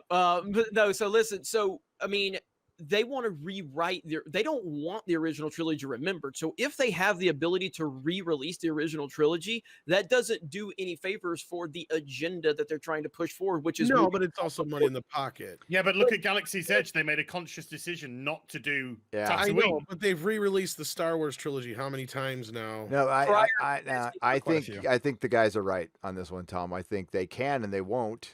Just like they're going to bury stuff, they're going to remake. To keep, so it makes their stuff a little more, and they'll probably do it down the line. They want the new Star Wars. That's what they want. They don't want the revisited old stuff too. They don't want the 50-year-old Star Wars fan. Yeah, those 50-year-old Star Wars fans. The only income. ones left with I won't say it, but read Filoni's quotes in The Art of the Rise of Skywalker. He's been involved in bad product, says Lost Jedi 22 for $5. I covered those comments on my channel and roasted him. Catfish Hunter for $50. Thank you, Catfish Hunter, and you were a hell of a pitcher, by the way. I agree with Az. He's not saying cancel Dave Filoni. He's just not going to watch it. Cancel culture is dangerous. Capitalism is common sense. We can't let things like this go and still support people that trash their fandoms, or nothing will change. Yeah, the only way we can vote is with our wallets. It sucks. I hate walking away from Star Wars. I hate not feeling anything for it. I hate that disturbs me. That was a huge part of my life. It's a reason I'm a nerd. It's the reason I bought a comic shop. It's the reason I have a fucking channel right now. It's the reason I have half the friends I do, is because we talked about Star Wars and watched Star Wars Official. Dougie J, he might still be in, we watched it when we were kids. It was a huge part of my life. It's like a Beatles fan watching the Beatles get back together and turn to shit and having to not listen to the Beatles anymore. That's how much this sucks. But the association with Disney is I can't even look at it. I can't take it seriously anymore, and they're not taking it seriously. They're not taking the fans seriously, and that's the most important thing. They're taking them for granted. Just like, Dan and Dave did with Game of Thrones for different circumstances. They took the fans for granted. They just thought they would swallow whatever the hell they put out there, and, same result. Ace to face Mr. Freeze for $1.99. Jeremy is just a set that Az is Gary's new YouTube wife. No, I'm a YouTube polygamist, asshole. So no, I'm just kidding. I'm not calling you an asshole. I'm just kidding. I love all By the my way, wives. comics, your food's here. Is it food time? No, I was like, I actually thought those were my Did you guys dogs for a talk second. about this already? This video where the SC Reviews put it together, but it was going around. It was an interview with Spielberg where he's talking shit about Kathleen Kennedy. Yeah, that was fucking funny. Did you guys see that? I haven't seen the video. I heard about it. I did see that. It's not very long if you want to share it. And I'm sure SC won't care as long as you shut him out. Not even a minute long, I don't think. Yeah, it's only like a minute long. It's kind of funny more than anything. Yeah, I mean, basically just says she's a secretary who doesn't know any fucking thing, which is exactly what her work and her okay. she's provided. It's in the thing there if you want to share it. Can I apologize to all of the hardworking secretaries out there, because it is absolutely disrespectful for me to call Kathleen Kennedy a glorified. That's true. Because that would disrespect other real secretaries. There's real secretaries who work their asses off and do a great job. I think And shut people up. understood that, Jeremy. I think people understood it. No, I had a few people actually tell me. I have some emails. They're like, "I'm a secretary," and I take offense. I was like, that's funny. You should. I went to. Shout out to SC for putting this cut together. This is pretty good. Shout out for Perry Chan, who's just done something else. So we'll check it out Los next. Angeles and landed a job as a secretary for notorious screenwriter John Milius. At the time, Milius was executive. She totally producing fucked Steven Milius. Spielberg's movie 1941. Milius was awesome. Spielberg says he was so impressed with her organizing skills that he asked her to be his secretary. I remember Kathy came into the room with her steno pad and her pencil. She was horrible at taking notes. She was terrible, and she didn't really know how to do it very well. But what she did know how to do was interrupt somebody in mid-sentence. Real world, we're not. We're terrible people. Or you We can just make won't- bad choices. Well, you make bad choices, but you. We'd be pitching ideas back and forth, and Kathy, who's supposed to be writing these ideas down, suddenly put her pencil down and would say something like, "And what if he didn't get the girl, but instead he got the dog?"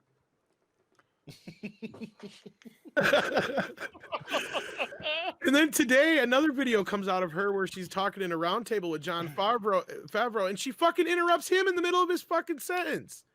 You guys see that one? It's like a superpower, I guess. She's the worst. I think her real name is not Kathleen, but Karen. They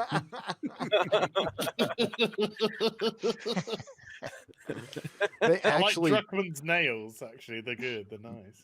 Oh, I Very just noticed tasteful. that. Yeah, those. They look like a cute couple. Yeah, I could ship that. Totally. What's the shipping name for it? Kibble Drunker? Drunkersmith? Kibblecuck. Cribblecuck. Cucklesmith. Oh, that's adorable. That's just... There's chemistry there between them. I totally saw it. I'm right there with you. Has anyone else noticed this? That also with this trend of them being all woke with their LGBTQ, MNOP plus asterisk SX up down left right whole day press star people? They never include the men.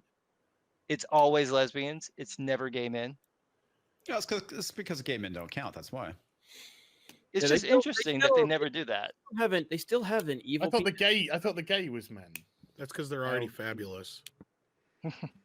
But it's like where the gay male leads for. No, for you're all right. these You're woke totally games. right. They don't exist. And if they do, they get killed right away. That's why they get the whole thing with you kill your gays. That's like a whole thing in Hollywood. Like Doctor Who did. And Star Trek recently. Oh, Yeah. they were killing off all the gay male characters. And they had to bring it back in the dumbest way because they were guilted into it. So he was literally brought back in a piece of poop through a Yes. mushroom What? dimension. Yeah. Oh. He's not kidding. He's not fucking kidding. Yeah. Thank God I didn't watch that show. Yeah, oh God, yeah, your brain will thank you for it. It really will. I've been trying to review Star Trek Picard season 1 for 3 months now. I'm halfway through, and I want to. Honestly, I've never been suicidal or self-loathing, but I am cutting myself a little bit just to feel, just a little bit while I'm reviewing this. I haven't gone full suicidal yet, but himself today. Yeah, that's how. You know what? That's what I'm going to end the video with. I'll play like a kazoo version of that or something. Well, it's like I said, man. Like, reviewing Picard was self-abuse. It's like slamming your balls in a drawer. Bam! Yeah, it's painful. To make it sucks. Just doesn't roll out the tongue. Here is slammed my Picard in a balls nutshell. drawer. You don't need to review it. This is all it is. Every episode. Episode 1, I'm sorry. Episode 2, I'm sorry. Episode 3, I'm sorry. That's all it is. Yep. Every episode. You could simply review it with a wet fart, and that's basically what it is.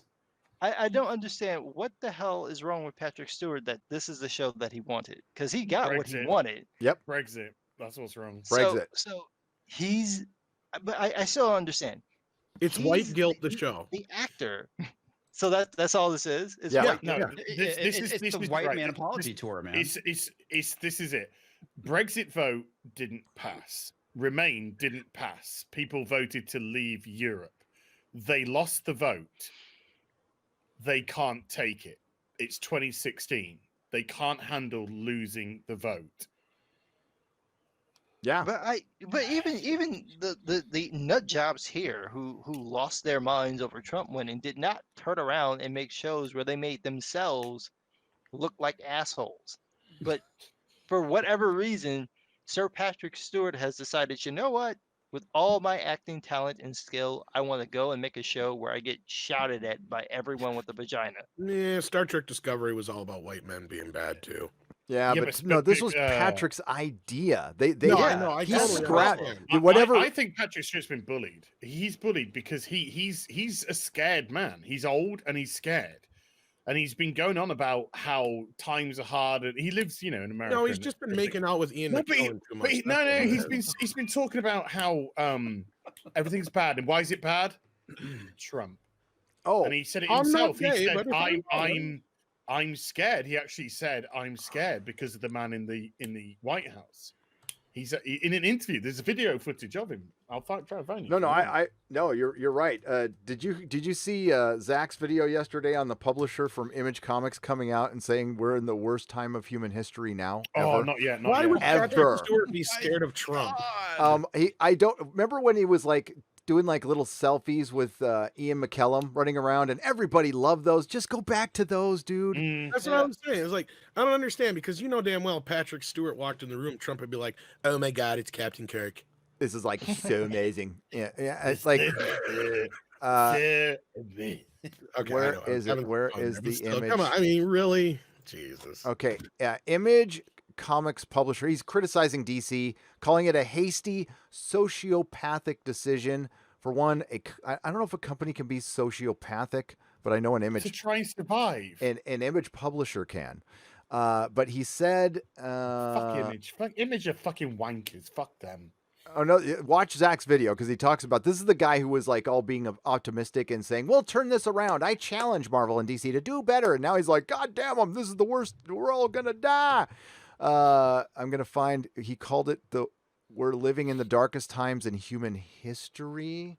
Something like that. Really? No, we are not. We're really not. Dark Ages. Yeah. Let me remind you of the Yazis, the Holocaust, the lynchings. Need we go on? Did he write those? He supped on his latte. Yeah. He might have burned himself on it. Again, November. Yep. It's that simple. Just wait for November. Because they're all gonna have another meltdown, and they're all gonna cry, and they're all gonna be worse, man. Because already worse we right probably now. live better today than the royal family did 100 years ago. America is the least racist and sexist it's ever been in its existence, and it just gets better and better. Does it mean that there is no racism? No, and there's always going to be people that feel that way. A small minority of these weirdo people that are losers. They're always going to exist. The stupidity of the ending racism narrative is the dumbest thing ever. You can't just end people's views on the world. You can call them out. You cannot elevate them in powerful positions. If you really want to end racism, theoretically speaking, how about clean fucking Hollywood out of all of these racist liberals, the white liberals that are running Hollywood, that are putting people in positions based on their gender and who they sleep with and their race and the political narrative that can be built around their race. Flint doesn't still have clean water, folks. Right. You're not interested in ending racism. You're interested in pushing your narrative. And smart enough people are out there that sees right through this bullshit. So fuck off, Hollywood. 2 celebrities could fix the water problem right now with their money. Yes. Yes. But they won't. They'll make cute little black and white videos talking about how it's all their fault. It's all their fault because they didn't speak out and they let these things happen. It's just like Michael Moore. Shut the fuck up and give them money.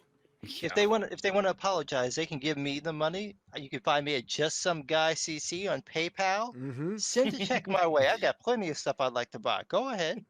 We got some great T-shirts on Mixed Tees. Did you see what happened with Starbucks? Starbucks announced one day you can't wear Black Lives Matter, and then the next day, because 14 fucking people on Twitter cried about it, then they changed it. Fuck that. Fuck that. Welcome to 2020, Jeremy. Huh? Welcome to 2020. Yeah, it's so fucking stupid. They make these announcements to pretend like they're actually taking a stand, and then some fucking blue-haired weirdo on Twitter cries about it and makes a fucking hashtag. Fuck off.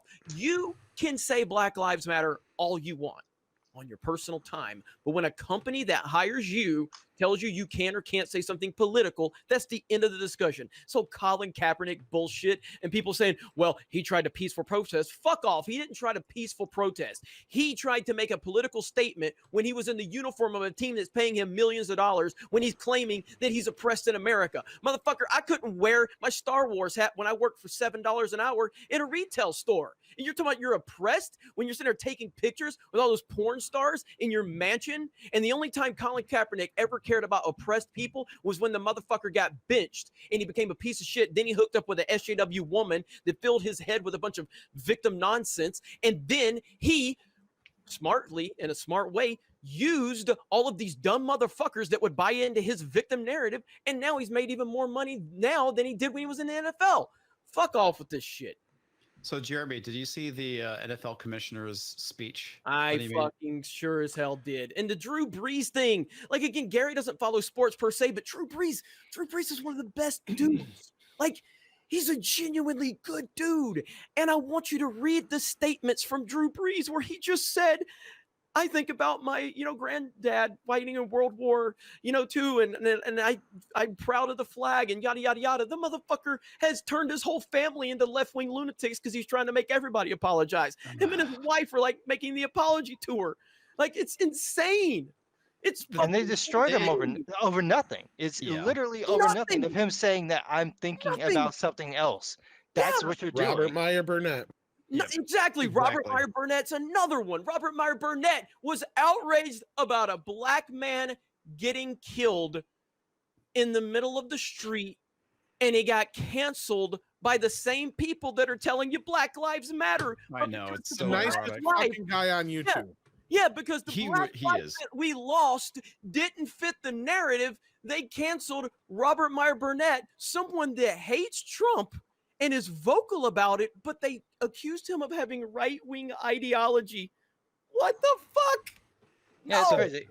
I can't wait till I go back to work because all the people I work with are like far lefties. I can't wait until they try this on me in person. Oh, because they can't say anything to me. I'm black, so I can tell you, fuck Black Lives Matter. If you say that to me again, I will slap you so hard you will be that. By the way, hey, I'm gonna do a shameless plug, but you guys want to see some heat? Tune in tomorrow because Eric July is going to be on Geeks and Gamers with me. Nice. And we're going to talk all about this shit. And if you know anything about Young Ripa, he's been destroying these people on Twitter. So I'm going to have him on the channel tomorrow, and it's going to be hot. So I saw this great meme the other day. It said Black Lives Matter, some exclusions may apply, and it was in reference to that police officer that was killed. I mean, that really is what is going on, and I've grown up with it. It's accurate. So it is very accurate. It's just insane, and I've grown up with it. So this is why I have no patience for it. And every time, like when I was tweeting the other day, I made a comment, and at the end of it, I put, if you're white and you think you want to reply, don't.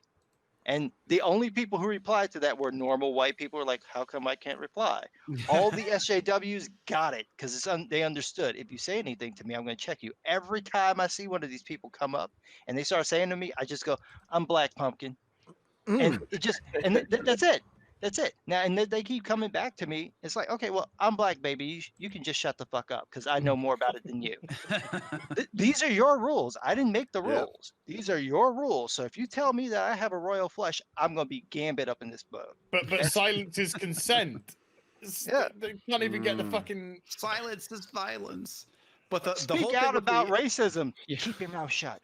The NFL commissioner, that video, it looked like a 1970s hostage video where he was given a list of demands to read, denouncing America. That's what that video felt like when I watched it. Yep. Well, how tone deaf was it for HBO to pull Gone with the Wind on Hattie McDaniel's birthday of all things? I know. They probably didn't even know. They probably None didn't of the know. people. They probably didn't Who's care. watching Gone with the Wind? It's one of the most boring movies ever. Who I is agree, watching this movie? Nobody's watching it. You'd be surprised because once they pulled it, the fucker was selling for $300 on eBay. I'm like, guys, there's 10 copies at my local Walmart in the $6 or $7 bin, whatever the fuck it is now. Yeah. Trust me, it's not going anywhere, and they are bringing it back. But again, it just goes to the whole point that they have no problems with like erasing and changing history. What does that sound like?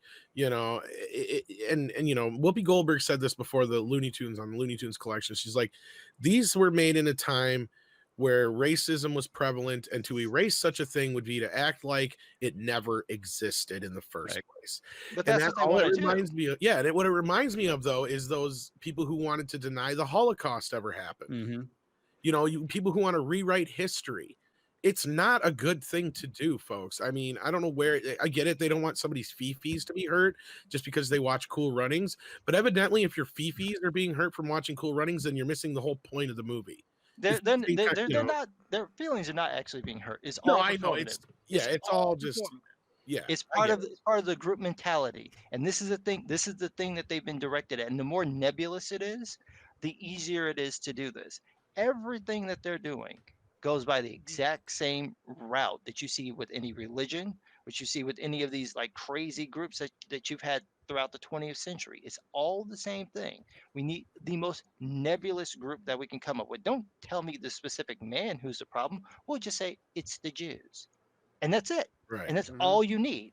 And it can be which one? Anyone. And that's how nebulous it is. It doesn't have to be a specific person, because if it is a specific person, it starts to be a problem. If it becomes that, then you have to do what they did in 1984 and just keep reiterating it over and over and over again. But we're getting to that point where we're having 2 minutes hate and people are just flipping out. It's just it's pure insanity. And none of these folks really seem to understand how easily they're being manipulated. Yeah. They don't have the ability to understand that.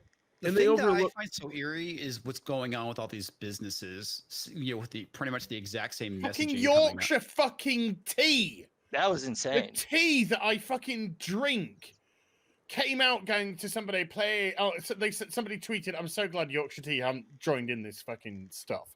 And Yorkshire Tea responded to him going, please don't buy our tea again. We are just mulling things over and deciding what approach we're gonna take. And it's like, oh fuck off and make me my tea, bitch.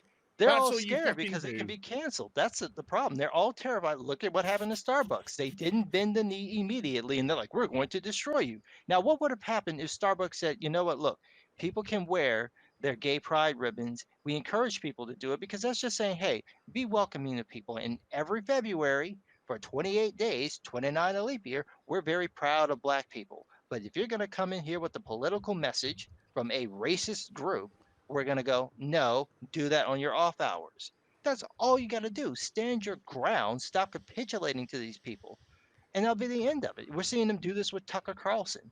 We're going to call all your advertisers and get them to pull. And why are you getting them to pull their ads from his show? Because he made the controversial white supremacist statement of treat everybody equally and don't bow down to people who are telling you that you're horrible because of your race. Oh my God. And you're all these companies that fall for this. It's like people are telling you to be racist and you're going along with it. It's just insane. Yeah, it is absolutely insane. And there's a great Razor Fist video came out about 5 days ago, where he's breaking down, he's done a couple of great videos on communism in Hollywood back in the day. Oh, I saw that and one. And towards the end of it, he says what you just, he says, like, with cancel culture, it stops with us. We got to fucking say enough is enough. And some people have to stand up, and you might lose. The first few people are going to probably lose bad, but that's all it's going to take. And that's the only way it's going to stop, or this is just going to go forever. That's kind of tangential to the point I was going to get to with the whole Gone with the Wind thing. I agree that, the movie's boring, but it doesn't take away from its historical value film-wise. And not only that, they overlook the fact that Hattie was the first black person, period, to ever win an Oscar, the way she was treated through that whole thing. And instead of all the articles being about that, they were just out to cancel the movie. So what's next? Blazing Saddles, and all that kind of stuff. And it goes along with people, like Gary was just saying, too. It's the same kind of thing. I mean, I heard History of the World. God, it was, by the way, that live stream I was referring to earlier, I will link it towards the end of the show and in the description with the two young ladies talking. And one of them said that History of the World Part 1, they were going after that one. Anybody hear that? Oh, for fuck's sake. I heard something about it. I haven't seen that yet, but I wouldn't be surprised. Anything that Mel Brooks did is going to be just torched.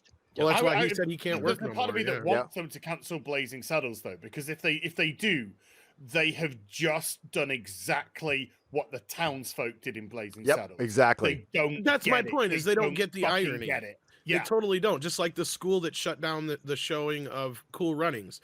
It's like they totally misunderstood what that movie's about. That movie is what? Yeah, the world is filled with Chuck Wendigs, man. In Wisconsin, where one person freaked out and said that movie was offensive and racist, so they didn't have a showing of it.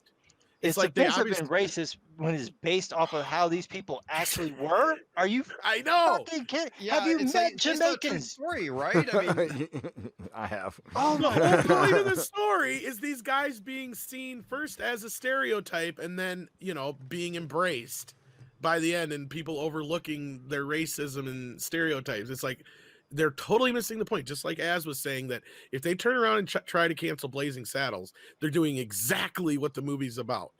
Now, granted, I got into a little bit of debate about the whole thing with Gone with the Wind with Uche the other night, and I understand where his point of view comes from on certain things with it. But I also had to remind him. Yeah, I disagree with him in the sense that I tried to explain to him, like, look, we all can see that movie now through the eyes of knowing that it does glorify certain aspects of slavery. But at the same time, the whole movie itself is not about slavery. That's the big difference there. Now, if you're talking about a movie that was clearly all about slavery and glorifying it, that's a different story. You can't even say that about Song of the South, because that's even borderline on certain things there. But that's the other thing is, why is the big deal whether or not Gone with the Wind exists? Why isn't the whole point of that article and articles out there that called this thing into question or called it out or whatever? Where does it stop, Tom? Yeah, I mean, it goes to like, this movie's about slavery, and then this movie mentions it, and this movie had a guy who was referred to it. Yeah, and it's just going to go down and down the road, and we never stop. Put a freaking disclaimer. I don't give a shit. Exactly, and they are going to do that, but quit listening to these fucking pundits out there writing. They don't listen to us, so why the fuck should you listen to these idiots? That's all I've ever asked is, like, don't listen to them as much as you don't listen to us. That's fine. Just, that's all you gotta do. So here's what that guy said. Okay, and again, this is the mentality of some of the people we're talking about. Not everybody, but a lot of people in this quote unquote movement, which is tantamount to a movement you have on a toilet. So here we are in 2020 with the world in something approaching the worst shape it's ever been in. Ever. The worst shape the world has ever been in. DC has forgotten this bit of comics history and chosen this moment to leave Diamond. And just to refer to what this is talking about, he refers to it again in the article. I don't want to go through the whole damn thing, but Zach did a great video. Your boy Zach did a great video on it. And basically DC quit Diamond because AT&T, and I'll say this, I'll try to keep this as quick as possible. There's a lot of comic book shop retailers whining because DC Comics quit the distributor. They created a couple of more. They created some competition, and they changed the day they're going to release new comics. The reason they did this, their parent company, AT&T, is $151 billion in debt. The entire comic book industry, including Scholastic and manga, which aren't really the comic book industry. If you take those out, it's about a $500 million industry, if that, is $500 million, barely $1 billion if you count everything else. That's nothing to AT&T.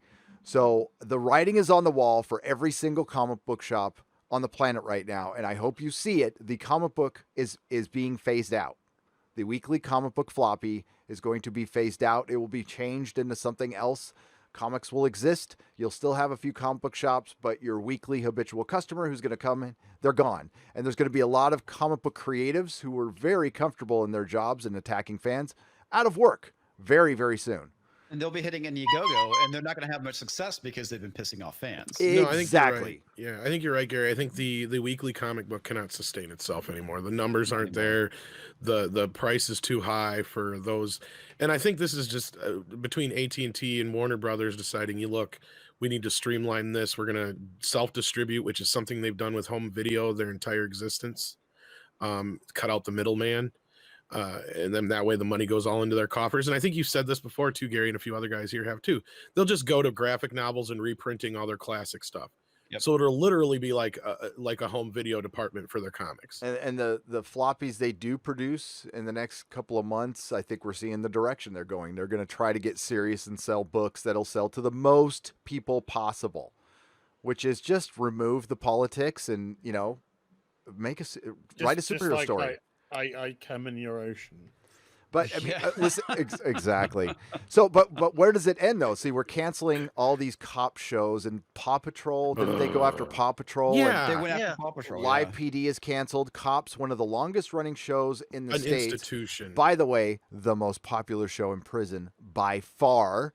Has been canceled. That's because most of them have been on there. They're going to be. They want to see themselves on there. They're going to go after that pretty soon too. I imagine it's only a matter of time. I'm going to be doing a video about that. Soon. That's my video tomorrow, by the way. Oh, bollocks! Okay. Isn't it funny? You can still do one. It's not like we have the same take on it. No, but I'll leave it. I gotta say, is it ironic that the biggest movie of the year so far is about two black cops? Well, Bad Boys is going to be canceled now. We want to see how much they love Will Smith. Exactly. Chat, you want a video from both of us, right? You want a video from Az as well. Absolutely. I want a video from Az. Mm-hmm. Come on. It's a big internet. Video from Az just staring at the camera for 2 minutes. I want some Az. I know the site is down again. I've shared it everywhere. I've had everybody open the floodgates, so we're working on it. We're almost up to 1,000 registered members, which is insane. Nice. That stress test tool, man. That's crazy that we've already got that many people signed up. So we are working on it. Apologies, but I'm actually happy that it's happening because we needed a good stress test. Because my Frank, who runs the servers, he's been advising me to upgrade the server, and it's clear we need to upgrade the server. Guys, could you hang on just a second? Hang on. You keep vamp for a second. Yeah, vamp. I'll be right back. You need more servers. You don't. No. There's something going on outside. Hang on. Okay. Hopefully it's not. Well, there's a good super chat right there. After what he said at the beginning of the stream, will Jeremy care about customer service for a site? All I can tell you is I'm giving you customer service right now. Oh, he's doing great. Yeah. I'm telling you how I view and how I feel that we have viewed this entire thing about. I don't care what Hollywood people think, because if I did, I think 98% of everybody in Hollywood is a fucking nut job. I just do. I think they're fucking idiots. I think they're fucking retards. All I care about is, are you going to give me a good product? So that's just my stance. If you have very different, that's fine. My stance is they're all fucking crazy. And I don't want to hang out with any of them motherfuckers. And I'm not looking to interview them or be in their good graces. I think they're all fucking nut jobs, left-wing lunatics. And but they're smart enough to, most of the time, at least in years past, to create a product that doesn't have their politics intertwined. As what do you say? I say there was a man from Nantucket, who, look, I am fucking sick and fucking tired of these stupid ass knee-jerk reactions from companies who don't know which way they're turning, who don't know what they should be saying and not saying. We've got beloved shows getting cancelled simply as sacrifice. This is all sacrificial. Mm-hmm. And I haven't seen anything like this since I don't know, the last dystopian video game that I played, or Planet of the Apes, or something like that. This is great. We've now gone to the point of insanity. These people are fucking insane. They're taking over blocks. They think it's fucking RoboCop. They think it's Delta fucking City. This is Delta City, Detroit turning into Delta City right now. Oh, I've said defund the fucking police. I've never heard anything so fucking retarded. No, and our free speech is being attacked, and we're getting these fucking millennial cunt buckets coming going. Actually, I think I find that free speech is not being attacked. It's like consequence for your words. And it's just like, you've got no fucking idea. Look around you. Everything that's been pulled, cancelled, ripped down because it doesn't match with your current, and the word is current sensibility. Oh, God, yeah. And all the celebrities they've gone after just for making benign comments, man. It's absolutely insane. They're raking through Twitter. The guy from The Flash who got fired, whose tweets they pulled up going back from like 2009 to 2014, right? Some motherfucker was employed to go through employees. Don't think he's the only one. Employees' Twitters and pull shit out to hold over people. This is what their fucking jobs are. We're going back 10 fucking Kevin Hart. Oh, Kevin Hart, a black man. He wants to fucking host the Oscars. Oh no, fucking 10 years ago, he said a joke because he's a fucking comedian. And we're getting him fucking a damn funny joke at that. A damn funny. Well, what's worse is them calling Eddie Murphy out, who made jokes clear the fuck back in 1980. What, 2? And the Kevin Hart thing. The Kevin Hart thing. Each other. It's like it starts off with, we'll go after the fucking. Well, Raw was 87, but all the gay jokes were hilarious. Then it'll move on to we'll go on to the white women now. Then it's going to go on to the we'll go on to the black men because then they'll change. It'll just be fucking demographic after demographic, like a combine fucking harvester churning through. Black men are the new white people. The root about this years ago. Yep. No, I was watching a Jack Dorsey. I've been watching a lot of Jack Dorsey interviews. Black is the new white. It's funny. I watched a big interview where he talked about online harassment and how it was such a problem on Twitter. Jack Dorsey is the problem. Yes. Sorry, Gary. But he is. No, cancel culture is online harassment. It's the very fucking definition of what they call it. I don't give a shit about it. But by the way, you can't hear it, but there is just hundreds of horns honking right now, like hundreds, outside going down Mission. And apparently it's a social distancing BLM protest going down. I'm about 2 blocks away from Mission, which I'm in the outer Mission. So it can get live out here, but it's just noisy. And there's also a brush fire close to me. So it's fine. It's fine. But there's shit going on. I'm like, what is that noise? The Great San Francisco Fire of 2020. Oh, we're getting the fuck out of here, man. We're getting out. Mission kind of accomplished. Jack is the biggest fucking problem since bloody fucking clueless Robot Man. He is fucking clueless. He has no idea what is going on in his company. Tim Pool destroyed him on Joe Rogan. Oh, he did. That was, I don't know, man. I mean, the guy is just a piece of shit. And I don't think he's a piece of, I think he's fucking clueless. It's that chick that he brought on that's running everything. He has no fucking clue what's going on. The attorney, that was his attorney, wasn't it? No, she was in charge of fucking standards and practices, whatever the fuck they call it. Yeah. So she's basically the one that dear girl, kind of the equivalent, but gets paid. Yeah. We want to make sure that everybody plays nice and we police the things that we don't like. That's what she is. I got power, y'all. I got power. There's nothing. Don't you long for the dear girl days? Those were simpler times 3 weeks ago. that is like, and I've kind of been checked out on that story, but is she's still on the Twitch Safety Council, right, or whatever? They didn't get rid of her. Yeah, but she is supposed to be reprimanded or whatever. Yeah.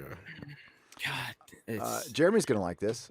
Todd the Tolerable for $5 says Jeremy is 100% right. The issue is when personal politics infects the quality of the product. The difference between Dave and Chris Evans versus Bree and Rian. I'm not crazy about Chris Evans either, but he hasn't gone after fans.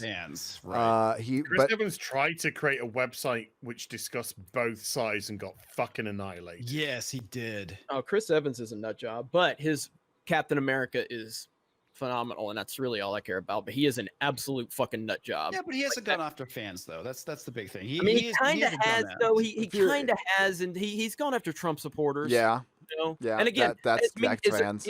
Like me as a Trump supporter, I don't care if you vote for whoever. That really doesn't bother me. Like, I'll debate you. I'll probably, laugh if you cry in November because you put so much emphasis. But I don't care who you vote for. I have people on my team that hate Trump. Uche, and so many others though. But Chris Evans has demonized you if you don't line up with his political opinions. He has demonized you flat out.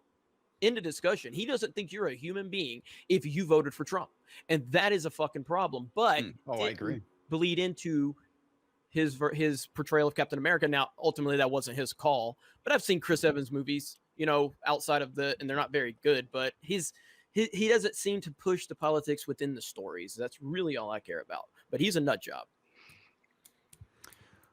If the owner of my favorite, I read that one. So John Ellis Bush for $1.99, £1.99 says, Jeremy, mate, do you actually have brain damage? No, he doesn't have brain damage. He's from Florida or Alabama. Sorry. He's Alabama. I did, and I don't care why he thinks. I was fixing to do the brain damage Eminem songs. That was a great one right there. Dane Bramage. I like the Pink Floyd one. Hey, Jeremy, where were you born? Alabama?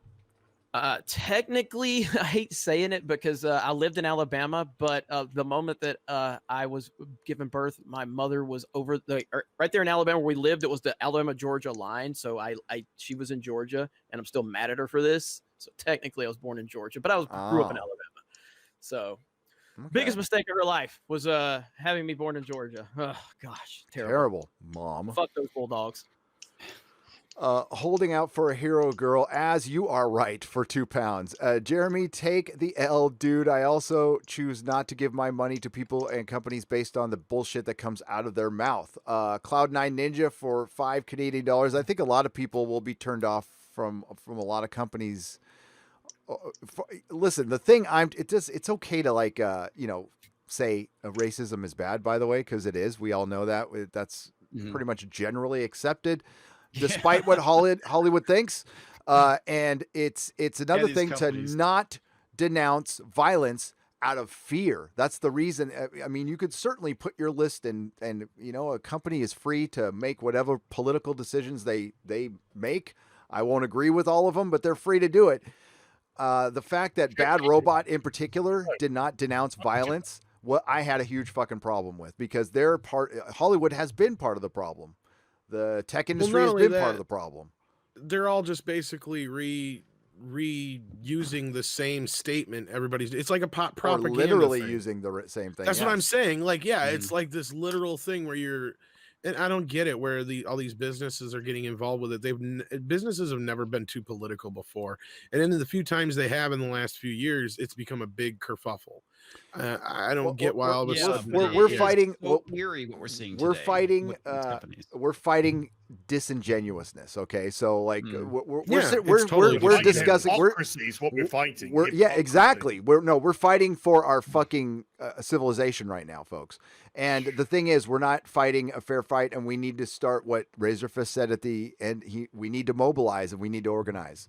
We need to do that because what a lot of people don't realize is it's like a court of law we're in right now. So we're fighting over stuff that we know, common sense. We know racism is bad, and the other side knows it too, and they know what they can use against us, and we're always backpedaling because most people don't want to have that confrontation, and they have something to lose. Well, now we're at the point where we really do have something to lose. And it's worth fighting for. And if you're fighting with somebody who's constantly calling you an istrophobe, even though they know you're not, you know you're not, but it doesn't matter. Doesn't matter. That's not this fight. So you have to look at it like a fight in a court of law where you're arguing semantics, and it's disingenuous, and and it is ridiculous, and it goes down roads you didn't think you would ever have to go down in an argument. And the best way to play that game most of the time is not to play. I usually say, get the fuck off Twitter. If you're a celebrity, I don't know what the fuck you're doing on Twitter right now. I mean, your career is in jeopardy. Every fucking second of every day, you're on Twitter just so you can get that little dopamine hit. You're fucking crazy, especially if you have to work for one of these establishment corporations. But yeah, we're fighting lies all the time. All the time, we're fighting straight up lies, and it gets backed up by all the institutions that have completely fucking failed us, by the way. Yep. Another thing too is that we need to do what Nick Reicada told us to do, which is to go after these companies ourselves, fight back by attacking them, saying we will not buy your product because you're doing this. That is the way we can, fight. We're at the, I won't say use their tactics, but we can definitely start mobbing companies and celebrities, basically saying we're not going to buy your shit anymore because you're fucking being retards. And the other side is taking advantage of the fact that that's not in our nature. I don't want you to buy my shit. That's fine. I want. That's so yeah. It said I don't want your business. In actual fact, I ask that you don't purchase our products from now on, please. Go after Sony. Go after Amazon. Go after Apple. Pressure I don't them. need 40-year-old AS to go see Captain Marvelous because Disney will make $1 billion no matter what. Go after Yorkshire Tea. JSG, you were saying something. Well, you have to use their tactics against them. At a certain point, you have to do what they're doing. This is guerrilla warfare. You will lose if you're trying to fight like a normal army. You will never win. Every single time that someone's ever used guerrilla warfare in a war, they tend to win if it's their land, their country, their place. They know what they're doing. So we're the ones who live here. And these people are like, come and fight us on the battlefield. No, bitch, you come to me. You come to me. I do this on Twitter all the time. I will go and I'll make a comment, and all these people will descend on me, and they think, oh, we'll be able to mob him. No, you are not going to mob me. I'm smarter than you. So come to me. I'm going to make you embarrass yourself. Argue with me. I will make you dance yourself into fucking loops, and then I'll play with you. And that's what I'm going to do. Yeah, I'll just the washing feet, the fucking chaining themselves up in the UK now. I don't need them to do that because I know what they're going to do. What I want them to show is what type of person they are.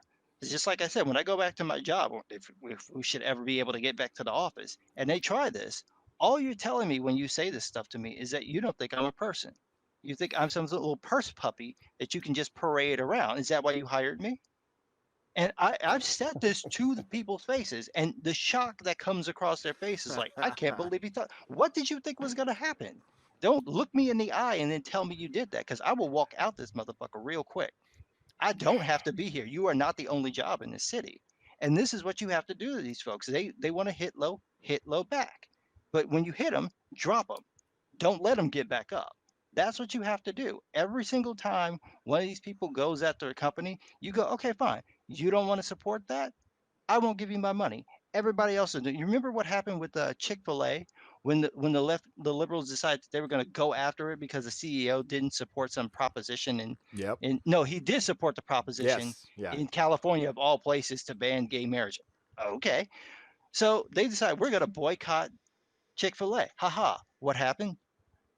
What was Huckabee got on Fox News and said, everybody, this Tuesday we're going to go, and that's going to be Chick-fil-A Day. And there were lines. I remember I was there with my friends. We were going to this restaurant called Epic Burger, which is like a little burger shop in Chicago. And across the street was the only Chick-fil-A that was there. This is over. If you're in Chicago, it's over by Rush and Chicago. That was the only Chick-fil-A in the city. There was a line all the way around the fucking block because they had said, hey, we're going to Chick-fil-A. So me and my friends, we go in there, and the one person who wanted food was gay. And I'm like, this is because, and he's like, well, I'm gay for that chicken. Damn. And people are just like looking at him because he didn't try to like keep his voice down.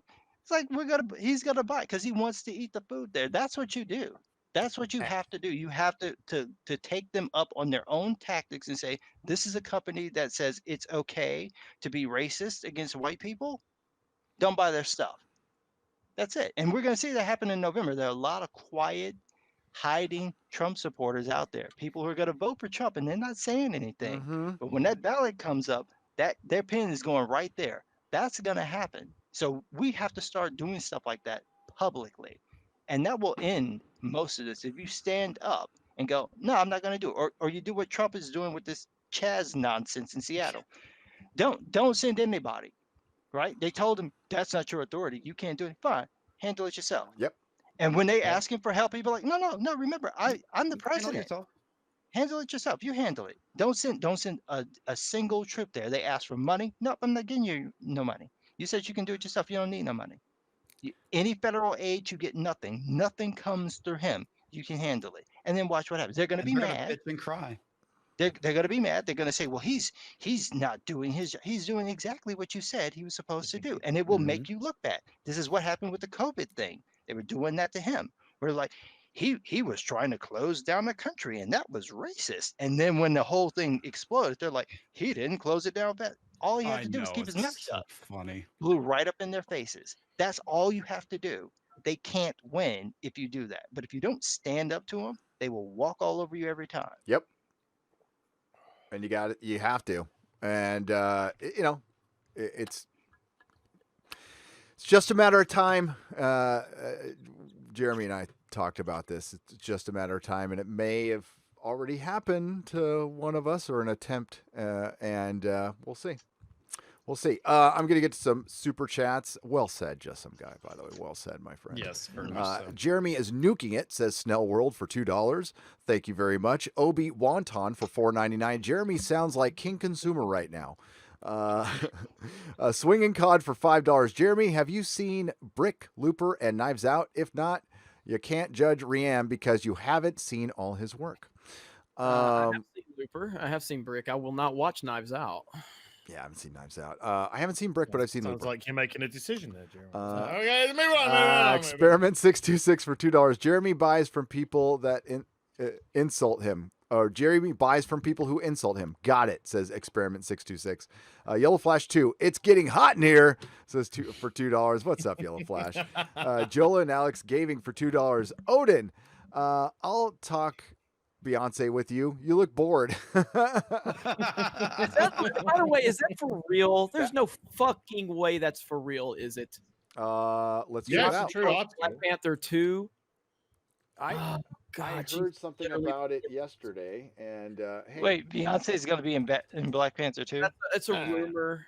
Beyonce she can't do no goddamn African accent. Stop it. Beyonce is the most overrated entertainer in the history. Watch, she's gonna be fucking Storm. She's terrible. She's the worst. God, I can't stand her either. Well, they're saying Chadwick Boseman might be out, aren't they? They're saying that they might be pushing Shuri. Well, that I've heard too. That for a while. Yeah, they've been saying that for a while, and they've also been rumors that they're going to introduce Storm in this movie too. Yep.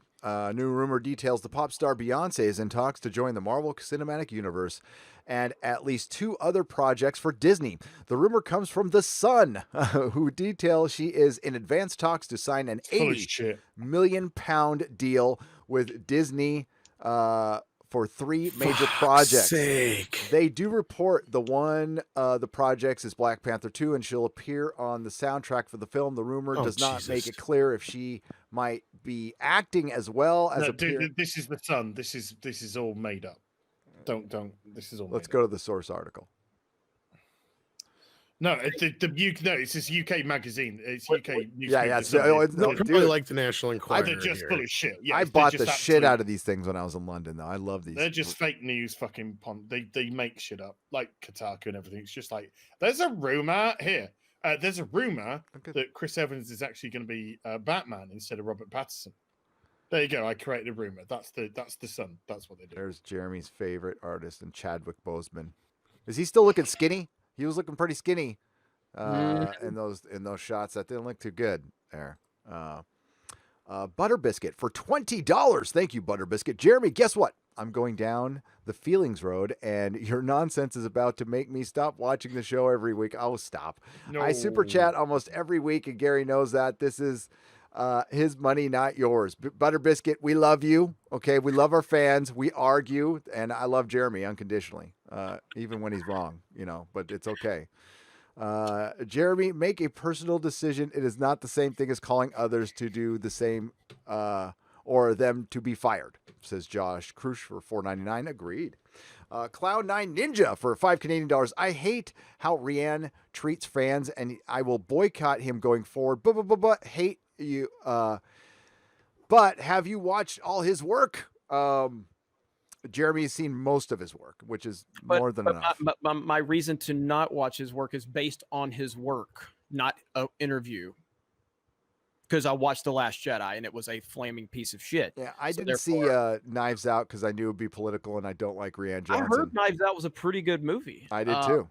So, but I won't watch it because it's Rian Johnson. I heard it's really good if you like PBS.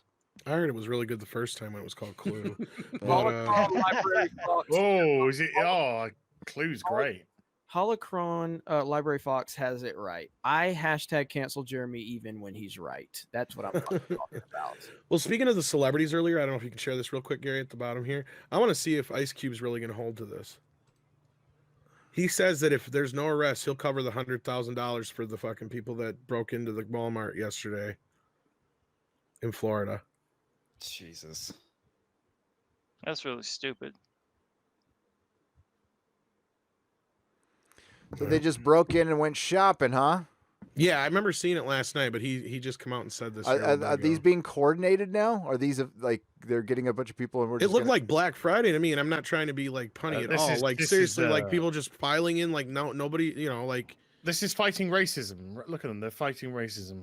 Mm-hmm. Great. All these geniuses don't realize that after they steal all this shit, they're going to close up the store, and now you won't have any more food. You fucking morons. How many people work there? They don't care. These are probably the people who work there. Half of them, maybe.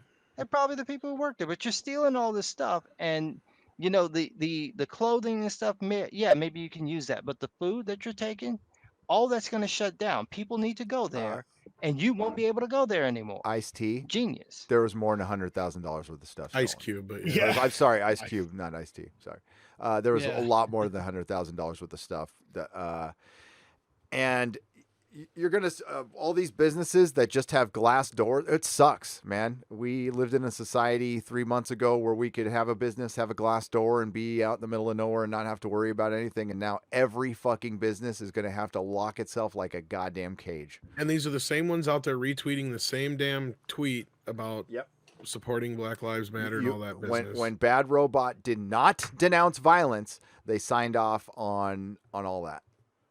So fucking baby heads, Gary. Come on, you think they're gonna? No, of course not. Look at what they did to Echeb. That was ridiculous. Echeb lost his mind on Twitter. I seen that. Fucking A, dude. It's like, he whoa. even went after Mecca. It's like, what the? Yeah, fuck, I just like recently. Yeah, he went total fucking like riot crazy. No, he was talking about burn the system down. And, yeah. It's like, listen, dickhead, you can be fired up about the thing and be about the cause, but burning the system down, so you want to burn all the schools for my kid? Yeah, I'm not going to be for that. I'm not going to be for that. Sorry. What are you going to replace it with? Echeb system?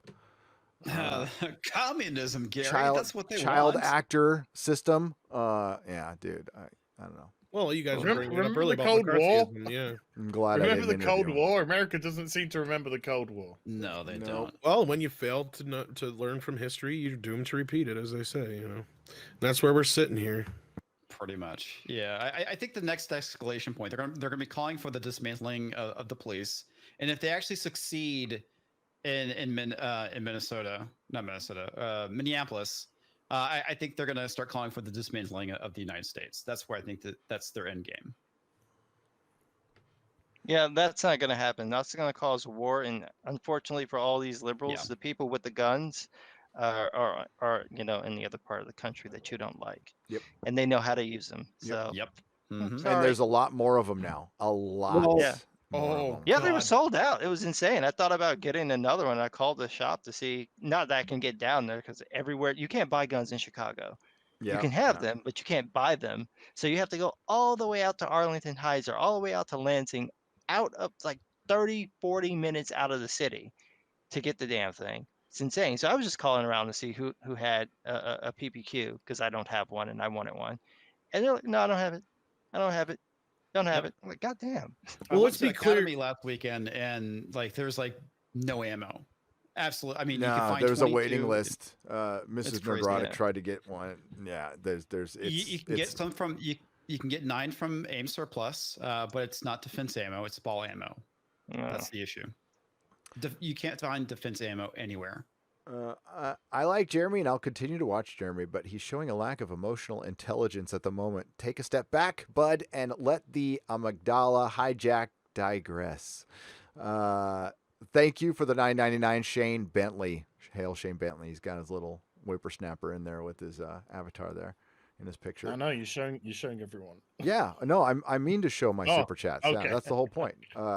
Snell World for $5. Well, I figured that I'm showing the chat. I might as well show the super chats too, and that way people can see what progress I'm making and stuff. And you could also see when it jumps, and you could see your own super chat.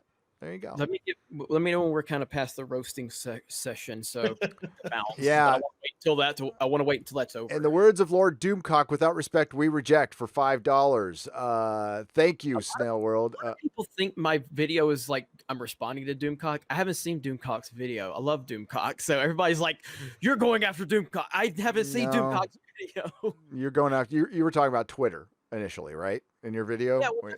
Look, I've uploaded my video. I uploaded it while we're on here. So if anybody wants to see my thoughts without all of the yelling and the screaming and the back and forth, you can watch my video. That's where I'm at with it. That's my stance on it. And if you don't agree, you don't have to agree. But that's my stance, and I'm not changing it. This is good WWE, loose script, drama, and controversy, says Modalicious for $2. I knew Modalicious would fucking love it. Holding out for a hero girl for £2. Doomcock, without respect, we reject.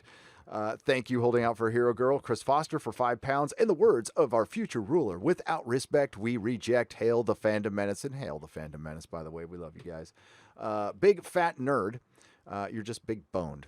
For £2. Has Jeremy been drinking? No, Jeremy does not drink. He's as sober as I am, actually.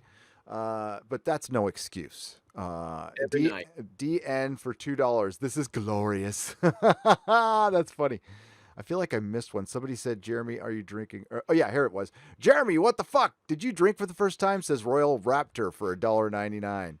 I will never drink, and I will never apologize for my opinion. I'll never say never. I'll never drink, I'll ever. never say never. You know what? If the big meteor of death is coming down and we got like an hour, I'm getting drunk. I'm driving to the closest In-N-Out burger if that happens. That sounds pretty good. When are they open today? When are they open till? Stop throwing that in my face. Yeah, I had some. I'm going to watch a Anita Sarkeesian video. Oh, that sounds not fun. We need a ruling from the council. Says Crispy Critters for $2. Thank you very much. Louis the Plank for $5. Jeremy's ever shifting argument has been in flames for 15 minutes now. It's charcoal now. It's a little contradictory given the Brie Larson vids. Austin Kaiser for $5. Gary, we know you respect your fans. Appreciate you for calling out Dan Shaheen the other night. You are the man, and hoping you get a new store in Texas. Why, thank you, Austin Kaiser. Yes, I called out Dan Shaheen on his own live stream for not reading super chats, Dan. So he said he couldn't see him, and I think I want to give him a little bit of the benefit of the doubt. For one, he went off on some of the people in there, which you shouldn't do, but that's his channel. And you can see, I'm showing you right now where you can see all your super chats in your live stream studio under viewer activity right here is all your super chats. And you need to read them. And if you can't read them all within the live stream, you do a makeup live stream and read them there and give them their proper time. But you have to read them. You can't just show them. And somewhere in the live stream, he said, well, I'm just going to show them and thanks for the money. And that's all I care about. It's like, ooh. Yeah, I saw that. That was not good. That was not good. Yeah, and I listen. He got Mark Wade on for a little while on YouTube. He had Dan Didio on. He was throwing him some softballs, but we did get a little insight into Dan Didio, and he's got a very rosy view of a lot of things. Dan, by the way, Dan Didio's his solution for fixing the comic book industry was tell good stories. He's not wrong. No, he's not wrong. He's not wrong at all. I will defend Dan a little bit because he's been saying that for a while. Yes, he has. Yeah, but he's had a trouble of figuring out what those are for a while too. Mm-hmm. not gonna disagree there. Dan is responsible for some of what's going on. There's no way he skirts that. He made some piss poor fucking decisions. Decisions I fucking hated. A weekly comic book that was a lie to comic book retailers. We'll never ever forget that. No, retailers, for one, a lot of us are kind of pussies, and we remember shit for a long time. So when we're spurned, we're spurned. And the 52 comic, which was a weekly comic, which was supposed to fill in a missing year, and it ended up not happening. It ended up being a lie because they couldn't keep up with it editorial. Dan Didio didn't tell anybody and just went ahead and made another thing. While committing comic shops, I mean, comic shops could have said no, and that's the thing. And this was Wednesday's comics, right? This was the weekly 52 comic that came out, not Wednesday comic, the weekly 52. Yeah, that thing was terrible. It was fucking shit, and I cut my orders so down on that one. But I have a full set. I have a couple full sets. There were so many of those in my comic book his store. baby as well. 5G was Dan Didio's baby. Yes, yeah, this was like a while ago when they did this like what was that before or after Infinite Crisis? It was after. Wasn't it? It's after. After it was it? Yeah, because they were doing all the follow-ups with everybody. Yep, so they were doing this weekly book, and it was just a mess, and none of those books sold. Was it World War III? No, it was around 2005. Okay, yeah. So it was Infinite Crisis, and then the whole Sue Dibney thing, which was. Could you imagine them doing that today? Holy they shit. get massacred. They would get killed. Sue Dibney was draped by Dr. Light, and that kicked off a whole. Oh, what? Yeah. Did you ever read Identity Crisis? Yeah. No. So Identity Crisis was written by famed author Brad Meltzer. Yep.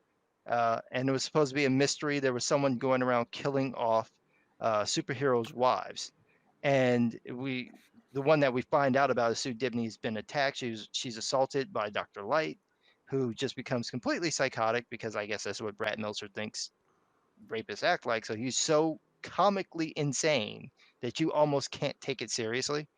And then they have Zatanna wipe his mind. And then we find out that they've been doing this to all these villains over the years. So every time there's a story where the villain finds out who the hero is, Zatanna comes in and wipes their mind so that they don't know who their secret identities are. And then it turns out that they did this to Batman because Batman walks in on them wiping Dr. Light's mind. And he's like, you can't do that. Well, of course, Batman being Batman, he still kind of remembers. So that's sort of where the plot sort of goes, and it was very controversial. Yep. And at the time, so I can't imagine what would happen now. Alex Ross did not like it at all because he thought it was cheap to do it to a throwaway character instead of an important character where it would matter. It sold like crazy. People loved it. I bought all of them. Yep, me too. But you're right. It's worth a read then. Yeah, it's Identity Crisis, and then that leads into Infinite Crisis. And Infinite Crisis, I only got the mini series, like the official series. It makes absolutely no sense if you don't read all the extra stuff with it because it is so goddamn confusing. That is Dan Didio special, along with a couple of other things. Yellow Flash 2 puts in a screaming sticker there for 99 cents. Phantom Mercenary for $2. To use terms from Heel versus Babyface, is this a work? Yeah. Rory O'Connor. Is this a work? Jesus, lads, calm down, says Rory O'Connor for £2. That's kind of nothing. I've been in bigger shouting matches with people online. I have been in bigger shouting matches with that. I've seen worse. That was the biggest shouting match before we went live. You guys seen a Mario Kart 8 stream from us over on Twitch? Yeah. Jesus. Well, they're used to. I mean, it's pretty chill around here. Come on. I mean, that's true. All me and Ryan would scream and cuss and talk bad to each other. I'll do a chill stream this weekend to make it. It's fine. It's cool. We need it. That's going to happen. Like, it is bound to happen. Remember, like, Jeremy and I argued over Nolan Batman. So yeah. Joaquin Phoenix is a complete idiot, but I still love the Joker. Yeah, he's a fucking moron. I mean, he's an actor who was raised by a bunch of hippies who never worked a day in their life. I mean, what do you think is going to happen with a guy like that? But man, he can act. The treatment of the IP is what's important. I don't care less what Hollywood thinks of me personally, and neither do I. Neither do I. I care what they think of you, though, Kind Dropper. I do. I care that they respect your money, the time you work for it, gratitude. It's not a kissing ass thing at all. That's the thing that's being completely it's a gratitude problem. It's a gratitude thing. Okay, we need a kiss of gratitude. I require that. Listen, my sponsor requires that from me in life, in everything. Do I deliver all the time? No, but I try. The problem with Jeremy's argument is there are people who think The Last Jedi is a good product. By his logic, all of his criticisms of the movie are wrong. Says Judo Cricket. Hiya! For $10.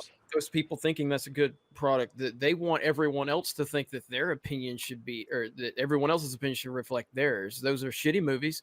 I like to make fun of them on Twitter, and they get mad at me to this day. And the more they cry, the more I like to make fun of their opinions. I like a lot of bad movies. It's okay to like bad movies. They like bad movies. That's okay. Well, you can say, yeah, like you just said, you can like it, but it's also a failed experiment. It'd be like if they changed the sauce on the Big Mac and you lose half the customers that used to buy the Big Mac. It's a failed experiment.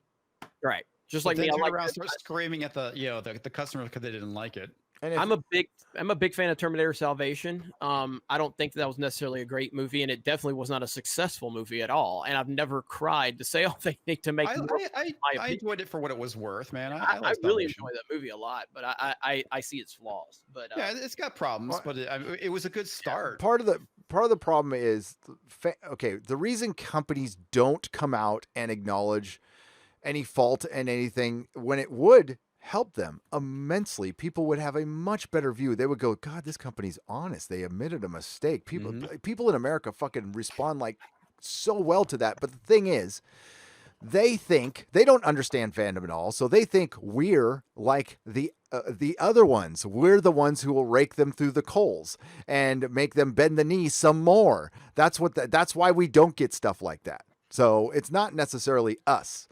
And who can blame them? Who can blame them? But yeah, Odin. They should learn from what happened with Sonic. Sonic turned out pretty good. Yep. People were like, "Oh, it's terrible," and then when they changed, they're like, "Oh, it's great," and it did well in the box office. They're gonna make a sequel.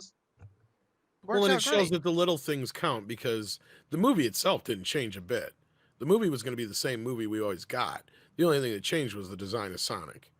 So, I mean, in the end of the day, it was just them listening to, like my Big Mac analogy. People didn't like the change in the Big Mac sauce. They changed it back to the original. Everything was fine because the rest of the movie was still all beef patties, special, the special sauce is all that changed, It's all the same deal. But again, that just goes to show you listen to the customers and they will respond.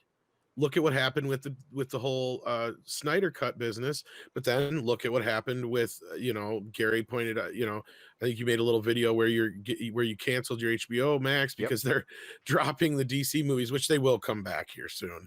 But regardless, I'm more pissed about them bending the knee over Gone with the Wind. That's why I canceled it and put a little fuck you there because they got rid of Gone with the Wind. They're getting rid of the DC movies, and then I remembered they're supporting Doctor Who and Game of Thrones season 8's on there. I'm like, why the fuck am I subscribed to this piece of shit? Why are they getting movies?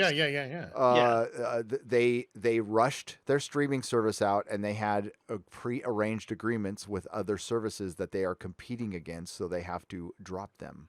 Well, one thing I think that needs to be pointed out here, that's going to be happening a lot for the next couple. They have movies on there that are on other networks already?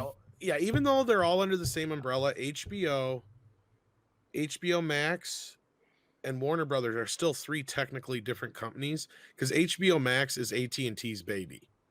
And the reason they have all the crap on there from HBO is it's a combination of HBO Now and this new program. And HBO Now is the old HBO thing. And there's like all kinds of You also have to keep in mind, mind, Tom, that HBO is the one with 140 million subscribers. Exactly. Not HBO Max, and not everybody's going to go over because HBO Max, if it did get all HBO subscribers, would be instantly the second biggest streaming service. Well, that's kind of what they did with the HBO second Now. biggest streaming service on the planet because Amazon only has 110 million on Amazon As far Prime. as I know, Anybody who had HBO Now got automatically upgraded to HBO No, Max. you have to click it. No. You have to Yeah. click You have it. to click Yeah. it? Yep. It's not automatic.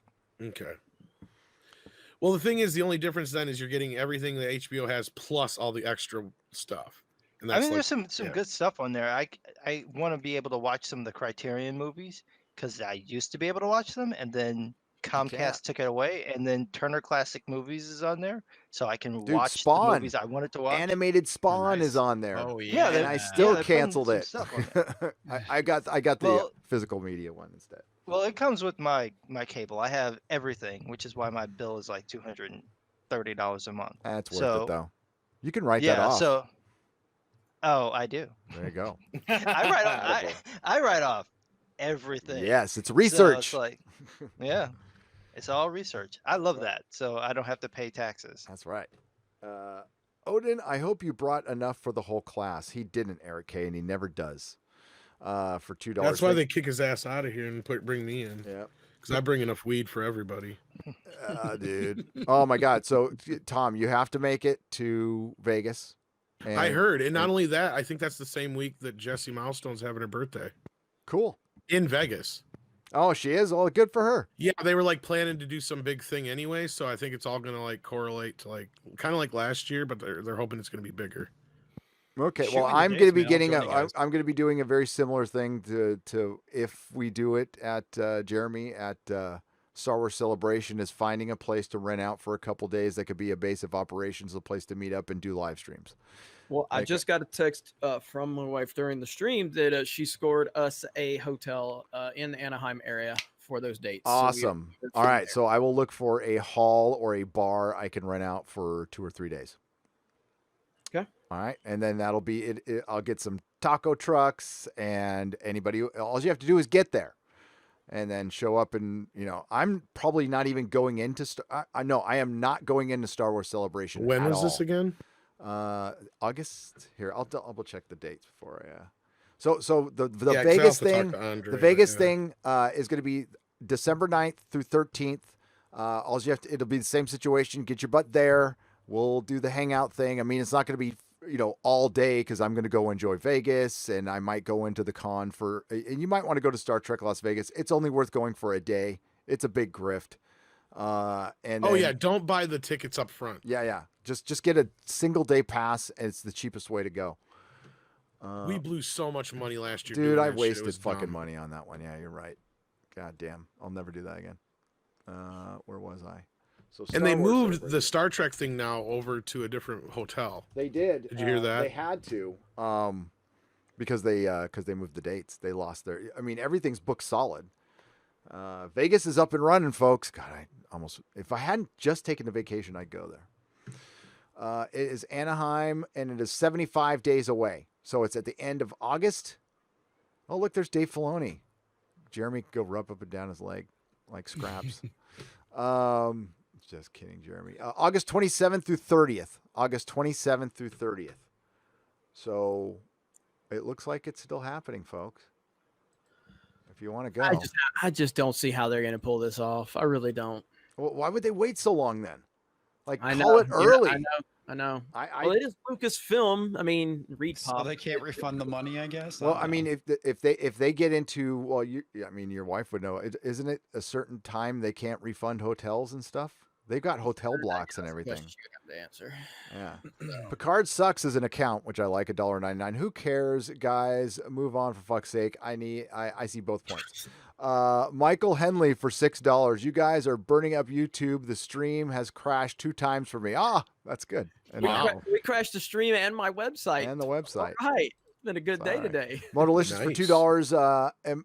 Imago, watch Owen Benjamin. He's less controversial. I might go watch Owen Benjamin. He's less controversial. Mr. Samuel Platinum for $2. Do unto others as you would have them do unto you. Thank you for the $2, sir. Star Killer Obi for 25 Polish dollars. Making a good podcast is not customer service; it's craftsmanship. Yeah, it's a conversation. I think there's customer service involved with absolutely everything. If you're in business, you have customers. And but it's not an exact service industry. No, technically not. But as far as making art, that's what the actors and producers think of Hollywood. But that they go on Twitter and interact with fans. Well, that, especially when they have like I'm a Marvel creative and I work for Marvel Comics, and that's their whole fucking identity on Twitter. Well, take that away and then go talk like an a-hole on Twitter. Take it off. Don't even identify as somebody who works for Marvel.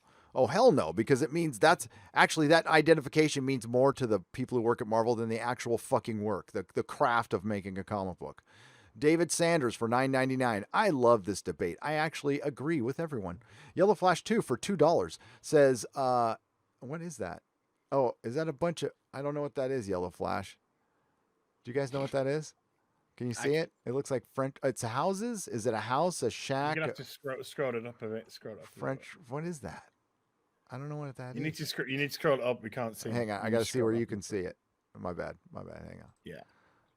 You mean scroll down? There you go. Can you see that yet? What are these things? Popcorn. Popcorn. Okay. Yeah, I can't. Popcorn. Popcorn. There you go. That works for me. Judo Cricket for $2. Az is going to have a coronary. Any day now. Any day now. Beer Me Brett 2 for $5. I mean, when I was in a customer service, I did actually care if the person was having a good day.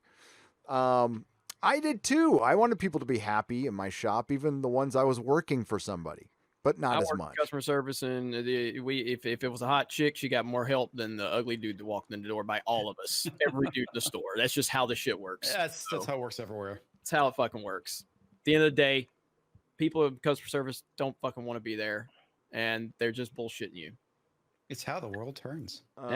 Baxter 79 for 99 cents going, Joe Boo's Rum for $2 with a game over sticker.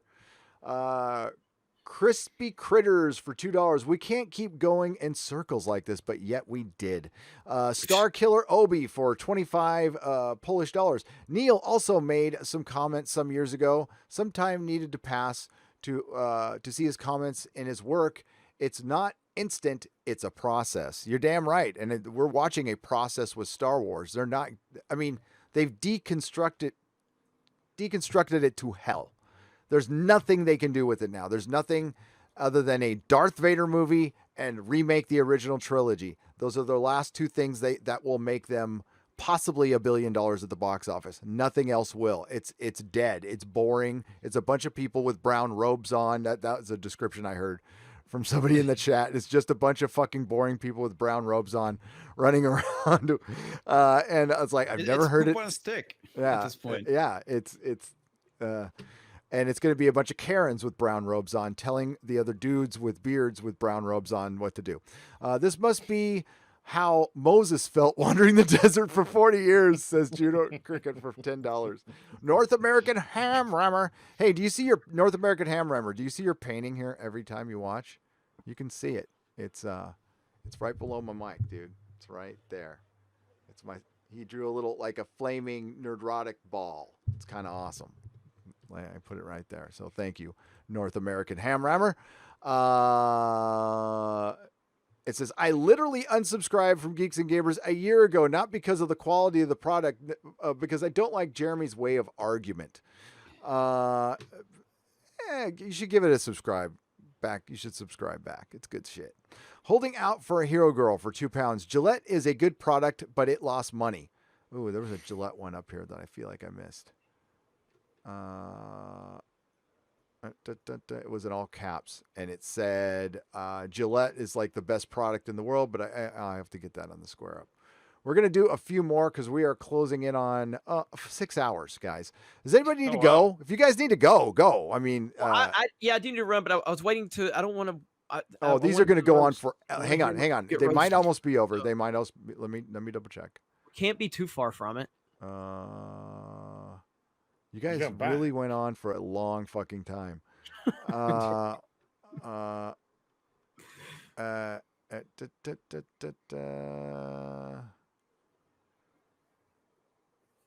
That's good product. Yo, just subscribed to the Geeks and Gamers website. Who I got to sleep with for a blue check mark, says free Kodak Black for $5. So I put blue check marks on there for a couple reasons. Number one, to take shit at the blue check mark brigade, and number two, I know people are going to screenshot different comments made on the site, and I'm responsible for the people that have the check mark. They're on the team. They represent the team. Those are the people I'm responsible for. I'm not responsible for every fucking body that joins the site and says something that you think is offensive. So I did that because I know that's going to happen. And so, yeah. The Motley 1960 said, as you can sleep with as, and I'll give you one. Yeah. Well, if they were sleeping with me, then I'd be giving them one. No, you'd be Abby Savage. That's what'll happen. Oh my god. Well, that's apparently what it looked like was happening from what I heard. The Motley 1969 for $50 says all is right again. Hail the echo chamber. Hail the echo chamber. Congrats, Jeremy from John Ellis Bush. That was your website. So yeah, that must have been, hang on. Let me get back up there again. Ooh, look, ice cream. I like ice cream. Bird of Prey 5. Kapla, my friend. I'm trying to get back up here. Ooh. God damn, it jumped on me like a mofo. I'm a 40-year-old grown man who loves cartoons. I find Gary's comments insulting, and I am completely triggered. It's okay. Listen, I said it's okay for you to watch cartoons. I just hit a point where it's like, honestly, it's Venture Brothers and the Batman the Animated Series and nothing else. And I can't sit through it. I can't. Yeah, it's just I lost interest at some point, and it sucks. No, I felt like I died a little bit inside when that happened, Mark. See, I'm not happy about it.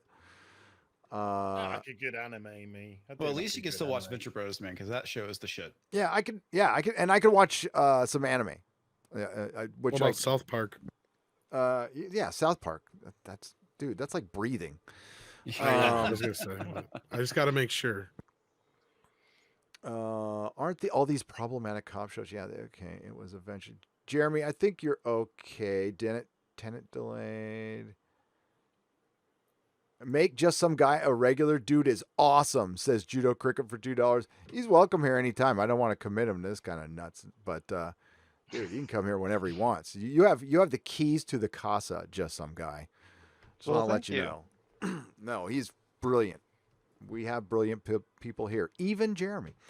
And then they let me hang out once in a while. Oh, I forgot Comics was here. Never mind. Well, that was tough. Just kidding, that Comics. I love you, if I boo. actually cared. I love you too, dude. By the way, this is my 8th super chat. I hope you see them all. I Butter Biscuit, I probably didn't. I will go back and check. I'm just going. I've been right about Dave Filoni for over a decade, says Ryan. RK Outpost for $5. Yep. One of my top people at Geeks and Gamers. One of the top Dave. He is probably the biggest Dave Filoni hater on the planet. But a biscuit. By the way, this is my 8th super chat. There you go. All right. I worked in retailer for years. If I got a customer complaint, it was usually ignored because my customer service was good. The respect you give customers keeps them coming back. Respect is key, says Butterbiscuit92 for $10. Plushy Putty for $5. Can we move on now? Artemis Fowl, Black Panther rumors, Denny O'Neil, something that doesn't involve people banging their heads on a brick wall.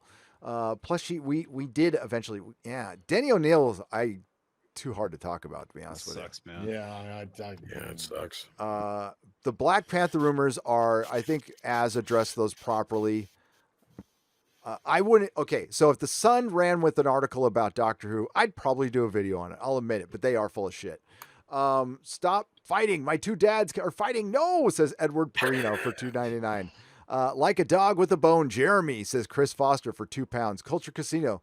This is like bad TNA wrestling promo. Bad. Hey, come on, Culture Casino. Hey, that's pretty. That's not a good. TNA. Come on, Culture Casino. Doyle Hargrave for $5. Are me and Az the only two watching Stargirl? Az reviews have me in tears laughing. Gary, review Stargirl, please. It's a good show so far that it is. Dude, there's only so many times I can go down the DC Berlanti road and be kicked in the balls. There's like, I've seen one fucking good thing by the guy. One.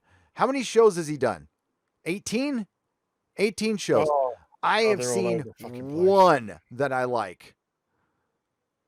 Sure. Is the show any good? Because I haven't. I checked out one episode of Arrow and I've never looked at anything else. So is it what episode of Arrow did you watch? Was it first season, second season?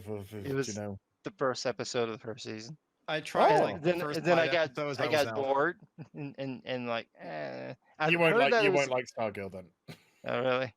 I'm not into the CW stuff anyway. Arrow season 1, episode 1's excellent for CW stuff. It's really, really good. So Did you guys? You won't like anything else. Did you guys cover that? Besides Wonder Woman's day moving, they moved up Bill and Ted a week. They moved it up. Yep. Huh. They moved Bill and Ted up to August 14th. Oh, sweet. That's interesting. I want to see a full fucking trailer for that movie. Yeah, it looks. I have faith in it because I've been talking to the writer for like the last fucking year. And this original script, I'm sure they've done stuff to it. As far as I know, this is the script that's been around for a little while. So chances are there's not hardly any woke crap in it. You got to remember Keanu Reeves did this for nothing. And he's been reiterating time and time again, the daughter's business is getting blown out of proportion. It's called Bill and Ted. The movie's about them, and as you've seen in the trailer, like the daughters are only in one shot. They're I wasn't even referencing that. I just thought, I know. Some people like now. You may be like Andre was just like he was just like turned off by how old they are and stuff like that, and then a few other things. Maybe. That's the other thing too. When I saw the trailer, I was like, God damn, they look old. And Keanu Reeves, man, he needs to keep the fucking beard at this point. I just think it was them using the same old, be excellent. It was just kind of like. Well, that was I guess kind of the point, right? Is because they're so old and they're doing unless that's the joke. That's the joke. Yeah, is that they can't just get by with that. You got to shut this. You got to stop this. You're fucking 50 for fuck. That's kind of the point. That's the gag. Yeah. The one thing I thought was great was the whole thing is like all those people turned out for taco night. That was actually pretty funny. So I need to see more to. But yeah, we got to see more. The only showing the daughters once felt like a bit of an obfuscation to me, but I guess we'll know once the movie comes out. Obfuscation. Such big words from comics division. Word. Yeah. I think you just confused my genitals with that word. Confused my gender. You just made mine grow with that word. Ooh. Good product is called quality of work. Good customer service is making the customer, I don't like the word consumer, feel like you want them to buy the product regardless of how you personally feel toward them. Says Cosmic Pariah for $10. Oh, well said there. James Tyler, not the singer, for $5. The Last of Us 2 subverts expectations and disrespects the OG, yet Final Fantasy VII Remake does the same thing with its ending, and no one bats an eye. Are you kidding? They lost their shit online with good reason over that ending. Are you kidding me? There was a lot of controversy around the Final Fantasy VII Remake. A lot. Maybe not. The reason The Last of Us is a problem is because of the copyright strikes. That's what elevated this to the next level. This is the problem. This is the difference in those two. There was a lot of complaints about Final Fantasy VII. There were a few complaints and a few questions raised when everything leaked about The Last of Us 2. But the dumb motherfuckers at Naughty Dog elevated it by copyright striking down people over opinions. So that's the difference. So, Final Fantasy is a remake, and The Last of Us is a sequel. That too. So they never. The whole thing with Final Fantasy VII, it was never meant to be a like for like remake because you essentially had an isometric game. No, they have an isometric game, and then they were putting it into a modern day aesthetic, and they're putting it into a modern day gameplay. So the big aspects that they're changing with it. I didn't have any problem with what they did at all. I didn't that much. I had a feeling they were going to do it because I know Nomura, and he loves to do stuff like that. So I saw it coming. I wasn't sure where they were going to do it. But once I got, I want to know where it goes. I want to know what they're going to do with it. I think it's interesting. I mean, it was. He's going to push it closer to avid children. That's where it's going. That's what I thought. Yeah, that's where it's going. But I thought that I knew people weren't going to like it, but it wasn't as I don't think it's even that reaction is probably not going to be what happens with The Last of Us Part 2. I think The Last of Us Part 2 is going to have people hate Naughty Dog when they finally get to do this. When they see Abby getting railed. Well, on top of that, if they just shut up about it, this whole thing would have been gone in a week. Well, that's what I said. Yeah. I was like, if they would have just left it alone, it would have just the natural cycle. It would have just been over in a day. It would have been. We would have moved on to something else. But they're the ones that kept it newsworthy because of all the fucking copyright strikes they were doing.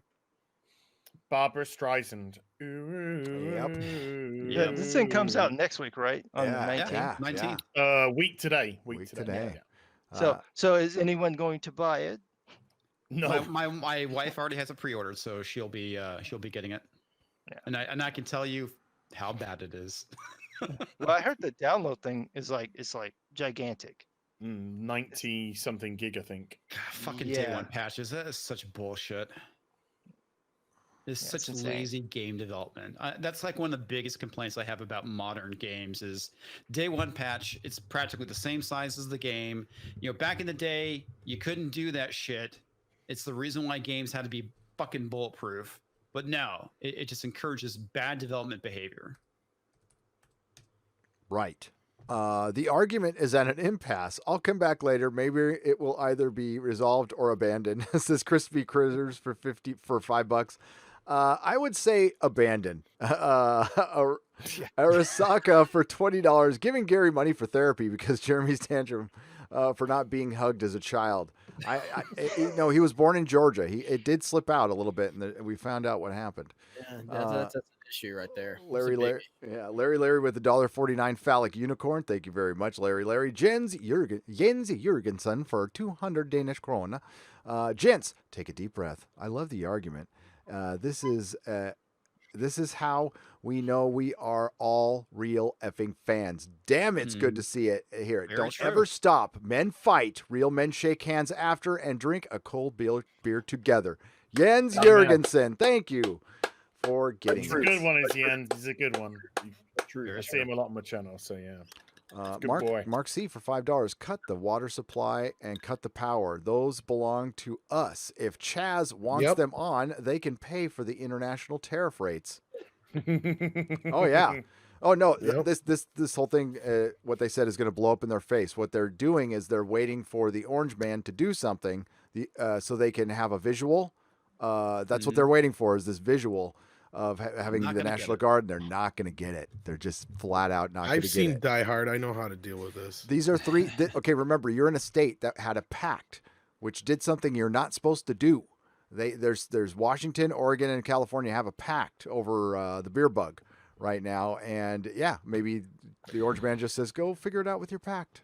And I may be jumping into conclusions here, but they got hostages, kind of, right? That makes them terrorists. Do they? Since when does the U.S.? Yeah, from what I heard, people that live in those areas, and there's shops too, and they're basically going around extorting people, asking them to pay protection money at some point. Yeah. Since when does the U.S. fucking negotiate with terrorists? Last I knew, we don't. They were going to shops demanding $500 in protection money. They weren't calling it protection. They're turning themselves into the mob, basically. Yeah, they were. They were basically saying, "Oh, we're the cops now." And the whole joke is like, okay, so you guys built a border wall, a police state, and a police state. Congratulations, you stand for everything you are against. Nice going. But they are dumb as fuck. So they are. Yeah, sure, man. And so is the mayor. And I love how they were trying to build a garden. All they're doing is setting ourselves up for like 30 Wacos. And I'm not even kidding. We're looking at a situation where in about 2 or 3 weeks from now, you're going to have all these, because this is not the only one. There's several of these popping up in cities all over, I guess. It's happening in Portland. Yeah. Oh, Portland, Oregon. Yeah, Portland. So Oregon. they're actually going to have a fight. Yeah. Portland is such a fucked up city. My brother needs to get out of there, but he fits right in, unfortunately. Oh. My brother's a good dude. He's very progressive. Oh. Problem being for £5. Just realized Rabbi can't do Friday Night Tights due to Sabbath, but I would love to see him in a stream with you. The Rabbi who got called a Yahtzee for being anti-Jody. Yes. True story. True story. Somebody called Svi Levetkin, the rabbi, I'm going to just say it, a Nazi.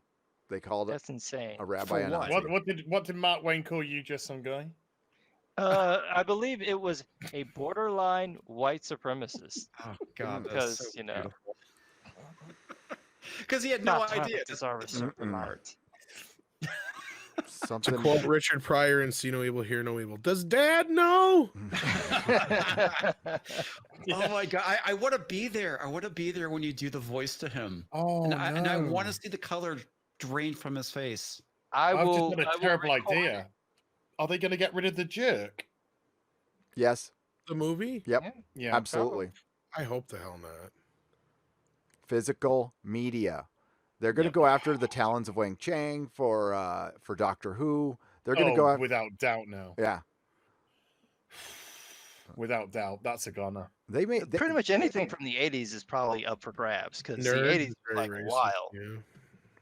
Yep. Accidentally played y'all shouting over store PA. Thankfully, the store was closing a little bit. That last Black Tiger.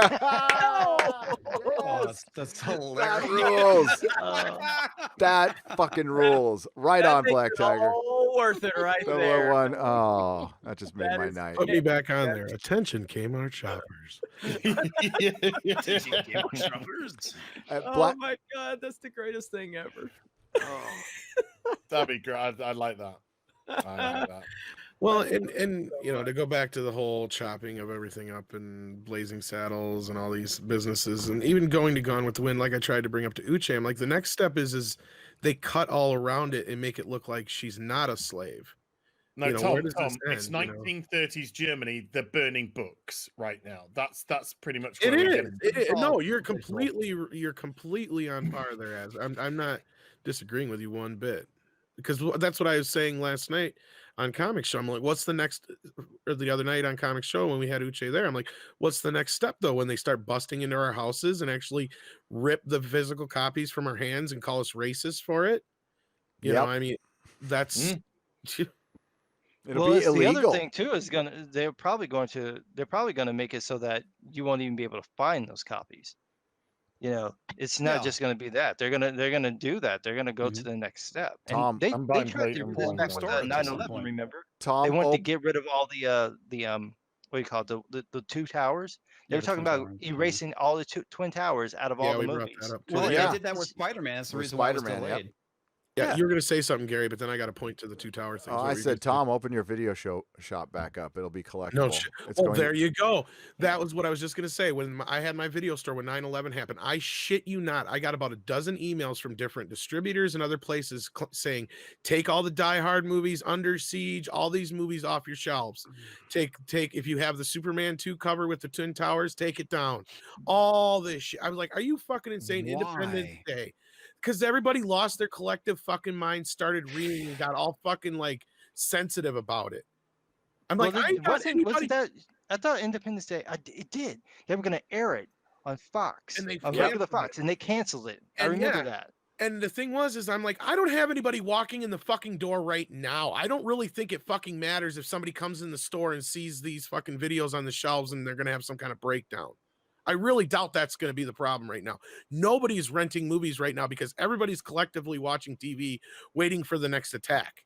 You know, I mean, the whole world died at that moment. Like, it was like just everything stopped. I mean, we talk about that like in a figurative. No, literally everything just like at 9:30 a.m. it was Central Time or whatever the fuck was time that it happened. Everything just stopped. Everybody collectively looked at the screens and said, what the hell is going on here? And that's the closest I've ever felt since then, is this whole thing we've been dealing with in the last few months. But it's going like this crazy high-pitched, like everybody's losing their fucking minds at this point. It really is, man. It's and we said common sense. This happens when you lock up a country for 3 months. Well, we said common sense how many times? There is no common sense anymore. It's super sense now. I don't remember who was that said that on our one podcast the other night, but yeah, it's really come to that point. It was either Uche or Robert Meyer Burnett. Yeah. But yeah, I mean, fucking common sense got thrown out the window. You know, like I'd say 2 decades ago at this point. Yeah, I agree with that. It's a lost. It's a lost art. Boycotting Die Hard because it wasn't Frank Sinatra. That's a deep cut joke. Randy G for £5. Hail all! I don't give one rectal squeeze for Star Wars anymore. Shut up, Jeremy and Az, and get over the better contemporary. Get on to better contemporary issues. I will loot both of your houses. I apologize for the rant. Can you leave this though, please? Oh, okay. It was Script Doctor. Okay. Tenant delayed until July 2018. July 2018. Oh, I get it, Elton John. You're being funny for £2 because it's time travel. Blazing Saddles on Blu-ray. You did? There is a collector's edition out there. Video. I own 2 copies on DVD. Jer, as it's not saying the Clone Wars is good. Jer, as it's not saying the Clone Wars is good or bad because what Filoni said. He simply said he's not interested in finding out. Filoni has turned him off. That's it. Turned him off it. Says Taker 610 for $5. Loquacious Primate for $10. And well said, by the way. If customer service obliges creators to any standard of behavior, 2 things should also matter. A, time, less relevant more than the past, and B, not holding one overly accountable for the behavior of others. Yeah, and it's individual behaviors collectively at Disney. If it was, again, just one person, people would just be talking about that one person at Disney, but it's multiple people at Disney at multiple times. People associated with Disney, that girl who does the Star Wars show or whatever the hell she is. And then there's been the Access Media. Yeah. There's been a bunch of them. And it's because there is a culture there that is anti a certain portion of the fan. When anybody, we just want not complete fan unity. There is no absolutes. Okay. We're just talking about general respect. The lowest form of it. Nobody's ass is getting kissed. It's just how you treat another human face to face. Gary, don't take it out on Odin, dude. Love you all. And Jeremy, it's just on his period today. Says Cloud9 Ninja for $5 Canadian. If I want a producer, I'll get one. Just the tip. Says Zach Z for $2. I don't even know. I don't know what that's about. I do not want to know what that's about. I think we're getting to the end of this. Yeah, pretty much it.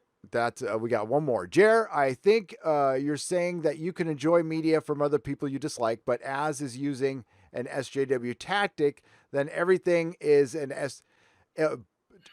he said dislike. He says true, but okay, let me say that again. Jerry, I think you're saying that you can enjoy media from people you dislike. True, but if as is using an SJW tactic, then everything is an SJW tactic. So I think that's well said. And that's it. That's it. And we will I'll take the rest on a square up there, but I'm going to go and see if there's anything specifically to you guys or just some guy or something like that. I think there was another Fiddy. Yeah, I think there was too. Yeah, it was like Hail something. It's color coded too. There it goes. All is right again. Hail the echo chamber. I read that one. Yeah, that's what we'll be called. It's fine. Somebody on Twitter took a. They all say the same thing. I know, right? The thing is, you and I will make a Doctor Who video about the police box, and it'll be from 2 completely different angles, though. Yeah. And I mixed in a bunch of other things because no, it won't. I've also missed some news, so I put in. I'm putting in the article about the animals and shit, and something else too. Oh, but okay, I can tell you guys what it is. We're at the end of the podcast. I've been holding on to a rumor for about 6 months. I've talked about it in a live stream. So if you were listening to the Nooner that day, yes, you did hear it. But I'm going to pop a rumor that I've been sitting on for a while at the end. It's kind of a good news, bad news thing. That turns it's good news, but it's bad ultimately for the show. For which show? Doctor Who. Which is committed to 15 seasons, by the way, because of its licensing deal with HBO Max in China. China has first right of refusal on these series, though, which means they can say no to some shit, which was very interesting. I was doing some real research on how Doctor Who got licensed, who gave this fucking shit show money. And I found something very interesting. Netflix was the best place Doctor Who could possibly be, and they let it go. Amazon let it go. HBO Max wasn't, they didn't like outbid Amazon. Amazon wasn't interested. They just bid. Huh. So the interest in the show is absolutely waning. And the licensing is going to be tough, but they signed a big deal with China. Doctor Who, all about those human rights, signed a big old deal with China. It's the same deal with like Star Trek. Why people always ask, even Doomcock will ask, well, how does this keep getting made? Well, this is how this keeps getting made. They sign these multi-year deals when they do these things, and they're prepaid for it. Same thing with the CW crap. All that CW crap, a lot of that was prepaid for by Netflix when they made their deal with them a couple of years back. So that's why they keep pumping this shit out, because they just get paid checks. It doesn't matter if it's good. No, you're right. The Doctor Who stuff that's on HBO Max, is it just the recent ones, or is it the whole? From series? like the last 2000 and it's the new series. Like 5. 2005, I think it's right now. Yeah, it's on there. It's on there right now. I've seen it, and they have the girl one on there, so nobody cares about that one. But I didn't bother to check to see. No, it's on HBO Max. Yeah, it's there. Yeah, no, in the UK, we've still got it on Netflix. It's still showing up on Netflix. And that you one guys on probably have Netflix different is the deals whole over thing, there. though, right? Yeah, there's probably different. Yeah, and the reason it got popular in America prior to the 50th anniversary during the Tennant era was Netflix. Absolutely, everybody was able to catch up. That and DVD. Yeah, but Netflix. I remember a lot of people. Yeah, well, yeah, because it was once it hit Netflix. Netflix didn't have a ton of full series, and it was 2010, 10 when it hit Netflix, and that was the period. It was never more popular here in America. Kids fucking everywhere with fucking sonic screwdrivers and shit. Could you imagine that as a British kid, as somebody grew up in the UK, and I doubt many of you ever cared if it got big, but it got big in like the most genuine way. It got big British. It was completely fucking British. They didn't have to Americanize shit, and America completely accepted the show. Yep. Well, I mean, I noticed like before that, like when I worked at a different video store, that was when they brought, it was like probably 2003, 4. They brought out like a buttload of the box sets. Like they were very popular. Doctor's always been popular. So it's always been popular. That there was like this pent up like fan base. Yeah, but it's always been popular in DVD because that's the only place they can get it. It will like pop on BBC once in a while, or not BBC, but PBS. And then BBC America would show it, but honestly, they would show Star Trek: The Next Generation more. Yeah, they showed a lot of Star Trek Next Gen. So when it hit Netflix, dude, it blew up. Aren't all these problematic cop shows movies? Aren't these all problematic cop shows movies that are being canceled made by Hollywood? And isn't Hollywood, studios, actors, directors, writers, etc., overwhelmingly liberal? So what effed up? Us or them? Oh, Gerald, you're so brilliant for bringing that up. Thank you for the $20. That's something I've been saying for a long, long time, and a lot of us here. We aren't the ones who casted anybody at Hollywood. We aren't the ones who wrote the story. We didn't produce these stories. We didn't make any fucking decisions, but they sure act like the fans made these decisions. Well, you forced us to hire a bunch of white people. Fuck you. No. Andre even pointed out that the Hollywood works with the police often in these movies. Like directly, they do. Who was put together by a woman primarily. Yep. Yeah, well, they won't be working with them anymore. Nope. That's the end of that. Think about all the cops who have let actors go in LA just over the last 10 years. Oh, that shit's gonna go away real fucking fast. I know that one of my friends was trying to write a novel, and he wanted to write it about cops, so he wanted to do a ride along. And part of the condition of that was that they wanted to make sure they wouldn't be demonized in the book for the ride along. Now I know that sounds a little shady, but I mean they don't want you to make them look bad. And if Hollywood is sitting there making them making them look bad, or arguing that all cops are murderers, there's no reason for these people to do anything with you anymore. They're done. No, I hope Jesse Pinkman gets pulled over. Fucking A. He is going to regret that fucking decision. He's going to have to pay extra for security now because cops. No, they do get real cops to block the roads for the red carpet events in LA, to escort people. If I was them, dude. So I hire for private security and stuff too. And I mean, that's another thing you talk about them getting pulled over. How many celebrities usually get a pass just because they're a celebrity? It's like, oh, I'm a fan. I'm a big fan. Blah, blah, blah, blah, blah. Well, gone.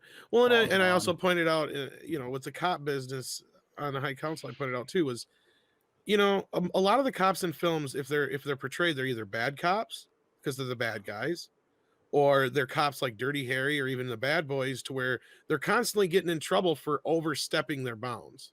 So it's not like the bounds aren't known in the movies. And then otherwise it's shit like Police Academy, where really, do we take these guys seriously? No. And not only that, look at Police Academy; they've always been diverse. Well, look, and then like CSI. Look at the people who went in that. Well, look at the people who went into that Walmart, dude. They didn't even wear. A lot of them weren't even wearing masks. And I'm not talking about social distancing. Strolled in there like it was any other day too. That was the other thing. Well, this probably wasn't the first store they did that with. No, that's absolutely the thing. not. That looked very coordinated. Yeah. I want to see Ice Cube pay for it. No, that's where shit starts breaking down though. That's where we do need to for one, Walmart needs to start putting cages around. I mean, you do. No more glass. It'll be plexiglass. It'll be very hard to break into these places in the next couple of years.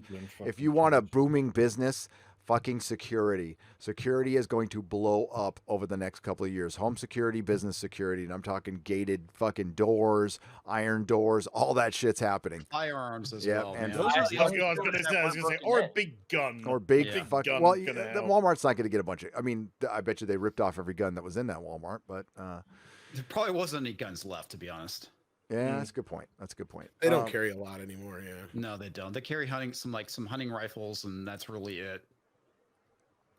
All right, we'll do one more and then we'll let you guys go. I take responsibility and features appearances from white celebrities like Sarah Paulson, Aaron Paul, Keisha, Christian Bell, Justin Theroux. That was Justin Theroux?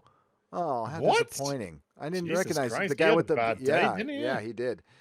Deborah Messing, Bryce Dallas Howard, Julianne Moore, and Stanley Tucci. Thank you, Muffet1, for $20. I like Justin Theroux. He looked like. Why was Julianne Moore and she's in all of them. Bryce Dallas Howard on there when they're redheads, and Hollywood has been canceling redheads for years. It's in black and white. It's in black and white. It's in black and white. And I know, but both of them were in the last two Joss Whedon. What was it? There was a Joss Whedon one for against Trump, and then there was an Obama one for the environment or something.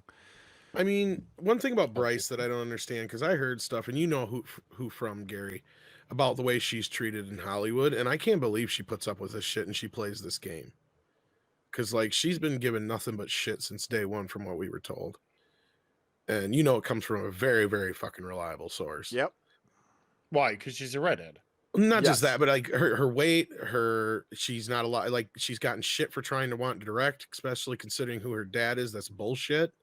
I mean, come on, give her some credit there. I mean, even the episode of The Mandalorian, it was poorly written, but that's about all you can say about it in the end. I mean, I've seen some of her other work. I mean, I don't understand why she's playing this game. And it goes along with the same thing with Star Trek Discovery, where Mecca and I keep pointing out that all they're doing is using these people for they're like circus freaks. They're just pulling them out. It's like, look at our black lead, look at our gay actor, look at her this, look at her that. It's trophies. It's tokenism. Yeah. Tokenism. All things tokenism. And until they stop playing the game, then They literally pointed at a disabled guy. Yes. And said, hey, literally, let's point at the guy in a fucking wheelchair. They had a guy in a wheelchair in Star Trek. Fuck Jesus me. Christ. I feel so safe now that all these white celebrities are speaking out about things that don't happen. P.S. Love you guys, says Dee Thomas for $20. And that's where we will end it. Thank you, everyone, for participating. There will be a Super Chat square up within the next 24 hours. I have a video coming out tomorrow morning. I know this is the longest I've gone without putting up a video since I went to Italy. So, yeah, it's been 7 days. So there'll be lots of videos. I have to make up for some stuff. So you might get a couple videos in a row. You might get one Sunday too. So let's go around the horn here. And I'd like to thank Odin for coming on, Black Garrett for coming on. You guys did a great job. And let's start. Comics Division, please plug your channel.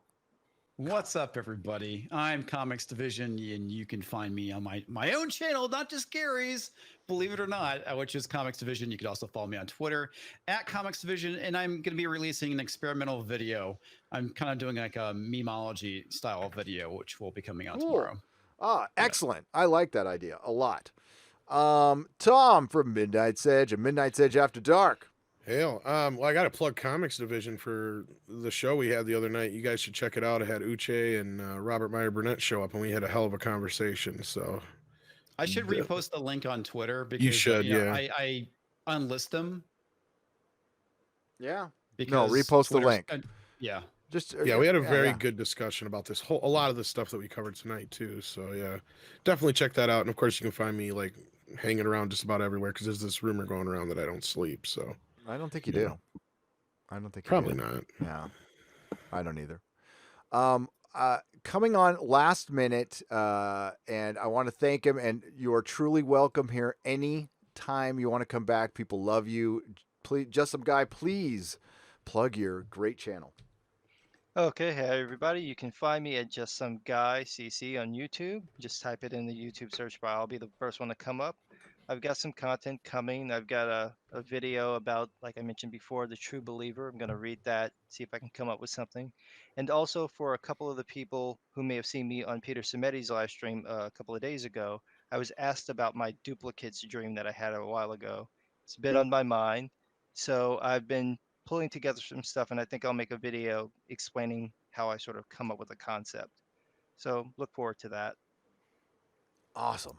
Thank you very much. And then we've got as it's 4:30 in the morning here. Oh, shit. It's light outside. I'm fucked. but I take responsibility. Good. About time. For all the black people I've killed. Oh shit! No.